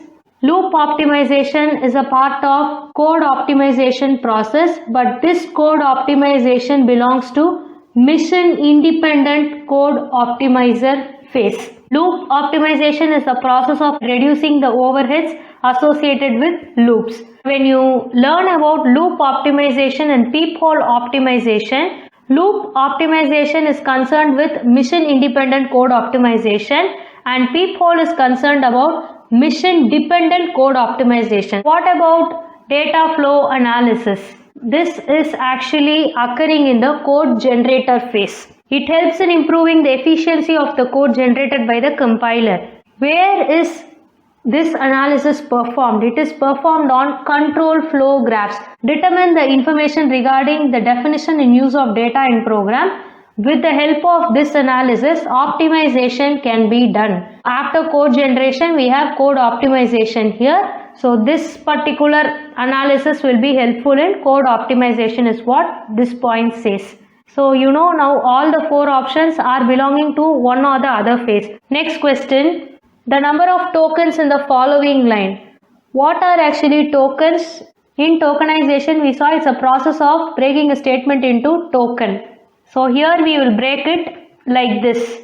We have for, I, in, range, open bracket, begin, end, step, close bracket and a colon. Just count 1, 2, 3, 4, 5, 6, 7, 8, 9, 10, 11, 12. Option number 4, 12 will be the right answer. So when you give this particular statement to the compiler, first it will create a set of tokens in lexical analysis phase. So this set of tokens for, I, in, range till the colon in the last will be given to the syntax analysis phase. So what is the first step it will do is it will remove all the white spaces and whatever recognizable minimum unit called as token is found, that will be separated like this. So the number of tokens will be every individual unit. For, in, range are keywords. When something comes between for and in, it knows it's a variable. So this is a variable. Similarly, in this format, we have a variable again, beginning variable, ending variable. Similarly, the step is also a count. Say for example, when I say 1 is to 10 is to 2 or A is to B is to 2. So this is the beginning of the range, this is the ending of the range, this is the number of steps it has to go. 1, 3, 5, 7, 9 in the range 1 is to 10 is to 2. This is how it will go on. Next question. An ambiguous grammar is one which has ambiguity means it should have more than one meaning or more than one form. A context-free grammar is said to be ambiguous if there exists some string that has at least two distinct derivation trees. Different derivation is what they have mentioned as distinct derivation. Alternatively, we can tell ambiguity implies the existence of two or more leftmost or rightmost derivations. Actually, certain books stress that only leftmost derivations are counted and parse trees are counted. Definitely B is there. So based on this point, we can conclude option 2, B and C will be the right answer. An ambiguous grammar will have more than one leftmost derivation or more than one rightmost derivation. Next question. The following code. Statement is equal to if expression then statement else statement or if expression then statement. This particular code suffers from what? Lambda moves. This is not going to be with the following process, so we will remove fourth option. Left factoring is not a problem, it is actually a solution, so we will remove 2 and 4. On seeing the input, we can not immediately tell which production to choose to expand statement. Here also you have if expression, here also you have if expression. When there are more than one way to represent something, this is ambiguity. Option number 1 will be the right answer. So this particular code is taken from the topic eliminating ambiguity in syntax analysis. You can refer compiler design books. So this is actually a solution type. So in this solution they have told how to solve this ambiguity issue. Next question. Shift reduce conflicts are resolved by. So what is shift reduce first? It's a bottom up parsing method. There are actually 4 possible actions the parser can make. First action is shift. It will shift the next input symbol onto the top of the stack. Reduce. The right end of the string to be reduced must be at the top of the stack. Locate the left end within the stack and decide with what non-terminal to replace the string. From the production rule of the grammar, we will be deriving strings. That is top-down parsing. In bottom-up parsing, we will be given the string and we should get to the non-terminal part, the production rule part, by parsing it in bottom-up fashion. So here we have to take a particular string and then decide what non-terminal to replace. So usually from non-terminal we will be deriving string. Here from the string we have to place the non-terminal. The next action is accept. Announce successful completion of parsing and error. Discover a syntax error and call an error recovery routine. Now where does the conflict arise? There are context-free grammars for which shift-reduce parsing cannot be used. Every shift-reduce parser for such a grammar can reach a configuration in which the parser cannot decide whether to shift or to reduce. It doesn't know whether it has to shift the symbol to the stack or to reduce it to a non-terminal. That case is shift-reduce conflict. Or it cannot decide of several reductions to make. There may be multiple productions leading to multiple non-terminals sometimes. That is reduce conflict. Technically, these grammars are not in the LRK class of grammars and are referred to as non-LR grammars. When the parser cannot decide whether to shift the input symbol to the stack or whether to reduce the string to a non-terminal, such kind of conflict is what we call a shift-reduce conflict. When they cannot decide something, it means they are actually ambiguous grammar. Shift-reduce parsing can be adapted to parse certain ambiguous grammars. So when there are several reductions in ambiguous grammars, what technique does it use? It uses precedence and associativity. Conflicts are resolved by precedence and associativity. This will be under the topic ambiguous grammars. In that we will have a subtopic, namely precedence and associativity to resolve conflicts. And so we are going with option number 4, associativity and precedence. Actually, it should be given as precedence and associativity. We have precedence of operators, which should come first and which should come next. So if there is a plus, there is a multiplication, I have to choose multiplication. This is precedence. What is associativity? When there are 2 or more plus, which order should I follow? When there are 2 or more same operators, we adopt left associativity. We have 2 plus 3 plus 5 means we will first start with the left side. 2 plus 3, then 5 plus 5. This will give 10. We will approach this way. In order to overcome this ambiguity problem, it will adopt precedence and associativity technique. Actually, why is the conflict arising? It is because of ambiguity. It is the reason and it is not a resolution technique here. What about the other 2 options? Left factoring is a transformation that is useful for producing a grammar suitable for top-down parsing. It is not a content of bottom-up parsing. What about left recursion? Left recursion elimination. So it is not a technique. Actually, we have to eliminate that. And left factoring are useful for rewriting grammars, so they become suitable for top-down parsing. Both these terms belong to top-down parsing, and in fact this particular term has to be eliminated.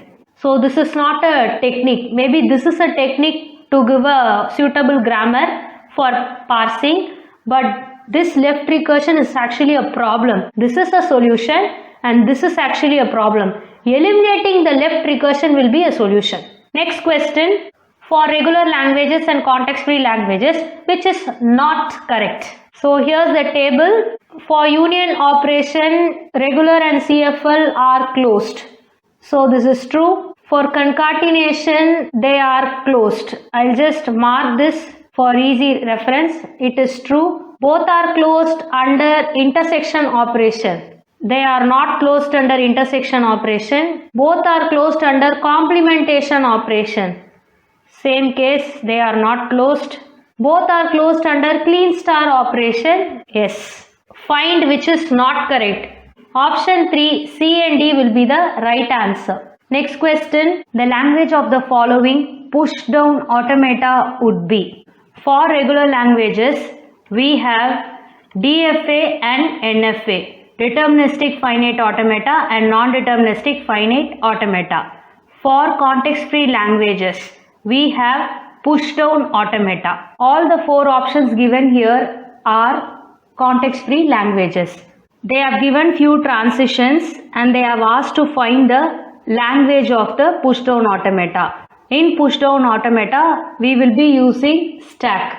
Del current state next input symbol top stack symbol is equal to new state and stack symbols.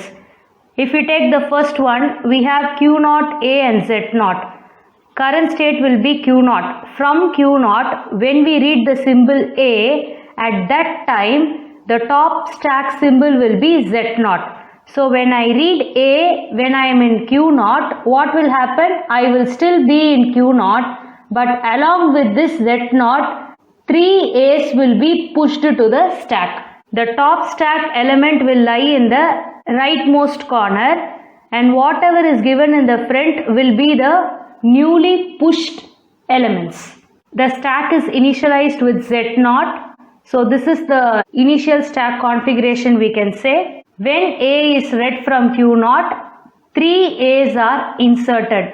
Now what will be the top element? A will be the top element.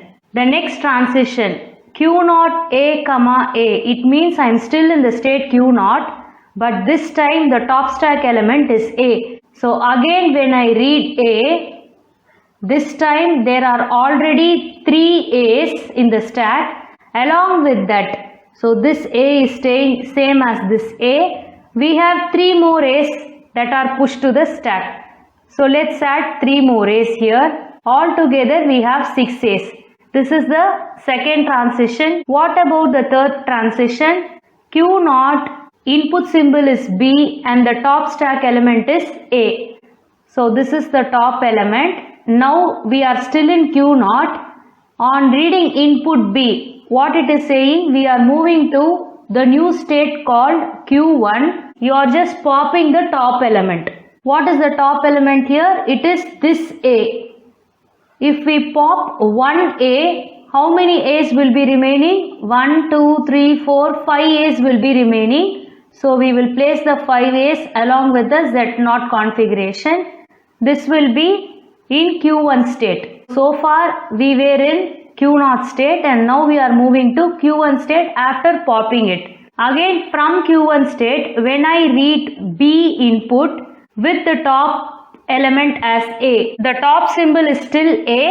Again when I read B, this A will be popped out and we have 4 more A's along with Z0. Still we are in Q1. So if we take 4 more B's, so this is 1 B, this is the second B. For the third B, 1A will be popped out. For the fourth B, 1A will be popped out. For the fifth B, 1A will be popped out. And for the sixth B, the final A will be popped out. After 6 B's, the stack configuration will be again with Z0 and the state will be in Q1. When the current state is Q1 and there are no more input symbols to be read, with the stack symbol Z0 in the top of the stack, we are entering into the final state. This is what the final transition is saying. So the final state is entered along with the stack symbol Z0. So they have given QF is a final state. Based on this explanation, how many times A has been read? It has been read 2 times. How many times B has been read? 1, 2, 3, 4, 5, 6. So B has 6 reads.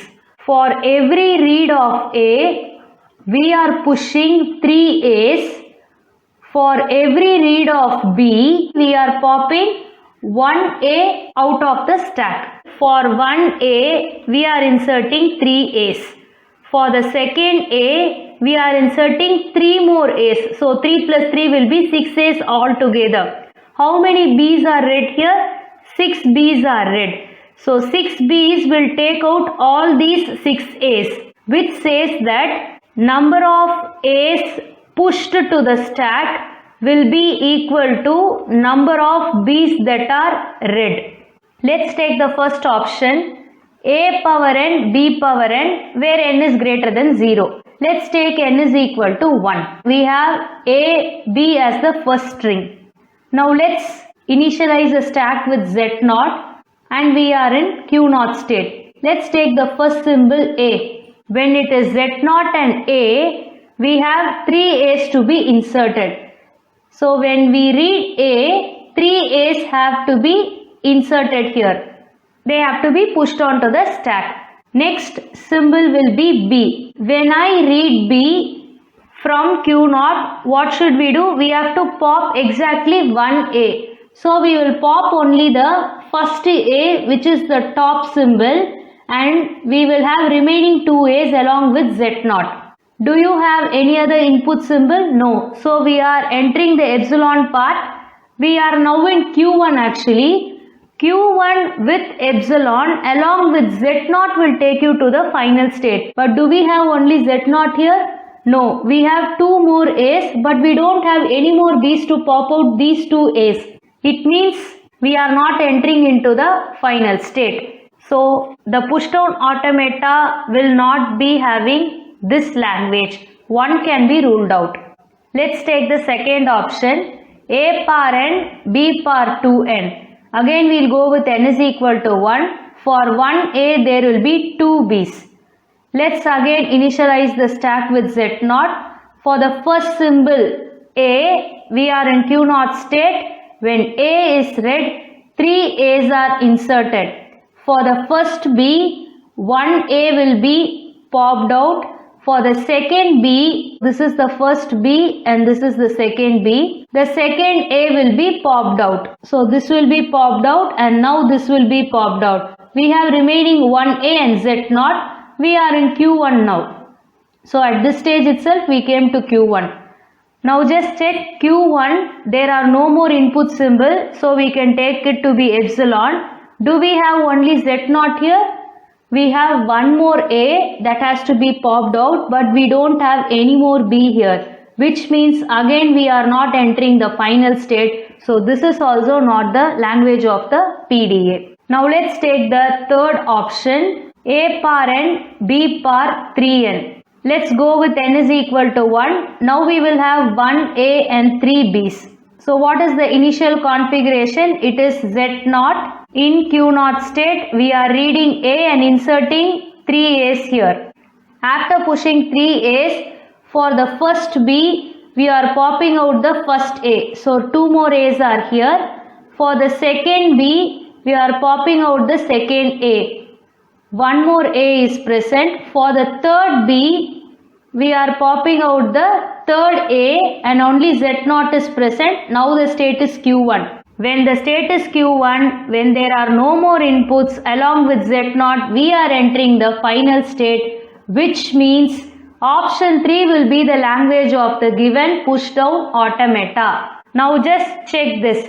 The number of A's pushed will be equal to the number of B's read. How many A's are actually pushed here? For one read of A, we are pushing 3 A's.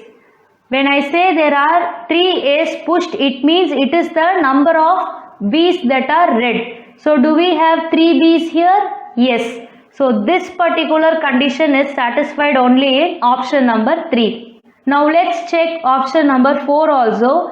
A par n, B par 4n. For n is equal to 1, we will have 1 A and 4 number of B's. When you take the initial configuration Z0 on input A, we will be inserting 3 A's. For 3 B's, we will pop out all the A's and we will have Z0. Still we have one more input, which is the last B. Q1 is there, B is there and Z0 is there. Do we have any such transition? No. Since we don't have such transition, it means this is also not going to go for the final state. This way also we can say option number 4 is wrong. By working with this transition, you have to find how many A's are inserted at a time. So how many ever A's are inserted, that many B's will be involved. So this will give the count of A and this will give the count of B. So when you take del of Q0, comma A, Z0, this is actually count of A. When we say it is equal to Q0 triple A Z0, this will be the count of B, which means for 1 A we are having 3 B's. When we have 2 A's, we will have 6 number of B's, which is the example that we have seen already. So this is how you have to interpret the transition and find out the answer. Now we will see the transitions for all the other 3 options. Let's take A par n and B par n. When we are in Q0 state with input A, we are inserting only 1 A along with the top stack symbol Z. So this is the top symbol. So we are inserting only 1 A. Again in the second transition, when A is going to be the top element. So already we have A here. When A is there, when I insert another A, this will also push only one more A to it. It means at a time only 1 A is pushed.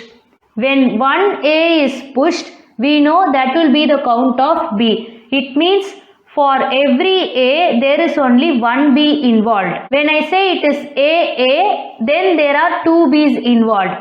When there are 3 A's, we can say 3 B's are involved. This will satisfy this particular language. If you take the other transitions, everything will be the same. For Q0 B comma A, we have Q1 with lambda, here it is epsilon. That's the difference here. The symbol has been changed. Similarly, the next transition Q1 comma B comma A will move to Q1 comma lambda. Here it is Q1 comma epsilon. Then for the final transition, Q1 epsilon and Z will give rise to QF, which is the final state. The last 3 transitions will stay as it is, while only the first 2 will have the change. Now let's see for A parent, B par 2, and for one read of A, we are inserting 2 A's. Similarly, for one read of A, we are inserting 2 A's. This rightmost part is the top element that we are referring in this part. So we have to not consider that. You have to take only the A's that are inserted towards the left side. Similarly, for A par and B par 3n, we have 3 A's inserted for one read of A. Similarly, 3 A's inserted for one read of A. This set of transition is what is given in the question. Regarding A par and B par 4n, we will have 4 number of A's for one read of A. Similarly, 4 number of A's for one read of A. See, when we arrange Z and 4 A's, A will be in the top and Z becomes the bottom symbol of the stack. So we have to understand the rightmost corner is the bottom. So this A is the bottom part. It means already one A was there. Above the A we have 4 more A's. You have to consider in this angle. This will not be the total stack configuration. It will be only with from the top they will say how many A's are inserted. So you have to know that difference. Next question. For the given 2 missions, which of the following is correct? Based on the options, we have to first find whether they are DFA. What is deterministic finite automata? Corresponding to an input symbol, there is a single resultant state. That is, there is only one transition. Let's check for the first mission. For state A, only one transition with small a should be there. We have a self loop with input small a. Similarly, we are moving to B for the same input small a. There are actually 2 transitions which contradicts the rule of deterministic finite automata. So this is not a DFA. When we know that this is not a DFA, we can say both missions are DFA is not going to be the answer. Now let's check the second mission. A to B involves A. There is only single transition. From B, we are moving to B again for A. From B, we are moving to C for B. So there are only one transition for each input. For C with input A, we are moving to B. For C with input B, we are again going to be in C itself. Again we have only one transition for every input. For A, we have A to B for the input symbol A. So corresponding to an input symbol, there is a single resultant state. There is only one transition. Then what about the first mission? It is a non-deterministic finite automata. If there is more than one possible transition from one state on the same input symbol, this is the case in the first mission. So this is actually NFA. From one state A on the same input symbol small a, we are going for 2 transitions, one to the state A itself and another to the state B. In this case we can say first mission is NFA. Now let's check whether they are equivalent missions. Instead of taking some sample strings, we will check certain conditions of the strings. We have transition for single A from A to B. So let's take this to be the first mission and the second mission. For the second mission, for the input symbol A, we are moving from capital A to capital B state. So the string can start with A here. What is the initial state? It is actually A here. Similarly, it is actually A here. Initial state will have the symbol of arrow mark with the state symbol, and final state will have double circle like this. So this will be the final state. In the first mission, B is the final state, and in the second mission, both B and C are final states. But in both the missions, A will be the initial state. Does any transition occur with input B from A? A does not have any transition with input B, so the string does not start with B for this mission. For the second mission, we don't have B transition from the initial state, so this is also not there. It is not about whether it is starting with B or not. We are going to check whether both the machines are going to respond in the same way. So regarding the starting point, they are actually equal.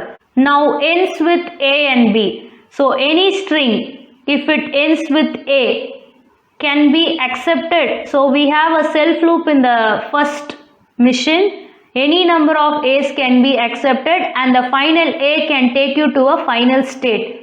So taking this transition into consideration, we can say yes, it can end with A. What about B? Since B is having a self loop, we can say the strings can also end with B. What about the second mission? We have a transition from B to B with the input A. Can a string end with A? Yes, it can end with A. What about B? From state B to state C, we have a transition with input B, which is again resulting in a final state C. So based on this transition, we can say it can also end with B. Does it accept single A? Yes, it can accept single A because we have seen when it starts with, it is already entering the final state. So this is fine, and even in this case we are entering into a final state, so this is also fine. Can it have only A's without B's? Yes, it can have only A's. So lots of A's can be self-looped with the state A in the first mission. So we have given the self-loop symbol here. So any number of A's can be taken and the final A symbol can move to the final state. So this can accept a string with only A's. What about the second mission? We have a transition from A to B with A input and there is a self loop on B.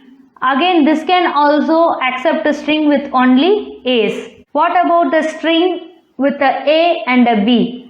So for the first transition, we are moving from A to final state B. This is for input small a. When I self loop B, the string AB will be accepted. What about the second mission? From A, we are moving to state B for input A, and from B, we are moving to state C for input B. So AB is accepted. What about the string ABA? What is the difference between these two strings? Here AB stops, but here after B, is there a possibility to read A is the next thing that we are going to check. So let's have A, let's have B. When you take self loop, there is no possibility. So instead of the self loop, we will go for a transition again to state A with input B. This will give AB, and once again we will go from A to B for input symbol A. So this will be A to B to A. So A to B is A, B to A is B, again A to B will be A. ABA can be accepted because B is a final state. What about the second mission? Let's take A to B. We have A input here. Then for state C, we have B input here. From C, can I have a transition with input A? Yes, we can go back to B again with input A. Since B is a final state, ABA is accepted even here. The string has to start with A. Any number of A's and any number of B's can be followed after that. So both the missions are accepting all kinds of input. So we can mark option 3. Both are equivalent missions as the right answer. 2 and 4 can be ruled out. There is no case that it cannot be determined. While checking few strings, we can determine. Now let's check for A, B, B, A. Let's check for the first mission now. From A, we are moving to B state for input symbol A. We are looping once for the first B. For the second B, we are coming back to state A. For the next A, that is the final A, we are once more going to state B, which is the final state. So A, B, B, A is accepted here. What about the second mission? From A, we are moving to state B for input symbol A. From B we are moving to state C for input symbol B. For the next input symbol B we are going with the loop here. From C we are moving to state B again for input symbol A. Since this is a final state, we can say ABBA is accepted. Like this, you can try for any strings. If you check for these two cases, you can mostly identify whether both the machines are equivalent or not. Next question, arrange in appropriate order the construction of a finite automata. So we have 5 options here. Now we will restrict our order with these 3. It is very easy to construct a NFA with epsilon moves. In the sense, non-deterministic finite automata is easy to be constructed from some kind of regular expression. So let's take the NFA. From NFA, we can convert to DFA, deterministic finite automata. What we should do is, we have to remove the epsilon kind of moves, and then there is a single resultant state corresponding to an input symbol. Let's take A here. If I have 1 as the input, it should go only to B. If it goes to C with 1, this becomes NFA. If you remove this part and make some changes accordingly, this becomes DFA. So there should be only one resultant state. B is the resultant state in this example, corresponding to an input symbol. So this will convert it to DFA. From DFA, we can get minimum state DFA. Sometimes we have to eliminate dead states and we have to make some other alterations to make it minimum state DFA. So this will be the order.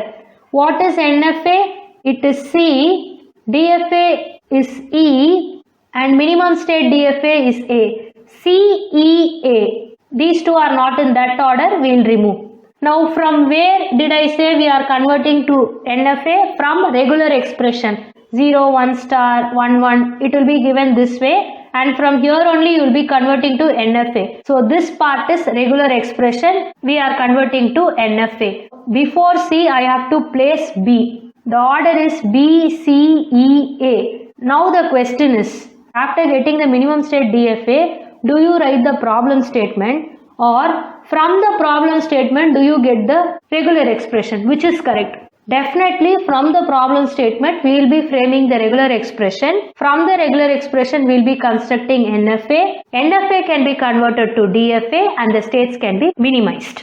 This will be the right order, D, B, C, E, A. So D cannot be in the last part. In that case we will rule out 1 and we will mark option 2, D, B, C, E, A as the right answer. This is B and this is D. Next question, match list 1 with list 2. Undecidable problem is a decision problem for which it is impossible to construct a single algorithm that always leads to a correct yes or no answer.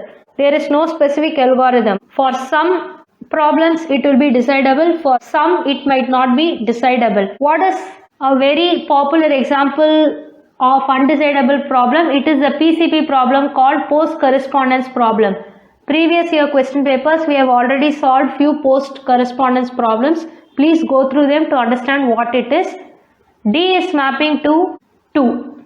The only option with D2 is option number 4. Let's then see about canonical LR parser. In a statement where they are comparing canonical LR and SLR parser, they have stated in the book as canonical LR parser may have more states than the SLR parser for the same grammar. This more state has been represented as large number of states here. So in this case we can mark C as 4. What about automata?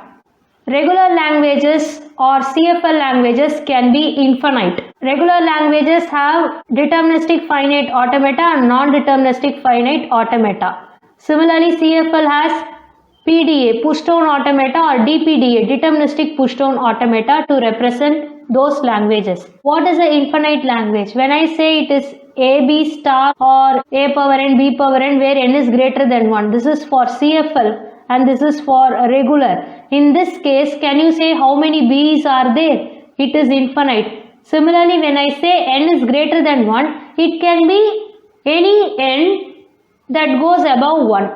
So here also it is infinite. only with infinite examples they would have proved pumping lemma property. We can map infinite languages with matching numbers to automata. What about backtracking? Backtracking in general, it's a powerful algorithmic technique that allows us to systematically search for solutions in a large search space. This search space will be called as state space tree, where there will be large number of states. So A can have an option of 4. There is a possibility. So this is with regard to general backtracking. With regard to this unit, recursive descent parsing may require backtracking. There is an option to backtrack, but in predictive parsing, this is actually a case of recursive descent parsing. No backtracking is required. In fact, this predictive parsing is explained with the idea of avoiding backtracking. The parser which said I don't want backtracking is the parser that they have given in the option. So A cannot be 3. Let's see another possibility of backtracking. In finite automata, we have a statement in one of the books. A non-deterministic algorithm would be able to solve the problem without backtracking, but a deterministic one can simulate non-determinism with some extra work. For this reason, non-deterministic missions can serve as models of search and backtrack algorithms, which means A might be mapping to option 1. Now let's check. A cannot map to decidable problems, so A2 cannot happen. Can A map to 4? Yes, A can map to 4. Can A map to 1? Yes, it can map to 1. Both are possible.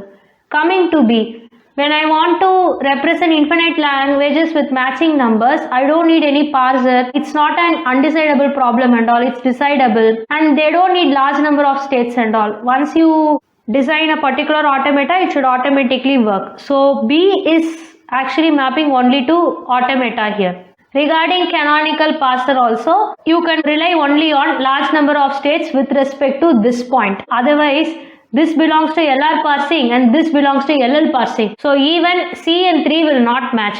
PCP is definitely undecidable problem. You cannot place it under any other category. So 3 options are correct here. We cannot go with any other option, and backtracking cannot go with predictive parsing. If we take this option to be no backtracking, then we can mark option 4 to be the right answer with A mapping to predictive parser. Next question, match list 1 with list 2. Let's start with a very known halting problem. Whenever we talk about Turing machine, we start with the halting problem. So D will be mapping to 2. D2 is available only in one option. Next we will see about recursive descent parser. Predictive parsers, that is recursive descent parsers needing no backtracking. Actually, even here the statement is telling that predictive parsers need no backtracking.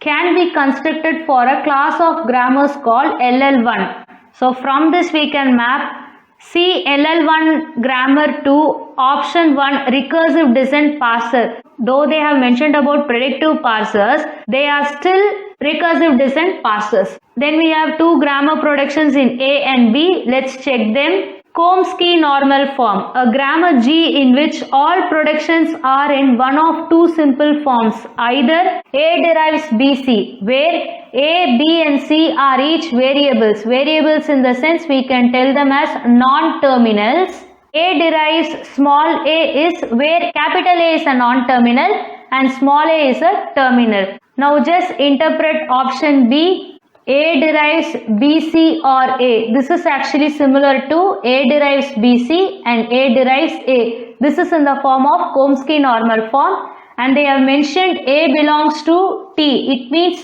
a set of terminal symbols we can say, and A, B, C in capital, they belong to V. It means the variables part or the non-terminals part. So we can mark B to 3. So C is mapping to 1 and B is mapping to 3. What about A? A derives terminal and a non-terminal or a terminal, where small a belongs to terminal, capital AB belongs to the variables or non-terminal.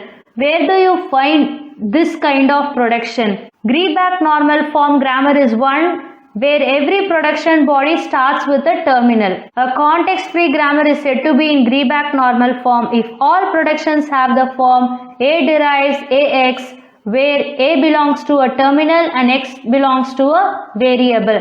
So this is exactly the form of A derives small a and b. In fact, when you get into context-free grammar, you have to go for a push-down automata. But here they have given as finite automata. Maybe when we convert this Greeback normal form to a regular expression, that regular expression can be implemented using a finite automata. In that idea, we can map A to 4.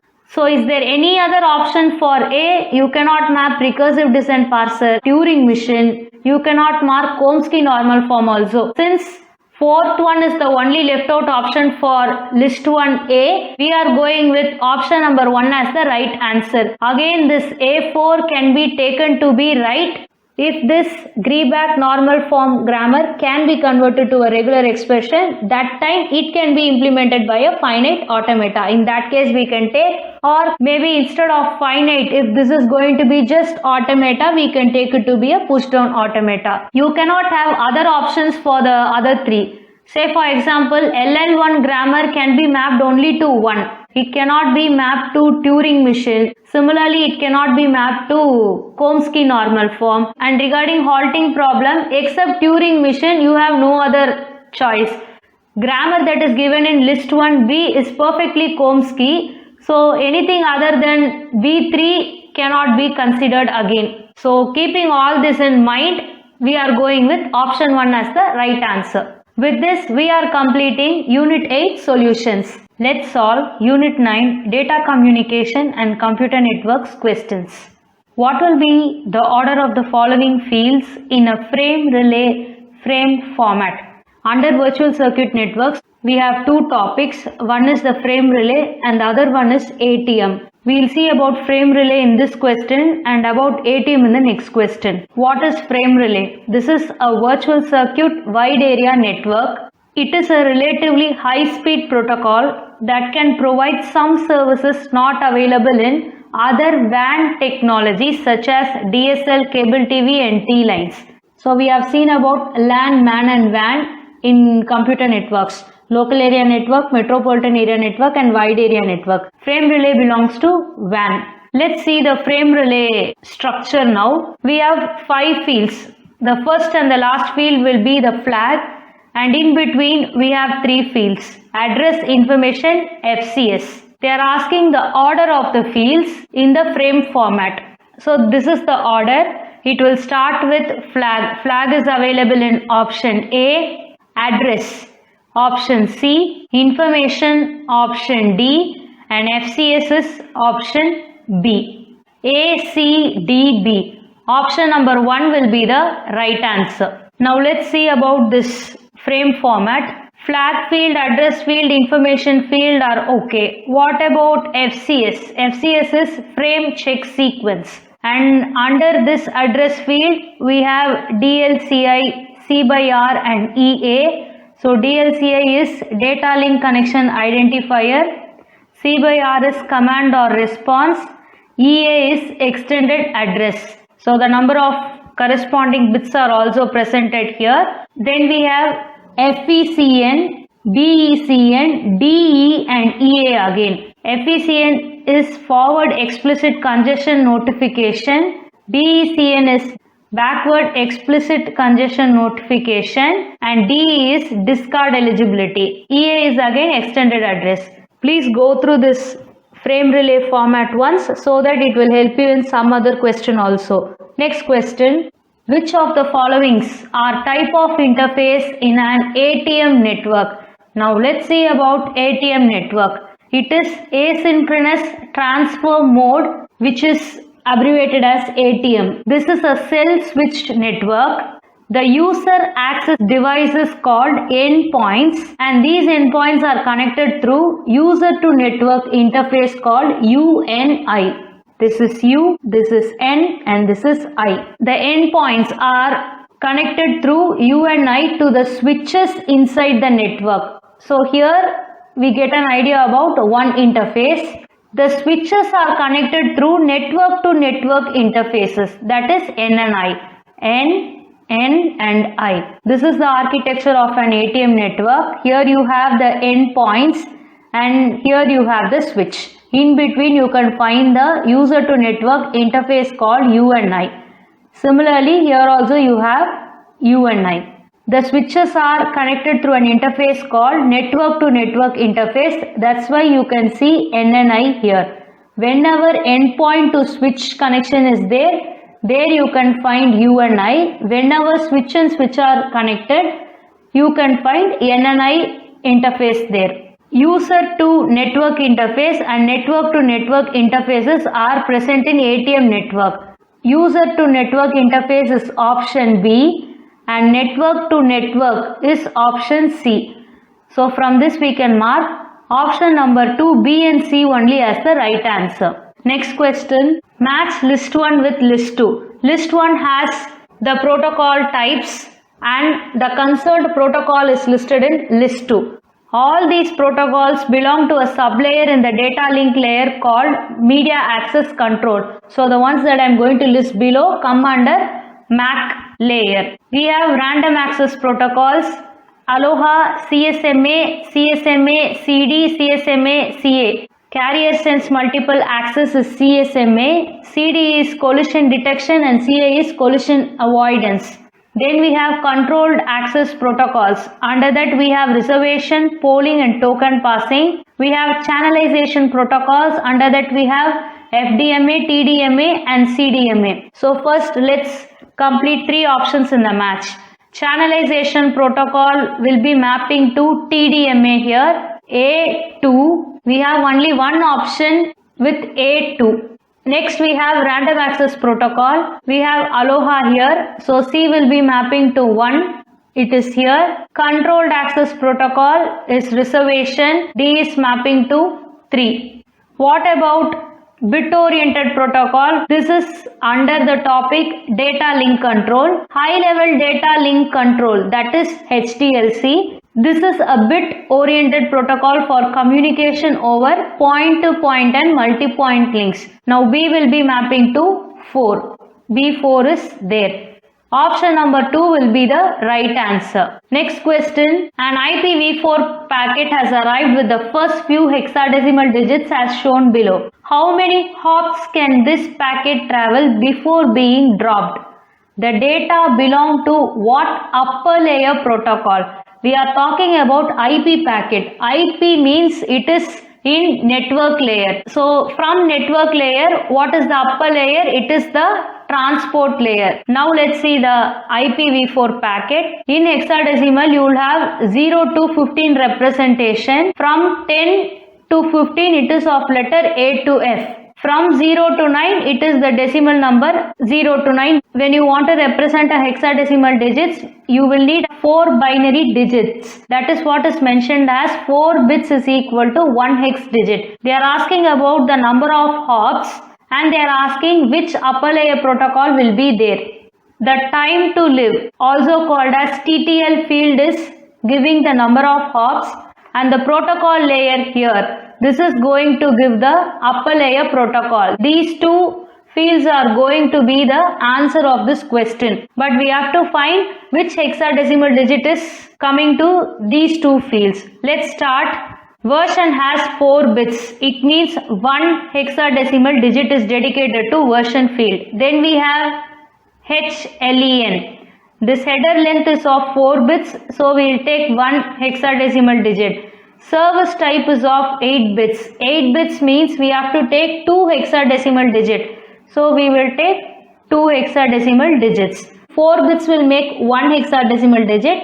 8 bits will make 2 hexadecimal digit. 16 to 31 is totally 16 bits, which gives the total length. 16 bits in the sense you have to take 4 hexadecimal digits. 1, 2, 3, 4. 0, 0, 1, 8. Identification field is again 16 bits. So we can go for 4 hexadecimal digit, which is 0, 0, 1, 0. Flag is 3 bits and fragmentation offset is 13 bits. We need not worry about this 3 and 13. The question is not about these two fields.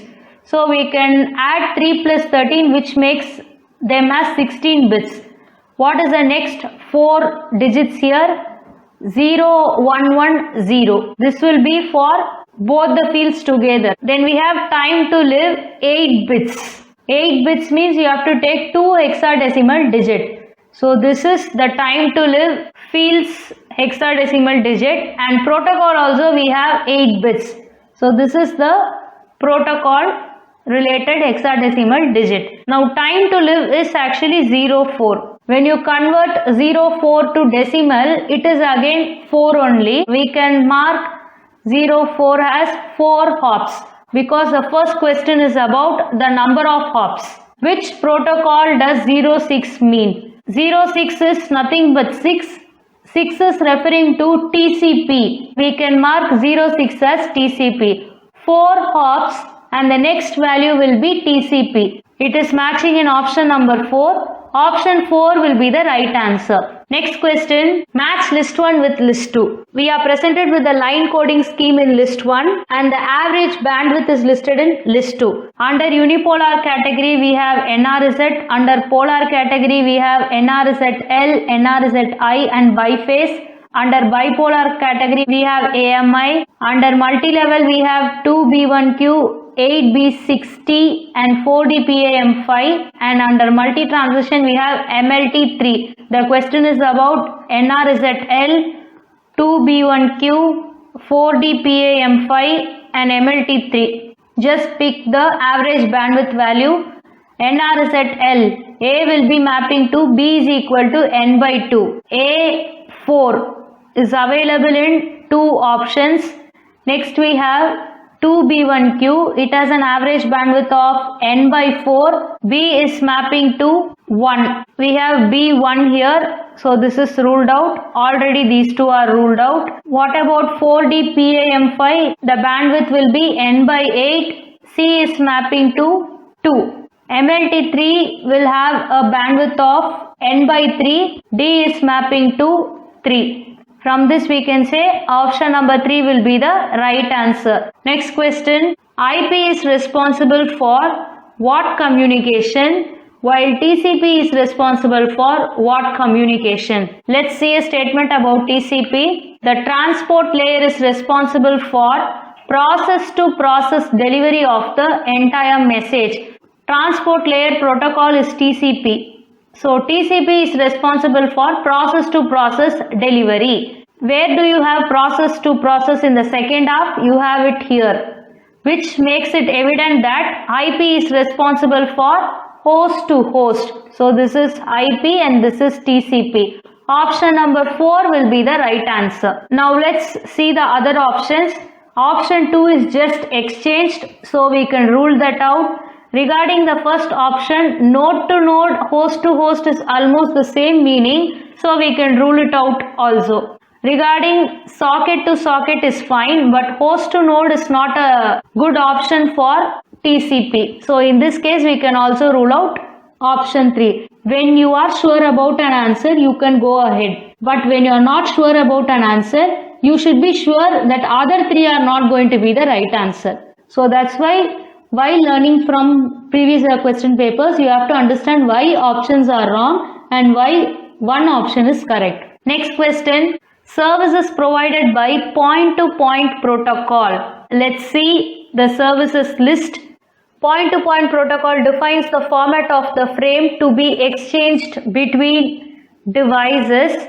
It also defines how 2 devices can negotiate the establishment of the link and the exchange of data. It is designed to accept payloads from several network layers, not restricted to IP alone. Authentication is also provided in the protocol, but it is optional. The new version called Multi-Link Point-to-Point Protocol provides connection over multiple links. One interesting feature is that it provides network address configuration. This is useful when a home user needs a temporary network address to connect to the internet. There are lots of services given here, so we will try to match with the options. Option A is talking about frame format, and here we have the first point stating it defines the format of the frame. So A is there. Establishment of link is option B. Here it talks about, it defines how two devices can negotiate the establishment of the link. So B is also there. C is talking about flow control. We have not seen any statement regarding that. D is talking about sequence numbering. It is also not talking about that. And authentication is provided in the protocol, but it is optional, is given here. So E, authentication, is also a part of the answer. From this we can say option number 1, A, B and E only will be the right answer. From this we can understand C and D are wrong. Along with C and D, there are also services that are not provided by point-to-point protocol. Here the question is asking for the services. Another question may turn up in any other question paper asking which of the services are not provided. So for that question, these points will be useful for you. It does not provide flow control. This is what option C is about. It has a very simple mechanism for error control. A CRC field is used to detect errors. If the frame is corrupted, it is silently discarded. The upper layer protocol needs to take care of the problem. Lack of error control and sequence numbering may cause a packet to be received out of order. Lack of error control as well as it is lack of sequence numbering. So the point D is mentioned here. They have mentioned about error control here and they say it's lacking error control. If you have a confusion, you can take the statement as it is just used to detect error. It is silently going to discard it if it finds the frame to be corrupted. So error control means it should detect and inform it somewhere so that measures can be taken accordingly. And the last point, it does not provide a sophisticated addressing mechanism to handle frames in a multi-point configuration. Next question. According to the Nyquist theorem, to produce the original analog signal, one necessary condition is. Let's see the exact statement of the question. According to the Nyquist theorem, to reproduce the original analog signal, one necessary condition is that the sampling rate be at least twice the highest frequency in the original signal. Where the option is matching, we have 2 times only in 2 of the options. Rule out the rest 2. Now read the statements. Sampling rate must be at least 2 times the highest frequency contained in the signal is perfectly matching. Option number 1 will be the right answer. What about option 2? Sampling rate must be at least 2 times the lowest frequency is actually wrong. That's why we are ruling out option 2 also. Now we will see a diagram here. They have given the Nyquist rate as 2 into the highest frequency, that is F max. And here they say if the analog signal is low pass, as we see here, the bandwidth and the highest frequency are the same value. If the analog is band pass, the bandwidth value is lower than the value of the maximum frequency. Next question. The sequence of fields in an IP datagram will be. So let's see the IP datagram diagram once again. These questions are coming in the question papers for the past 3 to 4 sessions. So it's better you get a good learning from this IP V4 packet. Let's mark the options inside the diagram. We have flags in A. We will mark A here. Then we have options. Options plus padding is given here. So we will mark B here. C has protocol. Let's mark C here. Identification is D. We will mark D here. Service type is E. We will mark E here. Now arrange it according to the sequence. First row has E. Then we have identification, then flags. So D followed by A, then C in the third row, then the final row B. E, D, A, C, B. Option number 1 will be the right answer. Next question. What is the total delay called the latency for a frame size of 10 million bits that is being set up on a link with 20 routers, each having a queuing time of 2 microseconds and a processing time of 1 microsecond. The length of link is 5000 kilometer. The speed of light inside the link is 2 into 10 to the power 8 meter per second. The link has bandwidth of 6 Mbps. Now let's understand about latency. The latency or delay defines how long it takes for an entire message to completely arrive at the destination from the time the first bit is sent out from the source. So the first bit is sent from the source. From there the clock starts till the entire message completely arrives at the destination. That time is actually called the latency. Say for example, if I am going to send something at 9 o'clock and the message is going to completely reach only at 9:20, it means there are 20 minutes in between. I can send at 9, then 9:1, then 9:2. I can send till even 9:05. But when does this 9:05, the last message is going to reach here, is what they say how long it takes for an entire message to completely arrive at the destination. But when does the time start? It starts from the first bit. We have a formula for this. Latency is equal to propagation time plus transmission time plus queuing time plus processing delay. You have to calculate all these four values and add them up. What is propagation time? The time required for a bit to travel from source to destination. It is given by the formula distance by propagation speed. What about transmission time? It is the time between the first bit leaving the sender and the last bit arriving at the receiver. The message size divided by bandwidth will give the transmission time. What about queuing time? This is the time needed for each intermediate or end device to hold the message before it can be processed. They have given 20 routers are present in between. So queuing time is for those 20 routers. Even the next term processing delay, or we can call it as processing time, is for these routers to process them. I have a sender here, I have a receiver here. In between the sender and the receiver, we have 20 routers. So sender will send here, it will go for many hops and then it will reach the receiver. Those routers have some queuing time and processing delay. Now let's get into the calculation part. So we are going to take the given values from the question for every time. So first we will start with propagation time. It is distance by propagation speed. What are the values we can pick from the question? Distance is equal to 5000 kilometer and propagation speed is 2 into 10 to the power 8 meter per second. The length of the link is actually the distance. The speed of the light is actually the propagation speed. Now we will substitute. What is distance? It is 5000 kilometer divided by the propagation speed is 2 into 10 to the power 8 meter per second. Since we have meter and kilometer, we will convert this into meter again. So 5000 into 10 to the power 3 meter divided by 2 into, we can split 10 to the power 8 as 10 to the power 3 into 10 to the power 3 into 10 to the power 2. So 10 to the power 8 can be split as 3 into 3 into 2 parts, so that it will be easy for you to cancel. This is meter per second. I am striking off meter and meter. This per second, when it goes to the top, it becomes second.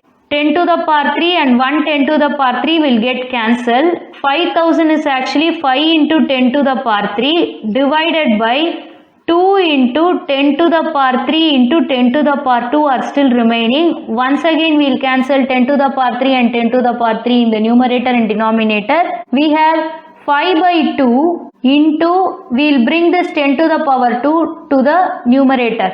This becomes 10 to the power minus 2 seconds.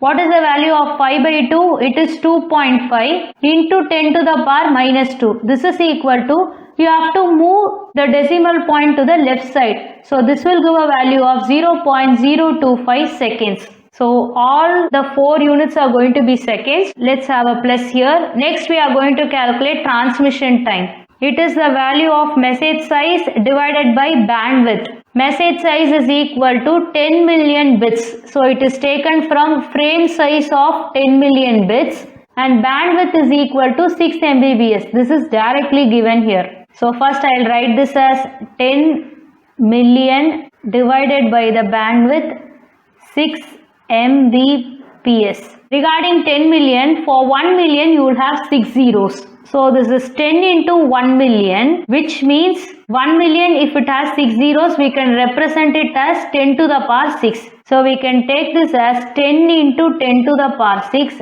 divided by 6 into, message size is already in bits and this is megabits. Mega can be converted as 10 to the power 6 again. Hope you remember 10 to the power 3 is 1 kilo, 10 to the power 6 is 1 mega. So in that case, we are converting mega to 10 to the power 6 and now this is just bits per second. Bits and bits get cancelled. So per second goes to the top and it becomes second. Now we can cancel 10 power 6 and 10 power 6. We can cancel 2 5s are and 2 3s are. 5 by 3 will give a value of 1.666. It goes on and the seconds will be retained as it is. We will add 1 point more number of 6 to this time. The third value will be the queuing time. So here they have mentioned link with 20 routers, each having a queuing time of 2 microseconds and processing time of 1 microsecond. So the value that we are going to take for queuing time is number of routers is equal to 20. The queuing time for one router is 2 microsecond. This is for one router.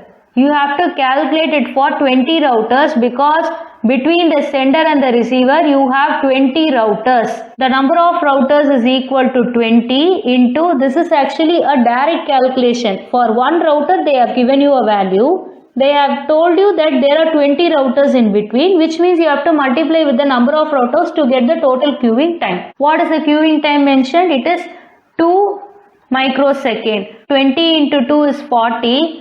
What is actually microsecond? It is 10 to the power minus 6 seconds. How do you represent this? You have two values here, so you have to put 4 zeros after the point and write 40 here. We'll write the value here 0.0000040. You have 6 numbers after the decimal point. Make sure the transition time is going to also have 6 numbers after the decimal point. Next we will calculate the processing time. Again we are going to consider the number of routers into processing time for one router is given as 1 microsecond.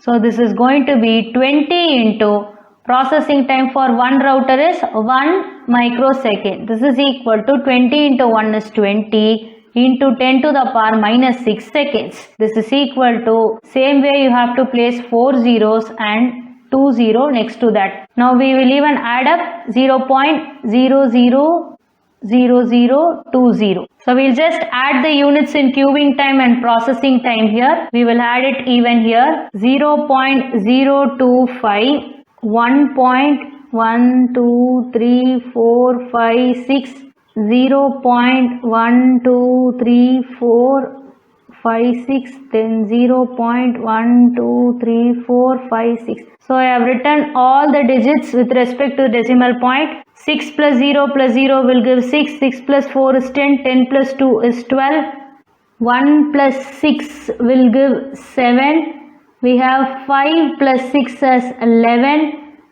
1 plus 2 is 3, 3 plus 6 is 9, 0 plus 6 is 6 and 1 is here actually. What is the answer here?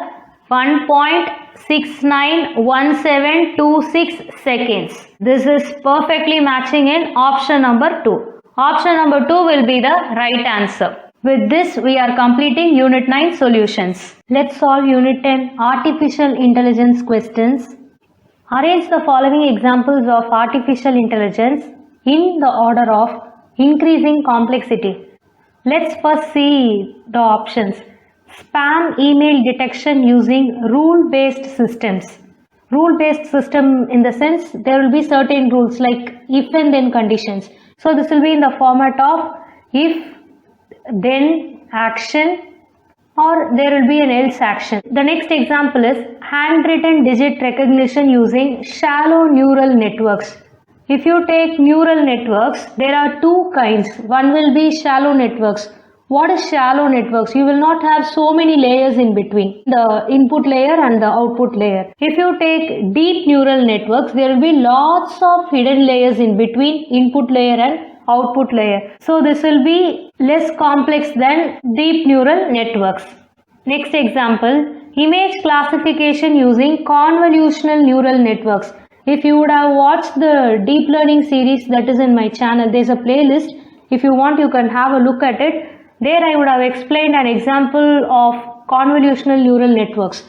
If you go to that example, you will find lots of calculations in between the input layer and the output layer. So this is quite complex compared to the shallow neural networks. This is actually a deep neural network algorithm. So between B and C, we can say B has less complexity than C.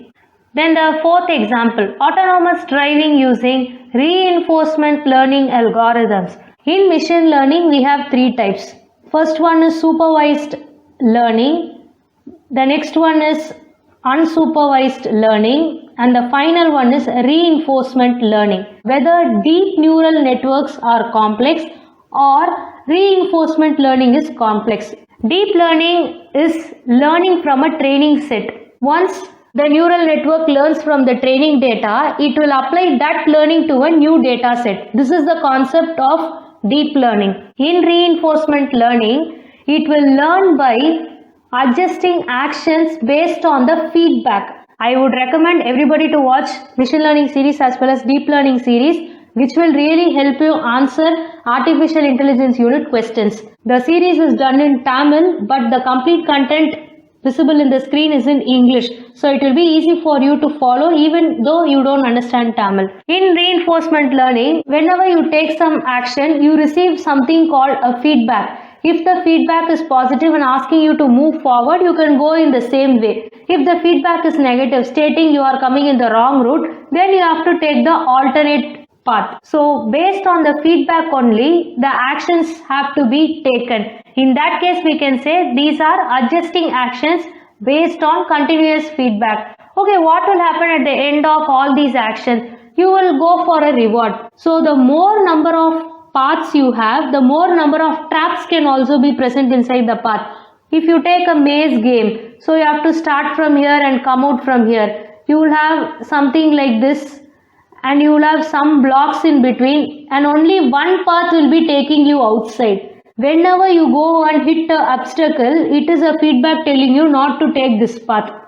Whenever you go to a path which has some way, it is a feedback telling yes, you are on the right path. So what is the maximum reward here? Getting out of the way. You can take rat and cheese game. So rat will be present here and the cheese will be present here. So the rat has to go to the cheese using a maze.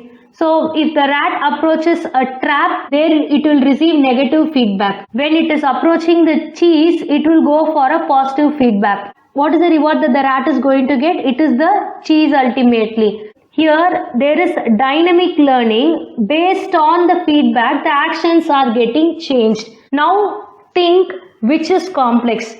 Deep learning, which is going to learn from a training data and it is going to apply that knowledge to a new data. Is this complex? Or based on continuous feedbacks, you have to keep changing the actions here and there, and that too it has to happen dynamically. In this case, we can say deep learning is less complex compared to reinforcement learning. We can take it as this is less than option D, which means reinforcement learning is taking the highest complexity. This comparison is made using rule-based system, shallow neural networks, convolutional neural networks, and reinforcement learning. Now let's go for the comparison of the examples given. Spam email detection. What you are going to do? You are going to classify the email as either a normal mail or a spam. It's just a classification work that it is going to do. So it is the simplest task comparatively. Next is handwritten digit recognition. You know the digits between 0 to 9. Whenever a handwritten digit is going to be fed as an input, they are going to recognize which pattern it is going to stick on to. Compared to spam email detection, handwritten digit seems to be little complex. So this is digit recognition and this is classification. In digit recognition, you have a set of numbers from 0 to 9 and you have to just recognize which number it is. But in image classification, you have to classify. These are tables, these are chairs, these are human beings. This is sky, this is wall, this is painting, this is cat, this is dog. You have to classify everything. Compared to digit recognition, classification of images will be complex. Autonomous driving. Think there is no driver in your car and the car has to travel. So like robotic driving. We can easily say D will be the most complex one.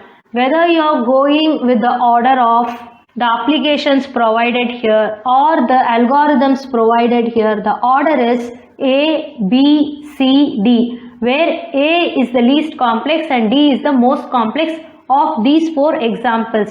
Since they are asking increasing complexity, we are starting from the smallest one and ending with the largest one. Option number 1, A, B, C, D will be the right answer. Next time, applications can be a separate question or the algorithms may turn out to be a separate question. You have to know the answer based on both the sides. That's why I am giving you the answer based on application as well as based on the algorithm used. Next question. Which of the following structures of knowledge representation are the most purely syntactic? It means which structure is going to follow some syntax they are asking. So knowledge representation is a topic in artificial intelligence unit where we have certain representation. So we will get an idea about all these 4 options. The first option, conceptual dependency is not concerned with syntactic considerations because it is going to focus on representing the meaning of the natural language expression. So whether it belongs to some grammar or some language, it doesn't care. Overall, the semantics of the particular sentence or semantics of the particular natural language expression is going to be focused here. So this focuses on the meaning, the semantics, and not on the syntax. This is what these 2 points say. Since they are asking which are the most purely syntactic, option A is going to be ruled out. So this one will not be in the right answer list. Next, we will see about predicate logic. Based on the knowledge we have from discrete structures and optimization unit, we can say it is about quantification. You would have seen the symbols like for, all, there is, all these are quantifiers. So predicate logic extends propositional logic by introducing predicates, variables and quantifiers. What is propositional logic made of? It is made up of conjunction, and operator, disjunction, or operator, then negation, the not operator. So it is extending by the use of quantifiers. It has a syntactic structure that determines the scope of quantifiers and binding of variables. So there is a rule to frame predicate logic. It is both syntactic and semantic. So whenever you express something, for all x square is less than or equal to x cube. Here this is a mathematical expression, but this states that it's applicable for all x. It is syntactically telling for all values of x, as well as the meaning we can get is it applies to each and every value of x. In that case, it is applicable for both syntax as well as for semantics. So this is just a mathematical expression I am telling you. Maybe for predicate I can say something as square of a number is less than cube of a number. If I write this in a statement like from, which is called as predicate, I can just apply it to predicate logic. So next time when there is a question, which representation is semantic, you can mark conceptual dependency and predicate logic as the answer. Next one. In knowledge representation, a slot and filler structure is used to organize information. Slot represents an attribute or property. Say for example, who is the author of the book? This will be the slot. The filler is the value associated with the slot. Author's name is XXX. So this will be the filler value and this will be the slot. The attribute name is the slot and the value associated with the slot will be called as filler. It is in the form of key value pair. So it's a pair, one is identifying the attribute and the other is identifying the value of the attribute. It is a syntactic structure. So predicate logic is syntactic and slot and filler is syntactic. Since there are only two options available in the choose the correct answer, we can go with option number 2, B and C only as the right answer. What about non-monotonic systems? So let's see about that. Monotonic means it is not going to change. Non-monotonic means it keeps on changing according to the situation. Non-monotonic systems are based on assumptions that results in tentative conclusions. It means whenever they make some statement, it is just purely based on assumption. It is not based on fact. If assumptions change, the conclusion might also change. It might change in the future. Non-monotonic is it keeps changing. What is the use of syntax? Syntax is a static structure. It will give you some kind of format. Format in the sense it will have a formal structure. See, if you take slot and filler, slot will be representing the attribute. So it will have a form like slot colon filler. This will stay always true. In predicate logic, to represent all the values of x, you have to use this symbol, means you have to use this. If they say there is a possibility of single value of x, you have to use this symbol, means you have to use it. So it is imposing some strict structure there. Non-monotonic systems don't have that strict structure because they tend to change according to the situation or condition. So we are not going to have non-monotonic systems also as syntactic structure. So we can rule out even D. Next question. For the fuzzy sets, they are given two sets here. They are asking for A intersection B. In the classic sets, A union B will be joining the sets A and B. A intersection B will be whatever is common in between A and B, those elements will be intersecting elements. Regarding fuzzy sets, the concept is different. For union, you have to choose the maximum of the elements, and for intersection, you have to choose the minimum of the elements. What is the maximum and minimum part? If both the sets have x1 element, whichever is maximum becomes the union choice. Whichever is minimum becomes the intersection choice. Let's see it as statement. The intersection of fuzzy sets A intersection B is equal to minimum of the value which is in set A and set B. So let's see the calculation now. Let's take the A set and let's take the B set. Now we will find the minimum of 0.3 and 0.5. Similarly, 0.7 and 0.2, 0.4 and 0.5. This is with respect to x3, this is with respect to x2, and this is with respect to x1. Now what is the minimum value? For x1 it is 0.3, for x2 it is 0.2, for x3 it is 0.4. This will be the answer set. Where it is matching? It is matching in option number 4. Option number 4 will be the right answer. You should pick the same element from both the sets and then compare the value. Out of the values, whichever is smaller will be chosen for intersection. Next question. For the fuzzy set, the same A set is repeated here. The complement of A would be represented as, in classical sets, if A is going to have some element like 1, 2 and 3, A's complement will be not 1, 2 and 3. Except 1, 2 and 3, everything will be covered. In fuzzy set, complement will be 1 minus the value of the element. It means if I have 0.3 here, you have to take 1 minus 0.3 as the complement of x1 element. So we will see the calculation. A is equal to x1 has 0.3, x2 has 0.7, x3 has 0.4. The complement will be taken as 1 minus 0.3 in case of x1, 1 minus 0.7 in case of x2 and 1 minus 0.4 in case of x3. Now the answer will be x1 is 0.7, x2 is 0.3, x3 is 0.6. This is actually matching in option number 3. Option number 3 will be the right answer. What is the 0.37 or 4? What are they? They are actually called the membership values. In sets you have two possibilities. The element is either there or the element is not there. It is just like 0 and 1. 0 means it is not there, 1 means it is there. But in fuzzy sets you have membership values that lies between 0 to 1. The value will say how much membership it has. That is called as the degree of membership. So in this case, x1 has 0.3 degree, x2 has 0.7 degree and x3 has 0.4 degree. So since it is with respect to the range 0 to 1, for calculating complement, we subtract it from 1. Next question. The cardinality of a fuzzy set is. Actually, this question is still in research. If you ask me, I will even mark option 4 not known as the answer. But let's interpret the option. When you say about a set, the set can be empty also. So there is a possibility of having 0. But can you tell all sets are empty? No. In that way, we can rule out 1. In classical sets, we have finite sets and infinite sets. Finite sets are when the elements are countable. Infinite is when you cannot count all those elements. Say for example, when they say it's a set of integer, it means it has 0, it has positive numbers, it has negative numbers too.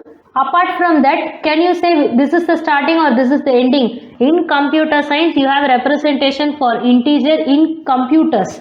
I am not asking about the range of integers in programming aspect. In general, in mathematics, do you have something like that? No. This should be minus infinity and this should be plus infinity. Is infinity a value? No. It's an extreme bound which we cannot say. You cannot say all sets are finite because sets can be infinite too. This is purely with regards to classical sets I am talking. At least in classical set, the element is either belonging to a particular set or it is not belonging to a particular set. But in fuzzy set, we have memberships. Every element is associated with a degree of membership as I explained earlier. We cannot be so sure that every set will be finite.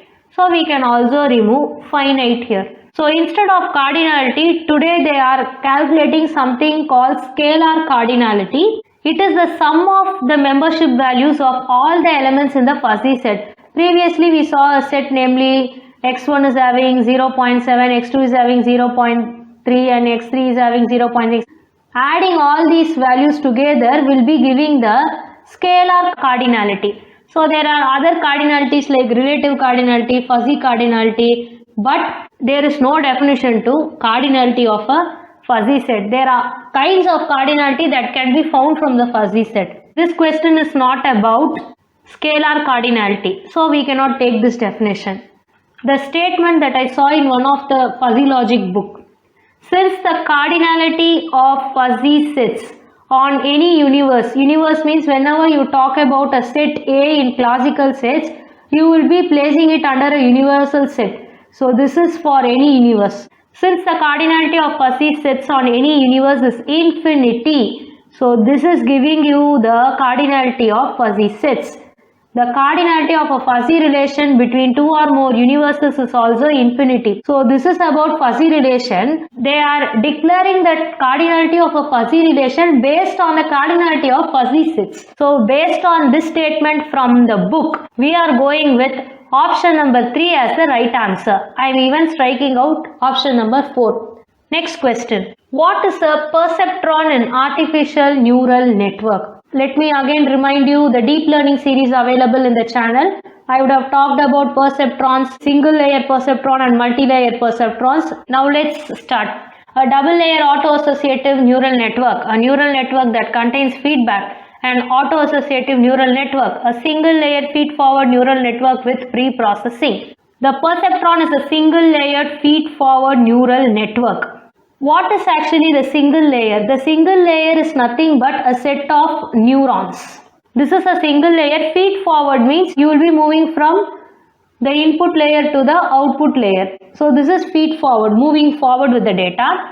The pre-processing stage is not made of neurons. That's why it is not considered as a layer. We are just pre-processing the inputs that is going to be supplied to the input layer.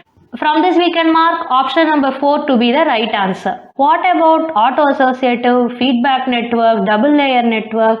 Let's see. An auto-associative network is equivalent to a neural network that contains feedback. The definition of option 3 is option number 2.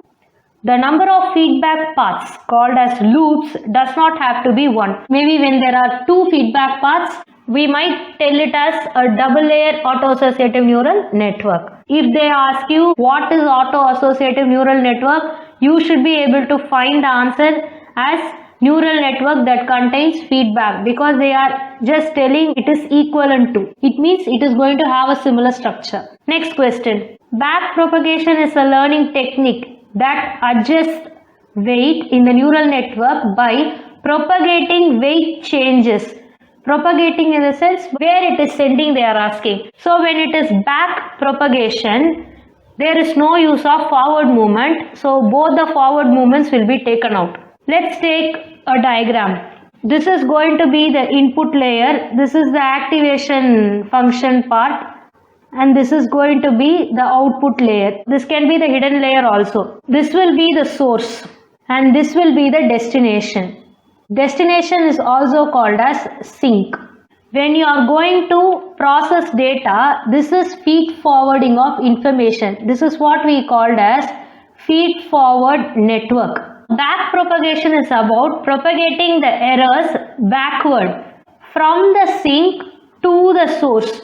You have to propagate it back to the input layer or to the source of the neural network. Sink to source will be the answer. So option number 2 will be the right answer. Let's take this to be input layer, output layer. This is hidden layer 1 and this is hidden layer 2. Suppose if there is going to be any error here, the errors will be back propagated to this layer. So there is a possibility of backward from sink to hidden nodes here. But why are we marking sink to source? Whenever we are back propagating the error, this will ultimately go to the input layer step by step. If there are multiple hidden nodes in between, we may send it to the hidden layer, but ultimately it will be propagated to the input layer only. The source will be the ultimate receiver. So we are going with the option sink to source and we are not marking sink to hidden nodes. I won't say backward from sink to hidden nodes is wrong.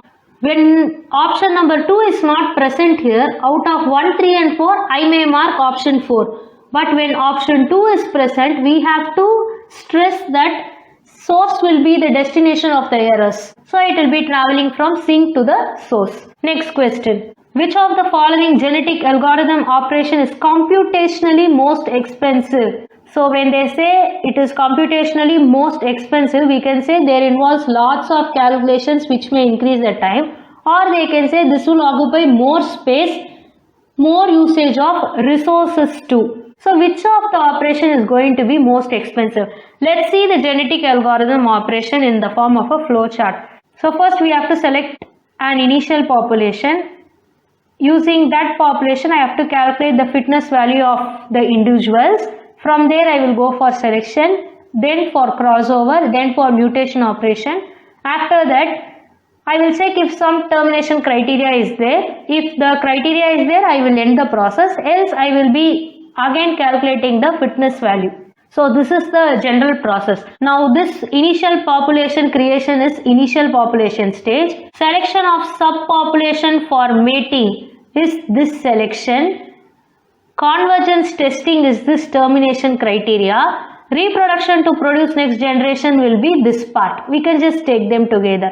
Now let's see every stage. Initial population is actually selected by random. Random choice is not going to be most expensive and all. Not more computations will be occurring there. So in that case, we can rule out initial population creation. Next, calculating the fitness value. There are lots of membership functions that we have seen. There are lots of complex functions that we have not seen that involves in fitness value calculation part. So this is actually the computationally expensive part as per the genetic algorithm process. Coming to selection. This is selection of subpopulation for mating. So after selecting only, you will be setting to crossover. How does this selection happen? We have seen in unit outline video about 3 selection. So one is the roulette wheel selection, then the tournament selection, then rank selection. So at least we know 3 methods. This selection is going to be on some method and this is going to take some time or space, I could say. But this is not going to be an expensive computation because you are just going to select it. Selection of subpopulation is also not the most expensive computation. Next, we will together place crossover and mutation as reproduction to produce next generation. This is computationally expensive because you are going to get new offspring from existing parents in terms of genetic algorithm, or you are going to get a new solution from existing details in terms of problems. Reproduction part or the crossover mutation part will be computationally expensive. Next, what is termination criteria? It is just a condition. What kind of condition it can be? You can check whether an optimal value has been reached, or you can check whether the reproduction has crossed certain number of generation. When it touches maximum number of generation, you have to ultimately end the algorithm. So when it reaches an optimal value, you have to ultimately end the algorithm. Evaluation of condition will give rise to either yes or no. You need a if and else structure to explain this. All the calculations will be over in the previous stage. For example, let's check for optimal value. You are going to check if it is greater than something, stop. If it is not, iterate again. This is not going to be computationally expensive. We can also remove convergence testing. Convergence testing means you are just narrowing down it to some kind of test. Converge, narrow it down, we will say. So these are all big processes, we can say. You are just converging it to some kind of criteria. That is convergence testing. Option number 4. Reproduction to produce next generation will be the computationally most expensive operation. Next question. The parameter actual count is used in genetic algorithm for. There are 2 stages in this question. You are calculating the value of actual count in one operation. Calculation is done in one operation and the value that is calculated is used for another operation. They are not asking about where it is getting calculated. They are asking where do you use the calculated value. The previous problem, where is the optimum value is used? It is used in the termination condition to check whether we have to go for iteration or just end the algorithm. So the question is asking, you have already calculated actual count. Where are you going to use it? What is actual count? It refers to how many times a particular individual or a particular solution is going to appear in the population after these operations. So how many times an individual or a solution is going to appear is what actual count means. So we know there are 3 operations after fitness calculation. Selection, then crossover, then mutation. We are in selecting population now. Compute the probability of selection. How do you compute it? Say for example, if there are 3 individuals, namely I1, I2 and I3. You will have fitness value for them as F1, F2 and F3. Now the probability of selection of F1 will be F1 divided by F1 plus F2 plus F3. For F2 it will be F2 divided by F1 plus F2 plus F3. Similarly F3 it will have F3 divided by F1 plus F2 plus F3. So the summation will be F1 plus F2 plus F3 and the fitness value will be either F1 for the first one, F2 for the second one, F3 for the third one. F1 divided by the summation, F2 divided by the summation, F3 divided by the summation. This will give you the probability of selection. Now we have to compute the expected count for the entire population. You have to find the average of fitness value. Here you have found the summation of fitness value. How do you calculate average? Average is equal to sum divided by the number of people involved here. Here we are involving only 3 people, so this is sum by 3. So we have got average of fitness values. The expected count gives an idea of which population can be selected for further processing in the mating pool. What is expected count? The fitness value of the individual divided by the average of fitness values of all individuals. So from where do you get all those values? Only from the fitness part you are getting into selection. Now there comes the term actual count. Actual count is to be obtained to select the individuals which would participate in the crossover cycle using roulette wheel selection. This actually gives you the answer. The actual count is obtained in selection stage to select individuals to participate in which cycle? in crossover cycle. So the actual count is actually calculated in the selection operation and it is going to be used in the crossover operation. In case the question is where is the parameter calculated, you can say it is selecting population. When they have asked you where it is actually used in crossover. So now we can mark option 1 to be the right answer. Now let's see about the actual count. So this time the selection process is using roulette wheel selection. What is roulette wheel actually? They will just roll the wheel. There will be a pointer like this. So wherever the pointer is going to stand, that person will be selected. This is roulette wheel selection. So they have given some possibility. It's like a game only. The example was done with a string for some other problem. Imagine you are rolling it for 4 times. The first person is selected only once. So they are taking the actual count of string 1 is 1. It means this will occur once in the mating pool. Now they are rolling it again and again. Out of the 4, string 2 is occurring 2 times. This is for string 1. This is for string 2. Say for example, they are rolling it once, 1 is getting selected. They are rolling it for the second time, 2 is getting selected. When they are rolling it for the third time, again 2 is going to be selected. There are 2 selections of the same string. So we can say if the value of actual count is 2, it means that particular individual will occur twice in the mating pool. I said they will roll it 4 times. In that 3 count is finished. The 4th count goes to the 4th individual. That's why the 4th individual is given 1 here. It means that individual will occur once in the mating pool. Which individual did not have any chance in this wheel selection? Individual 3 did not have any chance. Whenever they rolled the wheel, string 1 occurred, string 2 occurred and string 4 occurred, but string 3 never occurred. It means the value is 0. What does 0 means? It does not occur in the mating pool.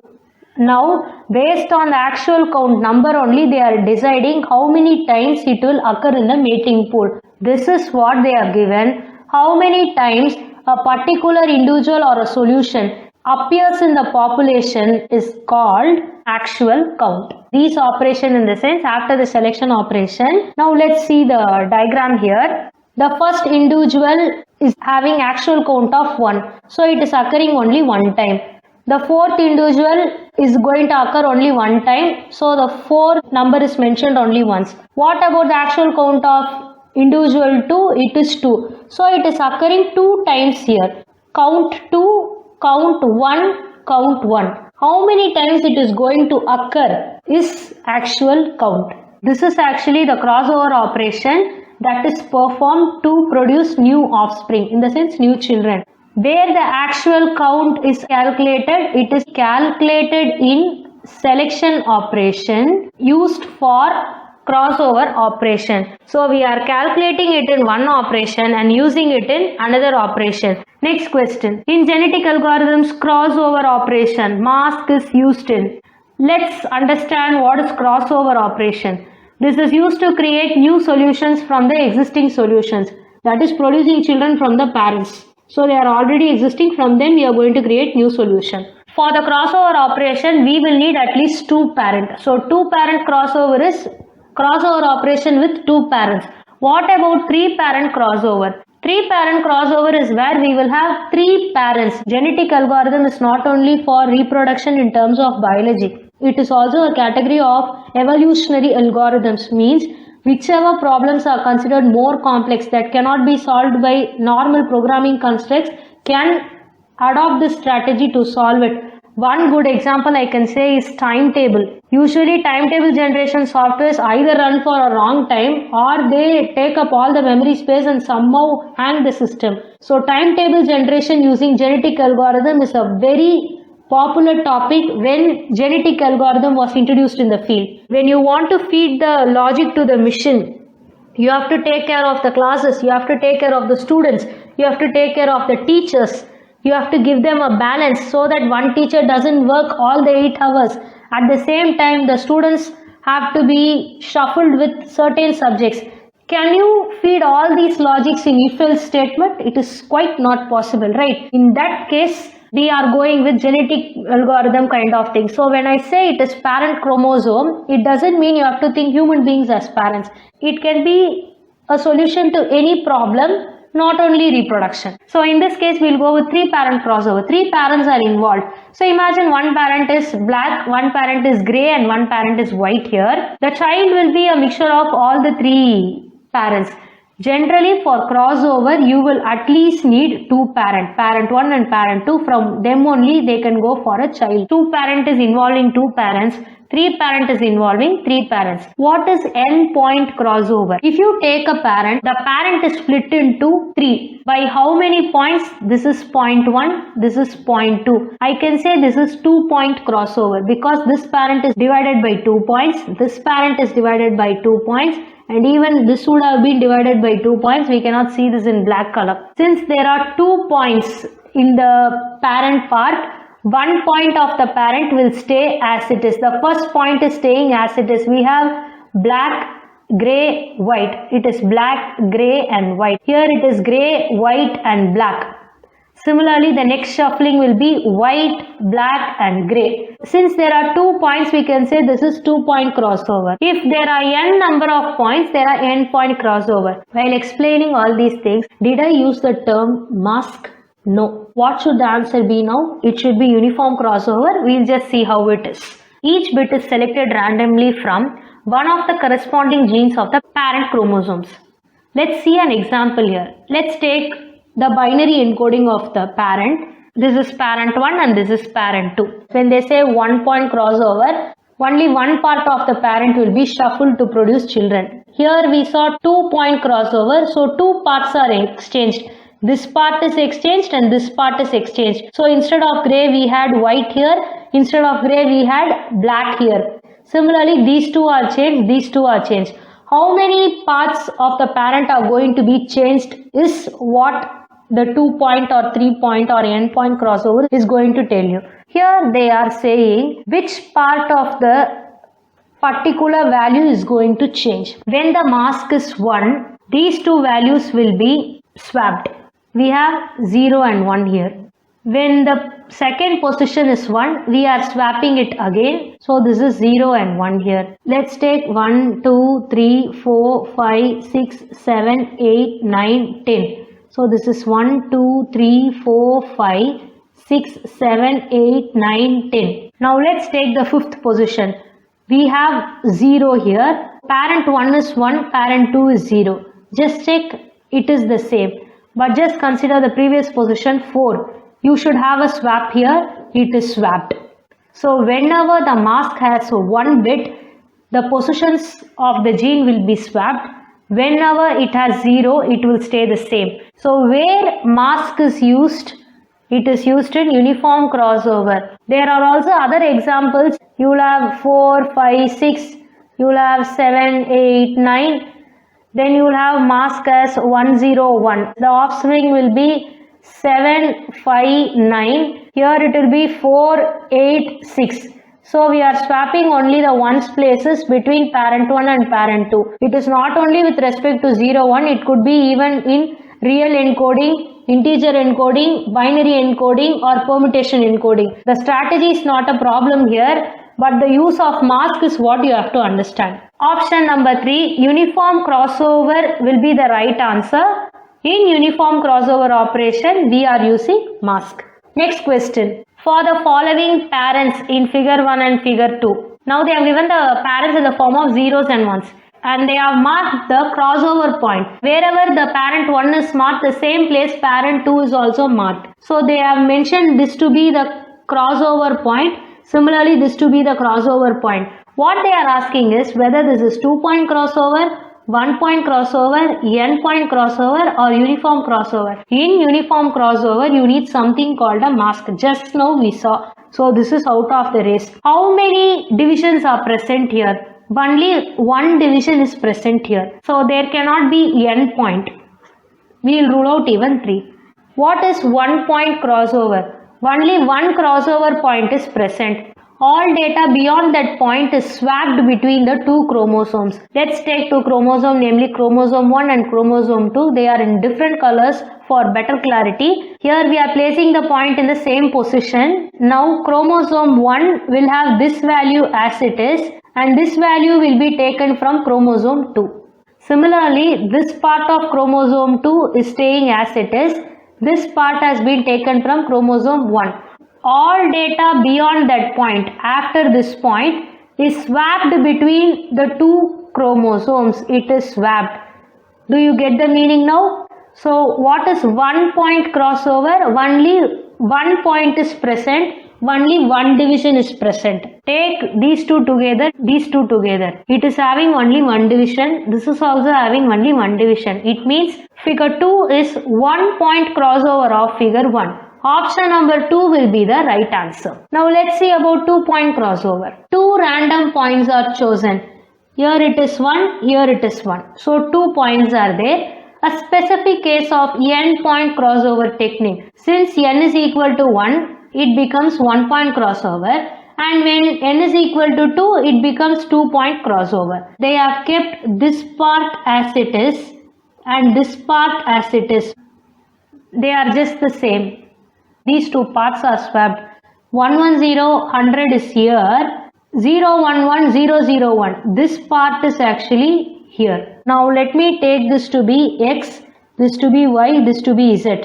This is going to be A, this is going to be B, and this is going to be C. Now let's take X, Y, Z, A, B, C. This is 2-point. What kind of offsprings they have given? They have given X, B, Z, A, Y, C.